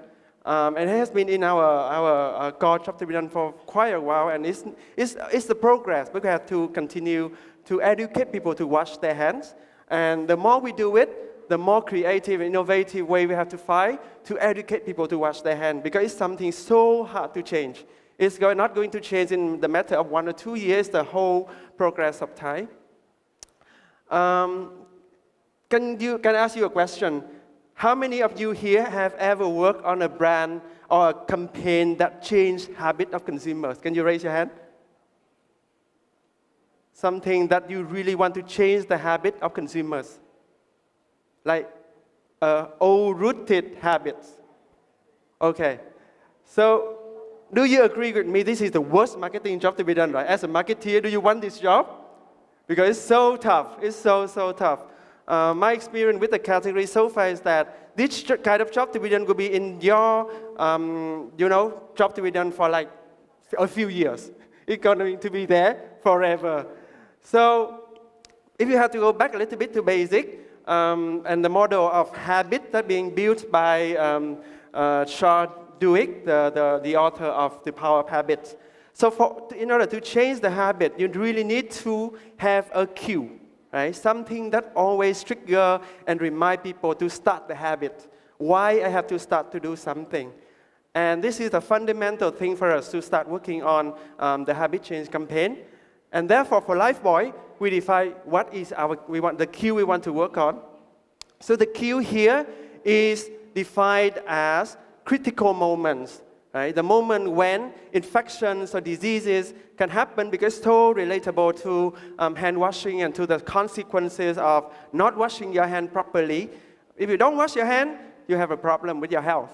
So based on this cue, and it's actually a very strong cue, we find a way to relate to consumer and to give them the right solution. So therefore, we sharpen our job to be done, the marketing challenge, into how we educate people to wash their hand at critical moments. Yeah. However, come to think of that, if you want to educate people to wash their hand at the critical moment, the very immediate thing you can do is, when something happens, I'm going to talk about it. So when a disease outbreak break out, when some hand, foot, mouth disease happen in a certain province, we start suddenly creating assets and contents and all of those to talk to our consumers. But that is not enough, right? Because it's not going to create a step change in how you change the habit of people, and it's not actually prevent the whole problems. So for Lifebuoy, and also it comes to the two challenges that we have to face here. In order for the habit to change, we need to ensure that it's always on. You have to constantly remind people of what they have to think of and why they have to keep this habit going on. So this whole consistency and this always-on conversation is so critical for us to change the habit of people. And then secondly, you have to keep it educational, and you have to keep it very informative for them to see the reward of changing the habit, right? So these three things leads us to the point that, we have to be ahead of the problem. We have to be ahead of the infections and the diseases. And it's not very right, though it's a tough thing. So we work with our partners, MyShare, Google, to come up with a solution called the Infection Alert System. So basically, a system that enables us to be ahead of the infection and the diseases. And how can we forecast the diseases? How can we put it into the right place, forecast the right diseases in the right places, in the right provinces, and give consumer the relevant messages and the relevant content? So all in all, it sounds like a very complicated marketing and communication job to be done. It's so hyper customized, so real time, because you have to activate yourself right instantly before a potential disease or infection. So how are we going to be doing it? There are two challenges we need to solve here. Number one, how I forecast the diseases. It's very, very challenging, because even weather, right? It's already very, very hard to forecast the weather. So how can you forecast the disease? And when we talk to the Ministry of Health, they say, you forecast the disease, so how are you going to talk about it? So this creates a whole bundle of worms that we need to solve here, how we can forecast the disease. And secondly, even if you forecast the infection or disease, how you serve the right customized contents to the right consumer in the right place, in the right provinces. So it comes to the whole data crunching part. This shows very briefly, technically, how we did it. Actually, we went through like 5 pages of abstract by Google saying about the correlation between weather and keyword searches and everything. So you can go to the link there to read about it. It's very scientific, but we have to go through all of those. And then, but basically, the principle is we have to find the correlation between weather signal, which is how the weather change, whether it's windy, rainy, high humidity, low humidity, all of those components of the weather that may affect the disease condition. And correlating it with the search trend. So all the keywords that will pick up and have very high search volume during that weather condition. And then as the third one, how we correlating it with the outbreak of the diseases. So this is based on the expertise of Google and the co-working between the brand team and the Google team and my share together. We define the 4 key diseases that we can actually forecast. We cannot forecast everything here yet, because we don't have enough data, because the keywords on the disease has to be having enough volume search so that we can relate it back to the history. So the reading was about 5 to 7 years, which is very long for us to really see the pattern and the correlation between the outbreak of the infection diseases and the keyword searches. So the 4 diseases, after we define all the 4 diseases here, hand, foot, mouth disease, dengue, flu, diarrhea, we put it into a dashboard by Google called Route by Weather. And on this dashboard, if you see here, it has 12 provinces. So also, there's a limitation here. We can only forecast in 12 provinces because of a limitation of data. But still, 12 provinces are already a lot in the context that we can actually forecast something. And then it has a status of on or off. Yeah, so it's very customized by provinces. Whenever there's a potential outbreak based on the correlation between keyword searches, weather, the system will automatically turn on or off the toggle. So with this dashboard, we find a way to serve the contents to our consumer. So firstly, we serve them the interruption content. So something that gives them a real alert. Say, telling them, okay guys, there's a disease happening in your province. Be conscious and please use Lifebuoy and wash your hand to prevent it. So here is a very quick example of how the banner is served. So basically we multiply 4 diseases by 12 provinces, and then we create like 50 accesses, and also we double and triple it by the number of creative as well to answer to each of the signals. Yeah?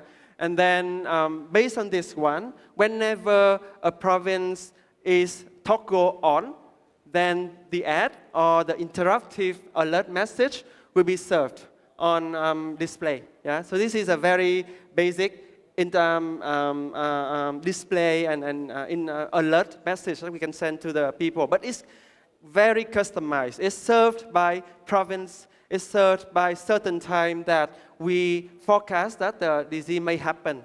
And in reality, we don't even know that it's actually happened or not, but luckily when we serve these ads, nothing happened. So we hope that we already did a good job in terms of really helping people to prevent it. Yeah? And then, but it's not enough, right? This is just interruptive content. We have to go a little bit beyond that one because it's just a very quick alert to people, and we don't actually help them fully yet on how they can have a right solution. So as the next step, we create a whole ecosystem of content by partnering with a platform called Hello Baxi. This is a very on-trend content platform talking about health and parenting right now. So with this partnership, we actually based on their strength and create a lot of customized content that can help to answer and give advices on the 4 types of diseases that we have in the system. So whenever our consumer click onto a display message, it will link to the whole bunch of contents about that specific issue that they may face in their areas. So they have much more richer contents to interact with and to read and to create a better protection and to create a better coverage for their risk in their specific situation and specific area. So this whole content platform actually helped us to serve the brand a lot in terms of connecting with consumer and give them very in-depth interaction. And this is not our strength though, because we are marketing doing brands. We need to really base on the expertise of our expert and the content platform to create all of these. So for us, it's a very good partnership to create much more content for consumer. As the next ambition for this platform, we want to expand to more provinces. Right now, it's 12 provinces. So we hope that we can bring it on further to the other provinces with the data available from year on year. Better accurate learning on infection by geography. This is still something that we need to learn more because it's actually the whole system of learning and whether we can forecast the right infection and also the whole learning mechanism of the system as well. And we need to work with a partner on this part and on how we can fully automate the asset serving. Because right now, part of that is automatic, but still we have to serve it a bit manually because we have to control the ad quality and how we can achieve the right KPI, cost per click and everything. So it's a bit of challenging on how you can serve the ad very instantly and automatically, but this is something we want to work on further. And more importantly, we want to have more Vietnamese to stay ahead of infection. So this is very on the spot of the brand purpose and how we can have more Vietnam to stay Vietnamese to stay healthy as a brand. Yeah. So key learning out of this one. To be honest, the one and very first learning I think I want to highlight here is that we really need to embrace data as the new marketing language. I know that as marketing, we love fancy things, right? So we love creative ads, we love funny clips, we love all of those things. It's great. We keep doing those. We keep doing those creative things. But the key thing is that we are stepping into an era of data and big data and how we can harness that power to do marketing. And I think that there's a fine line already between being marketeer and being a data analyst. And if there's a part between marketing as a science versus an art, this is the time. You have to step back a little bit into the science part instead of being just artistic, right? And really to go deep into data, crunching data, reading analysis can be a pain for us. I have to admit that. But the moment we embrace that, the moment we see the power and the magic of data and how we can maximize data from the existing available sources already, it gives us a lot of power to innovate the way we do things. So I think that as marketeer, I think we really need to use this language much more, embrace it, and it become our blood of the future. Yeah, we are not just creative, but we are a data addict. Yeah. Secondly, creating content ecosystem with the partners. This is very important, and I just repeat my point just now that we as a marketer, we cannot create all the contents in the world. We need to really seek the support from our partners to create content. We are best at creating advertisement, but the moment it goes to passion content and all of the need content, the content that serves the needs of our consumer, we really need to base on the expertise of our partners. And this is the part where we can really explore the brand interaction and experience by using content. And I think this is something that we really learn a lot from this. And thirdly, how can we adopt the design thinking? So how can we take more risk, be bolder, doing more prototype, test and amplify. So nothing is perfect in this case yet because we are not going to create a perfect system from day one. We are not even sure 100% that this is going to forecast correctly all the diseases of infection in Vietnam, but we still want to do and we still want to test it. And as a next step, we want to really amplify and take all the learning forward and see how we can really make this system work for the Vietnamese. So I think that this whole design thinking mindset will really help us a lot in adopting and really executing new ideas, especially in the digital and data-driven marketing world. So I hope that this gives you a bit of reflection. I'm not sure it's learning for you, but it gives us a bit of reflection to think as a marketer. Yeah. Last but not least, thank you for your listening. And our partners here, MyShare, Google, internally used Studio, and the platform Hello Baxi, the one who really helped us to empower this platform. Thank you, and hope you enjoy the sharing. Thank you, Mr. Hoài Vũ. So ladies and gentlemen, before we go to the closing remark, I just want to remind you about we still have one more round for lucky draw game, so please join us until the end of this afternoon. And now I would like to invite to stay Mr. Rohit Datwan, Managing Director Impact MMA. Please come up to the stage for the closing remarks.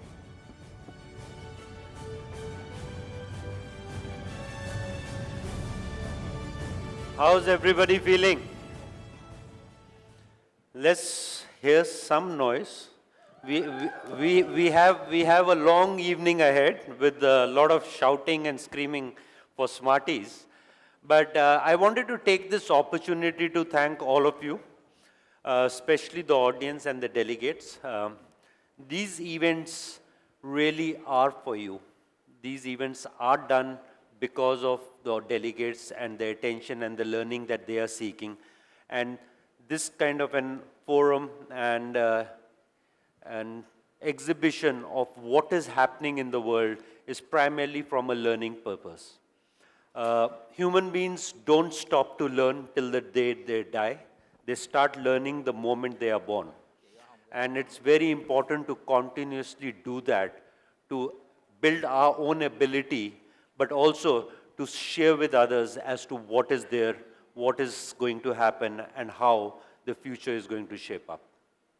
What we tried to do in our little way today was to share with you how things have changed, how they are changing right now, and how they will be in the future. It was very heartening to see the slide that Rafael presented a little while back. And I had a little bit preview to that a couple of days back. And it was very interesting to see that Vietnam, compared to Thailand, Philippines, and some other markets, is now emerging to be the second biggest in Southeast Asia.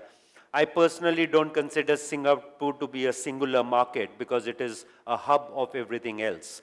And every market kind of goes into Singapore, and Singapore goes out to every market because of its regional hub nature. But when I was having this discussion day before yesterday, it was very heartening. And to see Vietnam being at the value chain it is and empowering the growth, exceeding some big economies like Philippines, Thailand, and other smaller other markets.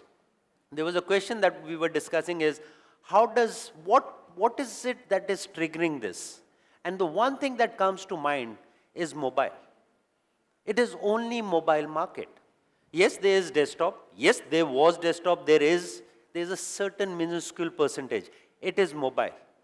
And if you've seen in the last 5 years how that has changed from almost 3 billion to 43 billion, it's the fastest growing market, even faster than Indonesia. If you don't look at the numbers per se, look at the percentage growth. It is far greater than any other market. It's also heartening to see, did we as an organization have a role to play?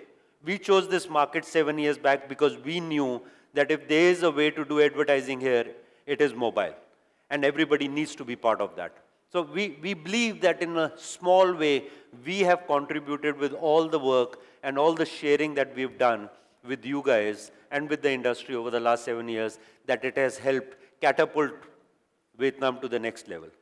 So the sessions today, the way we had structured them, from cognition to ad fraud, digital transformation, purpose, and creativity and personalization, all of them were targeted to help achieve one objective. And that objective really is, how are we going to shape the future? Are we going to take key learnings? The session on video chat, how video chat is going to be in the future, just gives you a glimpse of how things are going to change. 5 years back, nobody could fathom. When I was growing up, I could not even fathom seeing somebody on a screen and talking to them. But these things are changing. These things are changing very fast. Another presentation, another slide that I really recall is what Douglas presented. How in 15 years, the top 20 S&P companies, only 2 are repeated 15 years later, from 2000 to 2020. We have many more examples. Kodak doesn't exist today as a business. It was the biggest business. Nokia doesn't exist. 10 years back, everybody had a Nokia phone. The change is there. It's happening as we speak. While I am speaking, a lot of change is happening during these 10 minutes. So if you are not a part of that change, if you are not ready for that change, if you are not imbibing the spirit and the willingness to learn and to change, I always say you will be left out. The future of marketing is really on mobile. It is going to help shape what advertising and marketing will be as we move forward. Yes, other mediums will be there, they will coexist, but mobile will lead that. So with that, I would like to thank all of you once again for coming, to all our partners, our sponsors, our speakers, for making this a lovely, wonderful session. We hope to bring more and more of these best practices to you. And for some of you, or most of you, I look forward to seeing you for the Smarties Gala dinner, where we celebrate some of the best work that has happened in Vietnam. And I said in the morning also, some of the work from Vietnam has got global recognition now, and we'll see some more of that happening in the evening. So look forward to seeing you then. Thank you so much. Thank you so much, Mr. Rohit. So now we go to the lucky draw game, and please be ready and join us. Mr.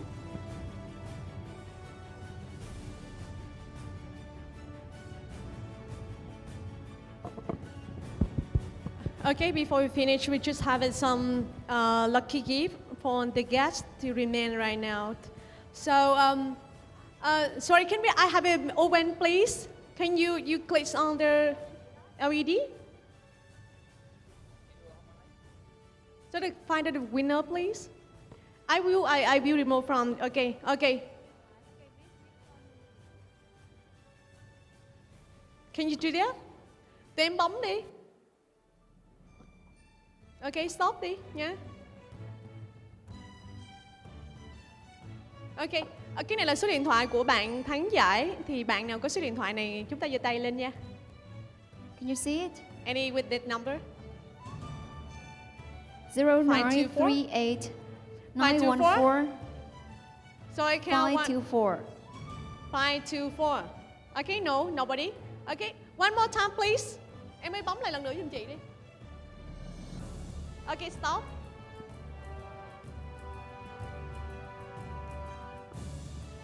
Anyone here? Có ai số này không? Các bạn, không có ai số này hả? 4 số điện thoại cuối là 0966 các anh chị. Raise your hand please. Okay, congratulations. Okay, congratulations. Okay, go to the next one please.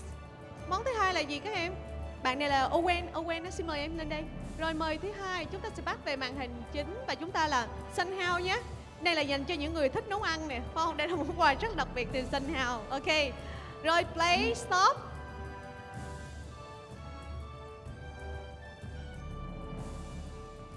Who's winner? 263 00035 5 số cuối ạ. Có ai ở đây? Các anh chị nào có số này mình nhớ giơ tay nha. Không có ai ở đây à? Ok. Okay, move to the next one, please. I remember BTS or something. Look at some BTS here. Okay, play. Stop. 218 744 á. 744. Cái số 744 không? 3 số cuối là 744 à. Yeah. Ok, không ai 744 hết hả? Ok, so move to the last one. Rồi mấy bạn bắt lại cái màn hình và chọn cái phần quà cuối cùng giùm chị nha. Rồi Minh Long, đây là một trong những cái ly uống nước mà đẹp nhất của Minh Long và thậm chí là chưa ra mắt ở thị trường luôn. Rồi stop đi em. Rồi 822, số của ai không? 3 số cuối là 822. Ok, congratulations. Ok, so mình có hai cái winner rồi nha. Bích Tông mời hai bạn lên đây. Chúng ta Rồi, xin mời lucky draw. Thì khi các bạn lên rồi thì chắc là tất cả những anh chị đây chúng ta đang sẵn sàng cho đêm trao giải Smarties phải không? Cho mọi người sau đây thì lên số chiếu chúng ta sau rồi mọi người.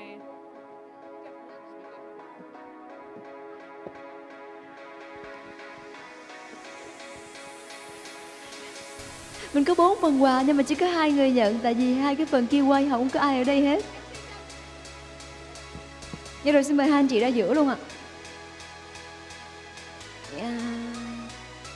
Ok, cái phần này là của anh 82 mấy đúng không ạ?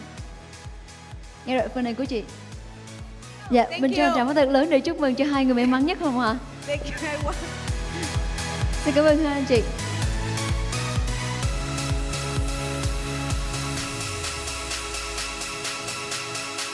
Okay, thank you. So, ladies and gentlemen, and this is the end of MMA Impact 2019. And once again, thank you so much for joining us until now, and we hope you do enjoy it. And we look forward to see you in the next year, 2020, with the MMA Impact. And please do join us at the last event today. So that is Smarties Vietnam 2019. And right now we have the cocktails and registration open. And goodbye and see you at 6:30 p.m. And right now, please take a rest. Let's dress up and be shy tonight. Thank you.